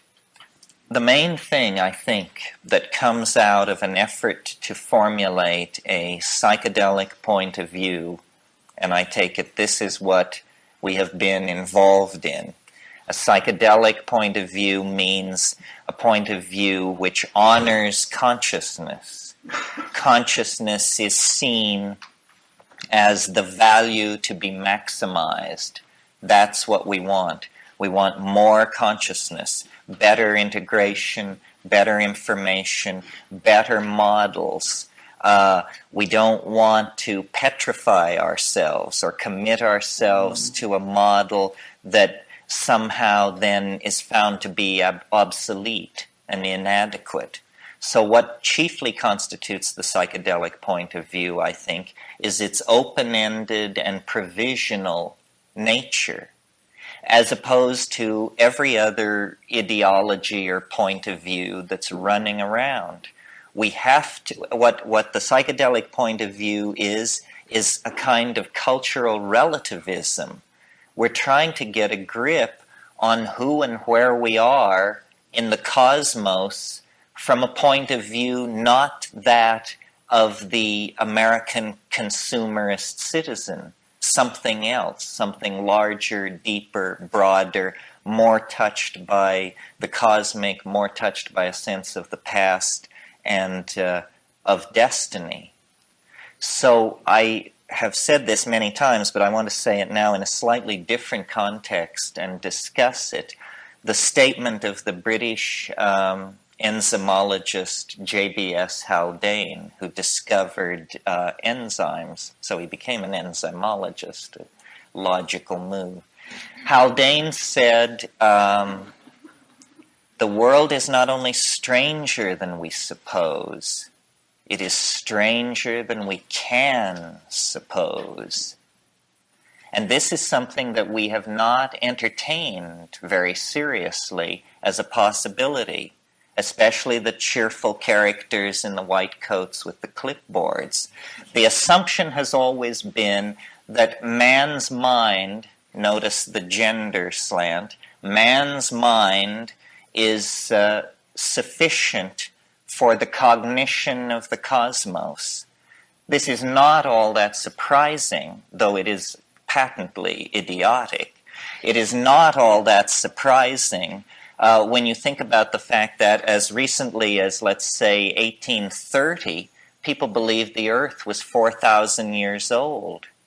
As recently as 1480, the New World was unsuspected to exist, or it was suspected by a few wild-eyed map makers and mad sailors. But conventional knowledge held that, you know, the Eurasian landmass in connection with Africa, that was it. So when we look back into our recent past, we discover tremendous epistemic naivete. That means people didn't know what was going on. They weren't even close. And yet we are asked to believe that somewhere after Darwin and before now, it was all figured out. And now we view the universe from a lofty pinnacle of integrated understanding. Now the physics explains biology, biology explains culture, culture explains sociology, so forth and so on. Well, this is really whistling past the graveyard, because meanwhile the visible consequences of this understanding are spreading chaos, dissolution of values, an inability to control technology, an inability to set reasonable political goals such as moderation of population growth and carry them out. Instead, somehow this deep insight into how everything works has left everything a mess. And, what does that mean about us? Why is that, and what can be done about it? Well, I think the problem is that we have too long ignored the possibility that reality is stranger than we can suppose. I mean, let this reverberate in your mind. Not that means no model will ever work. It means it will always be provisional, that the understanding of what it is will always recede ahead of any epistemic program to describe, enclose, explain. This is all a fallacy if you believe that you are embarked on a finite project where eventually you will issue a white paper and that will explain how the boar ate the cabbage. It's not to be explained. And we have, I think because of unique characteristics of the male ego, chosen to operate with the assumption that we can understand, that the human mind can in fact grok larger and larger levels of embeddedness and make sense of them. What the psychedelic experience, number one, and point of view, number two, is saying is that we have the means present at hand to completely explode this nonsensical fiction of certitude. And yet we choose not to confront it. This is why I first proposed calling this Facing the Answer. Because the answer about how you understand the universe is the same answer that you get when you ask the question, how am I to understand my own life? It can't be understood. It is a receding mystery. It is a continuing carrot. It cannot be brought under the aegis of rational apprehension. It says in Moby Dick, reality outran apprehension. It always outruns apprehension, because apprehension is the primitive functioning of the primate neural network. And reality, who knows? Who would even care to take a guess, It's a mystery. You do not measure the depth of a universal mystery with the neural network of a primate. Our role is not to understand, but to appreciate. To appreciate. We have an immense capacity for resonance with beauty, aesthetic awareness, appreciation of form, appreciation of how things go together. Notice this word appreciation, appreciation. If you don't know what's going on at a dinner party, in a corporation, in an environment, then the best course is to keep your mouth shut and pay attention and try to appreciate the situation. It's ridiculous to attempt to seize the tiller of reality because we don't even know where we want to go. So the notion that by creating these models of reality, which are not acknowledged as models, but which are called scientific truth, we betray ourselves down the primrose path that leads to dreary, dusty death. Because what we do is we take the poetry out of being. We extract the poetry from being by the assumption of the mundane. The banality of modernity is what I call this. The banality of modernity, the steady flattening of values so that nothing means much. You know, the sense of outrage over political mistreatment of the underprivileged, or the sense of outrage as a society slips toward the abyss, or the sense of outrage when people mistreat you, is muted. Everything is flattened by the banality of modernity. This is the heritage of all the bad little boys of the 19th century, Nietzsche and Darwin and Hegel and Schopenhauer. These clowns were on a bad trip, and they were loud about it. And what they give us is a universe devoid of soul. Man looms larger and larger. Notice the gender slant. Man looms larger and larger in the picture. And what this ushers into is fascism, pure and simple. And it's not surprising, because this calling forth of the image of man into larger and larger perspective has been the program of monotheism for 3,000 years. It has been a relentless accentuation of the centrality of the human image, the male dominant human image. And in the transmutation of Hellenistic Judaism that becomes Christianity, the final apotheosis of this point of view is created in the notion that man can be God. That's it. And it is hailed as a tremendous infusion of existential validity into the human image, the greatest stride ever, the greatest single stride ever taken in the definition of human ontology. Well, I would like to suggest to you it was the greatest backward step ever taken, because what it did was it shoved nature further and further into the background. Nature is something from which we torment her secrets. This is Francis Bacon. We torture nature to obtain her secrets. The world is created for man. It is for man to remake in his image all this gender stuff. And it is then no wonder that building on that foundation, 19th century rationalism, which thought it was putting these things behind it, it conceived itself as anti-clerical, as anti-monotheism and Christianity in some sense, and yet what it really did was it just stripped away the Baroque trappings.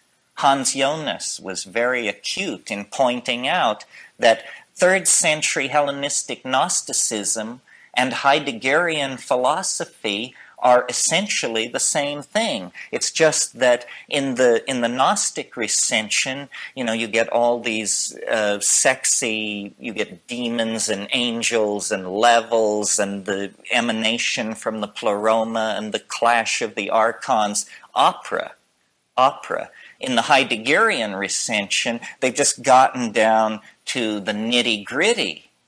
But the message is the same. Man is thrown into the unknown. Man is in the abyss, lost. All meaning must come from within. All order must come from an inner vision. We are abandoned. This is Heideggerian language. We are abandoned. Well, this is permission then for pathology, because it is a point of view purchased at the cost of ignoring the facts of the matter. And that is, in my definition, a delusion. A point of view purchased at the expense of the facts of the matter. You know, Whitehead said there are stubborn facts. You can reduce and reduce all you want, but there are certain stubborn facts. Well, one of them is the primacy of nature. A stubborn fact which was ignored by this tradition. Once nature is taken as the ground of being, then the permission to inflate the image of the ego is denied. And I think that this is happening globally, very slowly, under pressure under duress because our backs are to the wall. We are seeing a planetary crisis unfold before our eyes. And, blame has not yet come into the rhetoric, but eventually it's going to be understood who's to blame. And it isn't the tribesmen of New Guinea or the Indians of Siberia.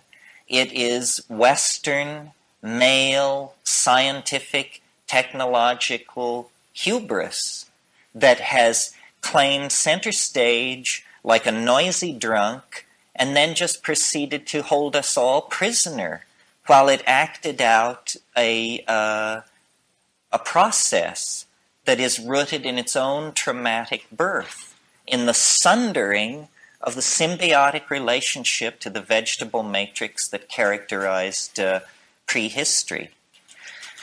Well, so what I'm offering as a counterpoise to that is this notion of provisional models. Nature is not mute. This is what Sartre said. Nature is mute.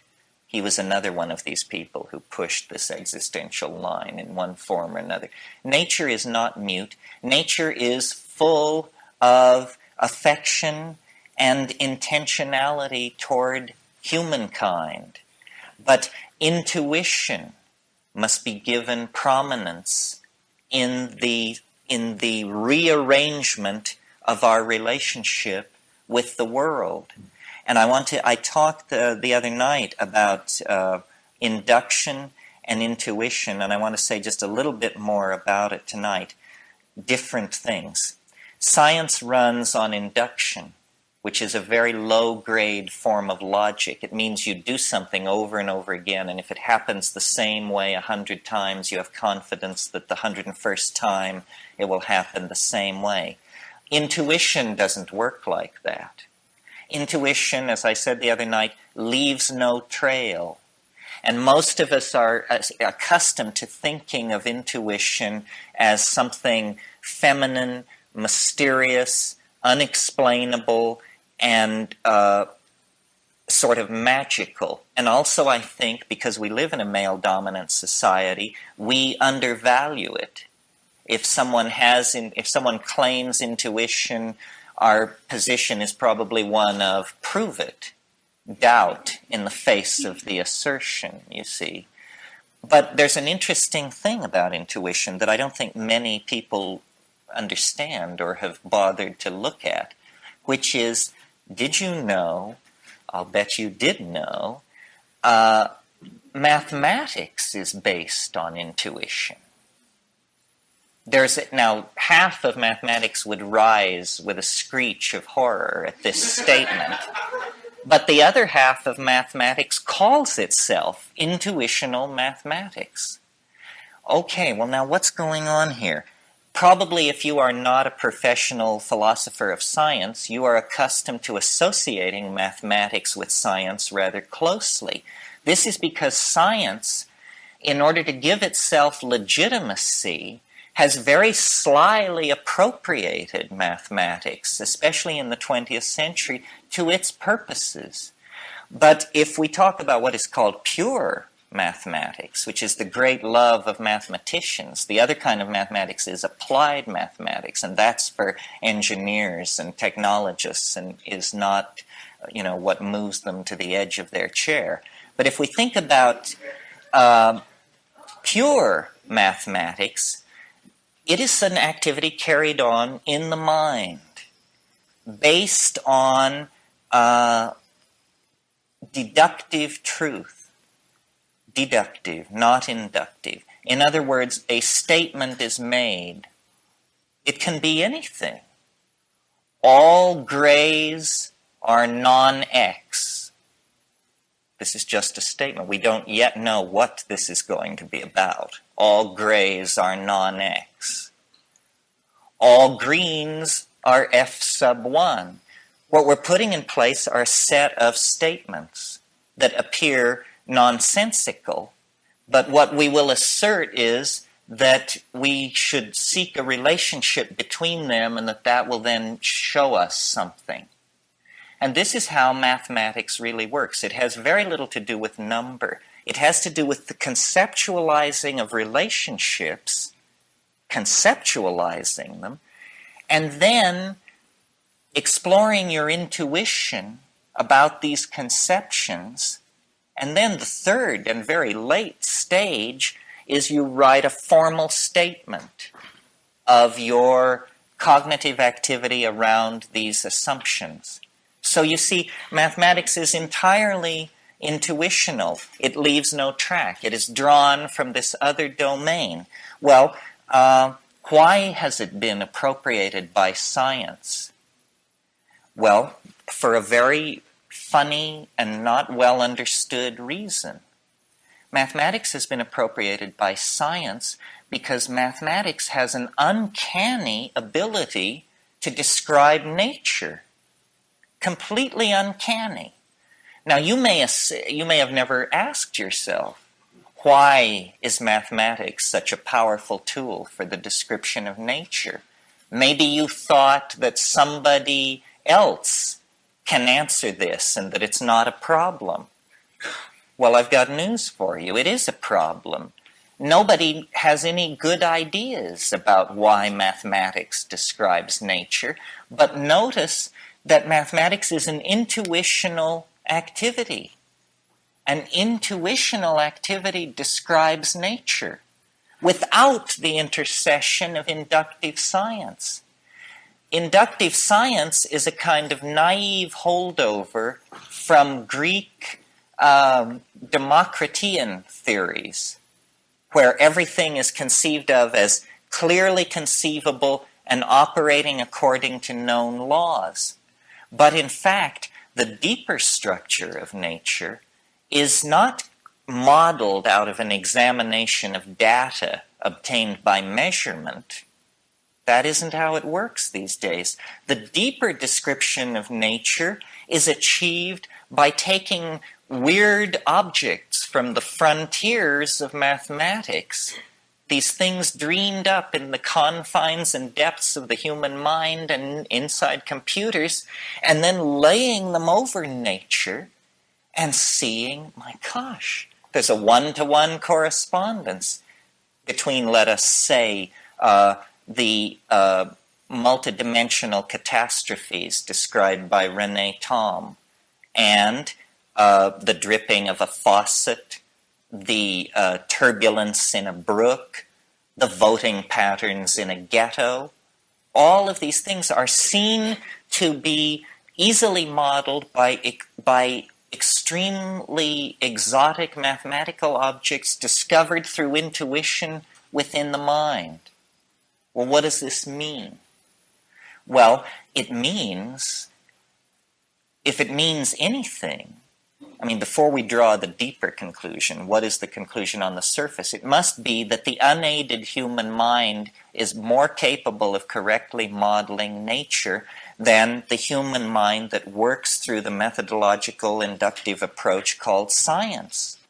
And in fact, this is clearly true because the world described by science, a scientific description of this room, would say very little about all the important things going on in it.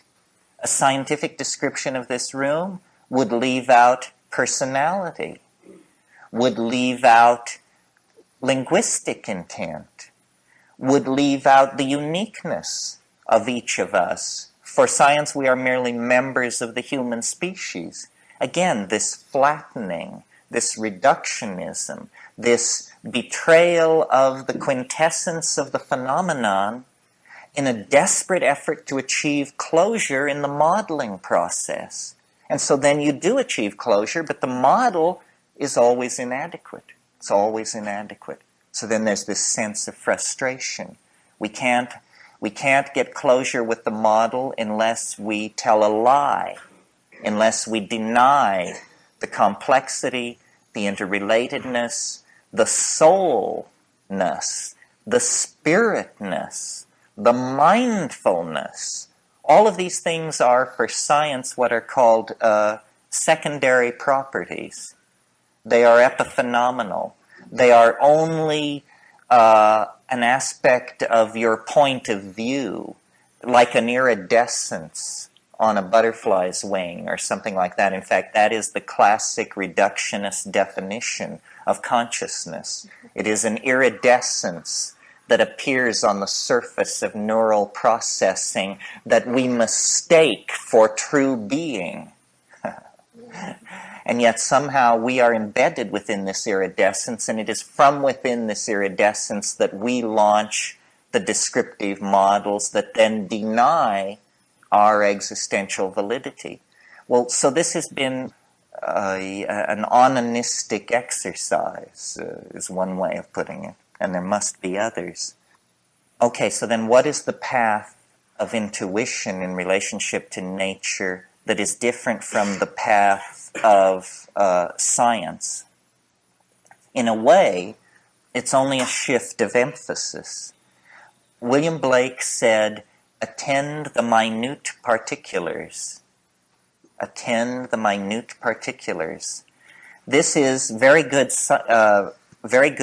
advice for science, and it is very good advice for mathematics.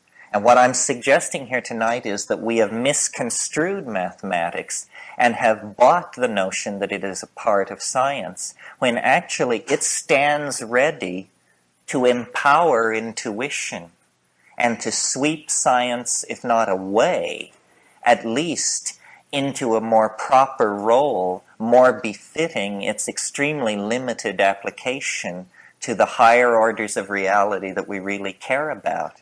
I mean, science is really, it's the plumbing level of reality. It doesn't catch, the integrated nature of language, the evolution of fairy tale, the dynamics of love affairs, the quintessence of genius. These are the things that as human beings structure and constellate and guide and inform our world. And science has nothing to say about these things. Mathematics, on the other hand, is like the bedrock celebration of these things. It empowers intuition. It discovers intuition to be the most powerful epistemic tool that we have. More powerful than induction, more powerful than deduction. Intuition is the unifying of experience into a gestalt image of the world, a coming together within the organism of a correct imaging of the world. Now, what do I mean by correct imaging? All I mean is a provisional image that carries you to the next moment. This is all we can hope for at this stage. We are much more suited for dancing than for whatever it is that we have been doing. Whatever it wasn't dancing. We are a part of nature. We are a part of light. We are a part of the energy field of the planet. We are not its keeper in the sense that it is not given unto us to understand it. That was all a horrible misunderstanding.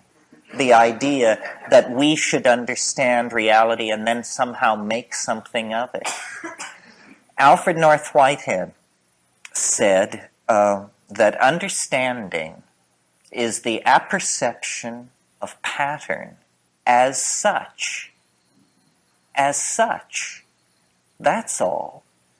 So here we have a room full of people. Well, it's a pattern. It's many patterns. It's the pattern of how men and women are mixed together statistically as we scan from left to right. If I see a pattern there, I know something about the crowd. I understand something about the crowd. The pattern tells me something, and I call that understanding. But we could analyze the crowd from the point of view of the distribution of young people and old people, or people in colors in the red-blue spectrum as according to the yellow-white spectrum. Each one of these things is a way of analyzing the pattern in the room. And each one of these patterns tells the perceiver more about what is going on in the room. Because the room is not a distribution of young people and old people, a distribution of men and women, or a distribution of garment colors. The room is a mystery. a recessional mystery that presents itself as a series of interlocking patterns of infinite depth. And so in building collective epistemologies, this is what we must ask of these epistemologies, that they give us the experience of understanding. And the experience of understanding is largely intuitional. How much of an experience of understanding do you have when you examine what modern physics is saying about the origin of the universe? I submit not much, because it is so clearly the product of abstraction, the product of the phonetic alphabet, the male ego. They set all the interesting stuff back in the first 3 minutes. Who can go and look? It's all stacked against empowering the perceiver. It's all stacked against empowering the perceiver. You can't even check the statements these people are making unless you happen to have a $125 million colliding Bevatron or something, and the understanding to use it and interpret the results. So what we have is a priesthood off on the edge of things, propounding great profundities that nowhere touch the heart, nowhere empower the individual, nowhere strengthen the dyad, or reinforce the family, or give support to the downtrodden. It doesn't seem to be about that. In other words, the explanation of the world is not a human explanation. A human explanation must come from intuition. It must come from poetry. It must come ultimately from experience.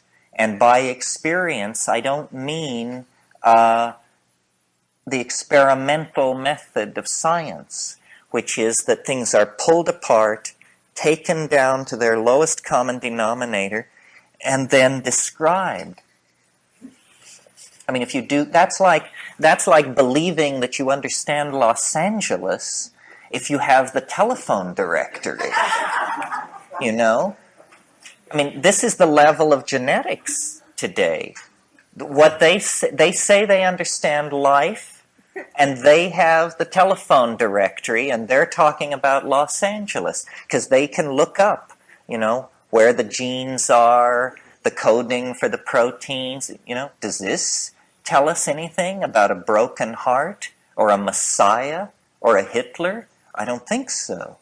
So what we are trying to do is return the focus of attention to individual experience. We have been slave too long to ideology transmitted hierarchically and based on a tremendously alienating instrumentality.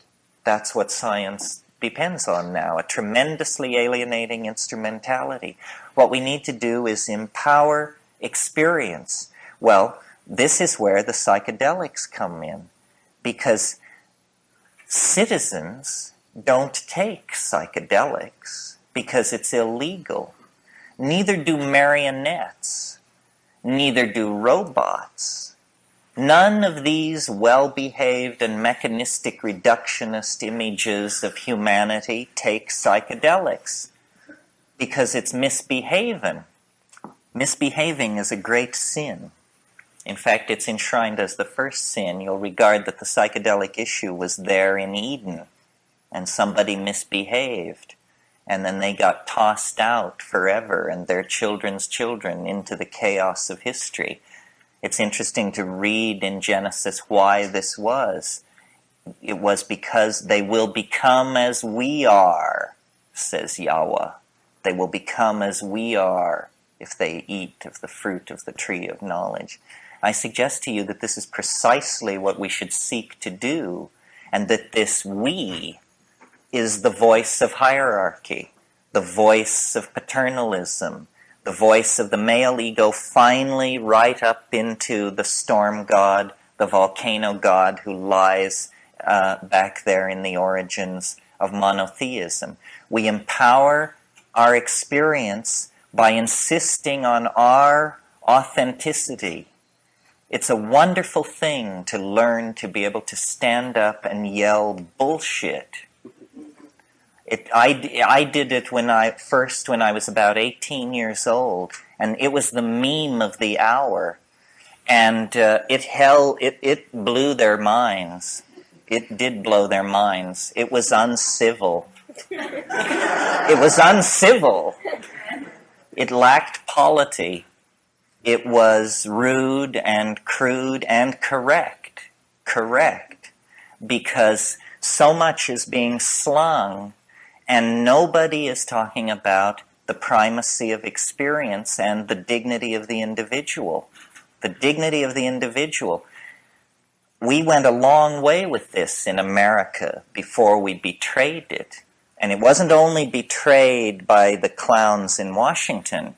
It's also betrayed by anybody who clusters themselves around the feet of some self-proclaimed nabob.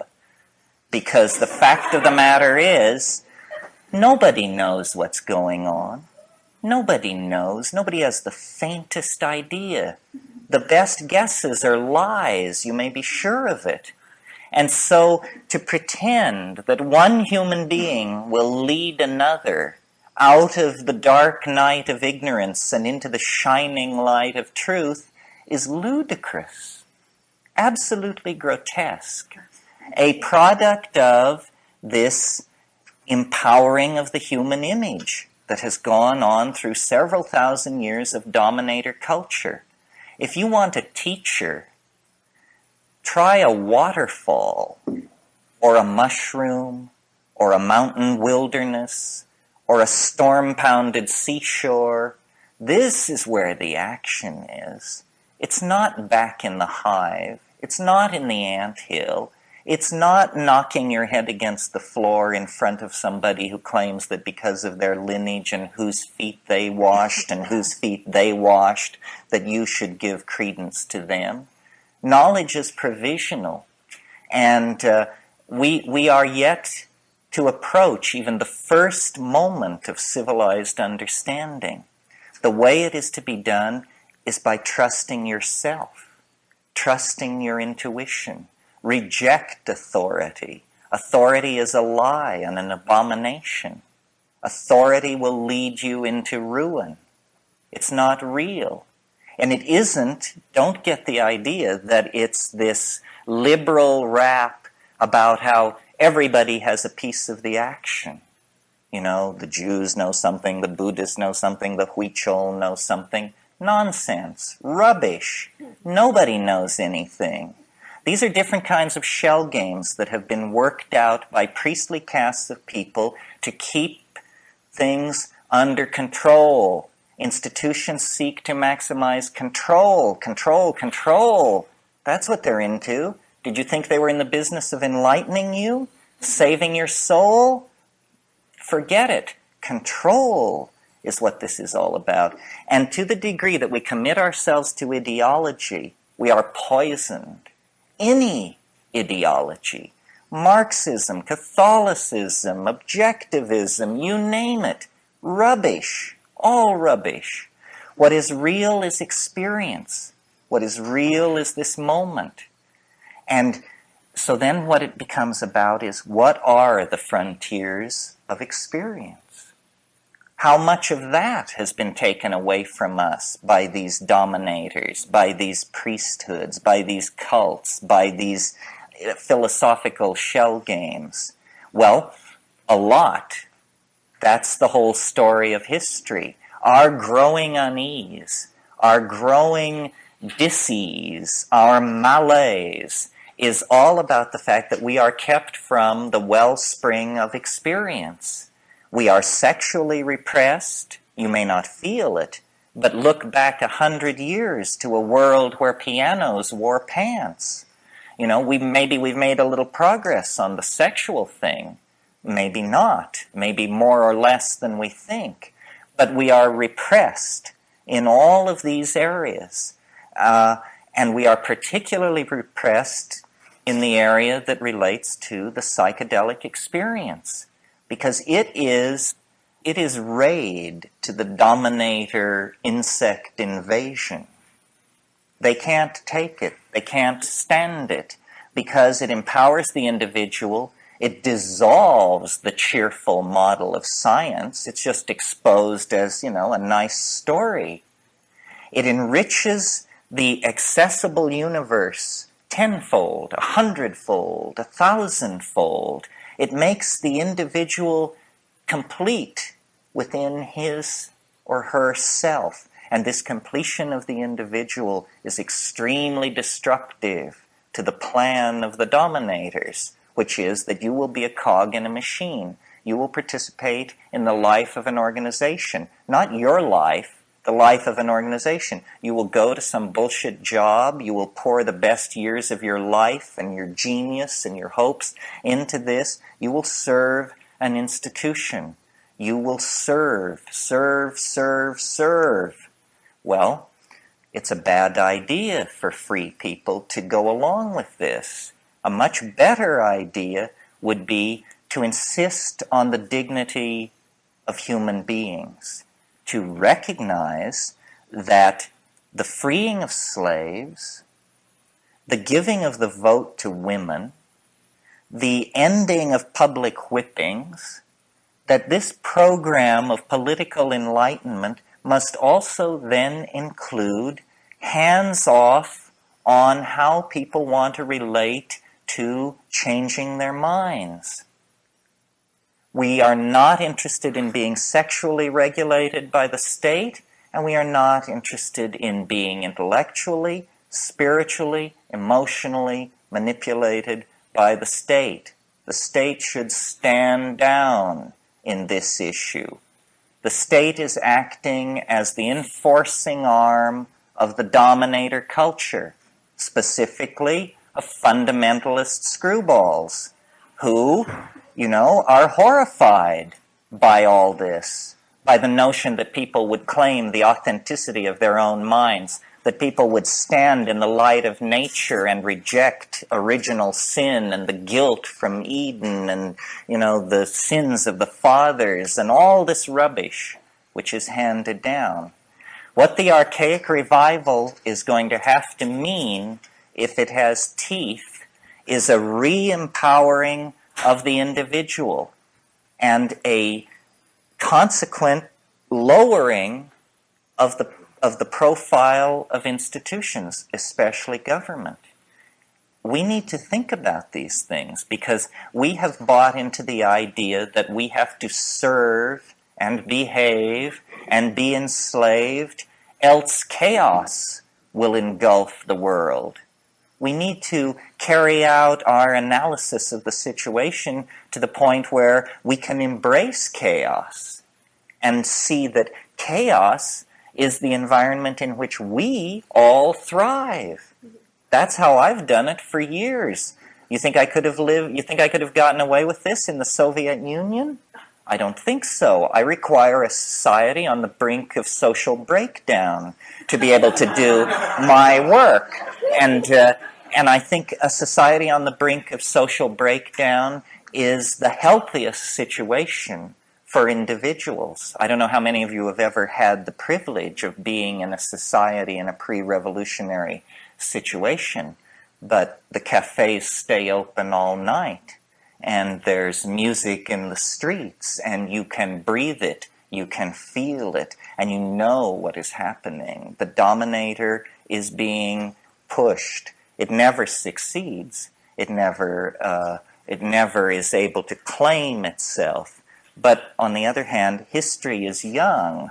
We may have a crack at this. A global society is coming into being. A global society made out of information that was not intended to be ours, but which is ours through the mistaken invention and distribution of small computers, the printing press, all of this stuff. Information is power, and information has been spilled by the clumsy handling of the cybernetic revolution by the dominator culture so that it is everywhere. Never has the situation been more fluid.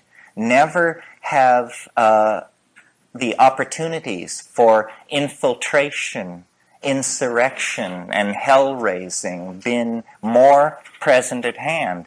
But we have to seize the opportunity. We have to seize the opportunity because the world doesn't have that much more to run unless somebody begins to shake the apple cart. If we don't begin to shake the apple cart, then the apple cart is just going to sail over the cliff and be lost. So the psychedelics are very hot in this because they dissolve boundaries. They dissolve assumptions. And our task, our being the everyone who seeks self-empowerment through experience, our task is to dissolve the assumptions of the dominator culture and make it impossible for it to work. This, I think, is already happening. We have nature on our side, you see. Nature is beginning to kick up. And, it may alarm you that they're cutting down the Amazon rainforest, but imagine if you were the clown who owns it, how alarmed he is. He sees it as an investment. He thinks he owns it. And when he sees that it's being destroyed, he's extremely alarmed. The fact that nature is itself being seen as a limited resource is a tremendous tilt to our side, because the provisional model, psychedelic, open-ended partnership way of doing things is the only style that can perhaps seize the controls of this sinking submarine and get it back to the surface so that we can figure out what should be done. If we continue as we have, then, we're doomed. And the judgment of some higher power on that will be, they didn't even struggle. They went to the boxcars with their suitcases and they didn't even struggle. This is too nightmarish to contemplate. We're talking about the fate of a whole planet. Why are people so polite? Why are they so patient? Why are they so forgiving of gangsterism and betrayal? It's very difficult to understand. I believe it's because the dominator culture is increasingly more and more sophisticated in its perfection of subliminal mechanisms of control. And I don't mean anything grandiose and paranoid. I just mean that through press releases and sound bites and the enforced idiocy of television, the drama of a dying world has been turned into a soap opera for most people. And they don't understand that it's their story and that they will eat it in the final act if somewhere between here and the final act they don't stand up on their hind legs and howl. So this whole effort to bring the psychedelic experience back into prominence is an effort to empower individuals and to get them to see that we are bled of our authenticity by vampirish institutions that will never of their own accord leave us alone. There must be a moment when the machinery and the working of the machinery becomes so odious that people are willing to stride forward and throw sand on the track and force a reevaluation of the situation. And it's not done through organizing. It's not done through vanguard parties or cadres of intellectual elites. It's done through just walking away from all of that. Claiming your identity, claiming your vision, your being, your intuition, and then acting from that without regret, cleanly, without regret. Okay, well, I want to thank you all again, not only for this evening, but for the month, and Esalen is a wonderful second home to me and my wife and my children. I'm very concerned about free speech, freedom of thought, These things are endangered means. Esalen has always tolerated and even encouraged me, and I think this is extremely laudable and brave. They don't have to do that. Somebody else could sit here and amuse you, and it wouldn't cause any ripples. So I'm very appreciative to Esalen for its commitment to free speech.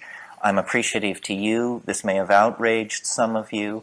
You were very noble about it. Civilized dialogue is our last best hope, and we must preserve theaters and opportunities for civilized dialogue. The best idea will win. The best idea will win. Thank you very much.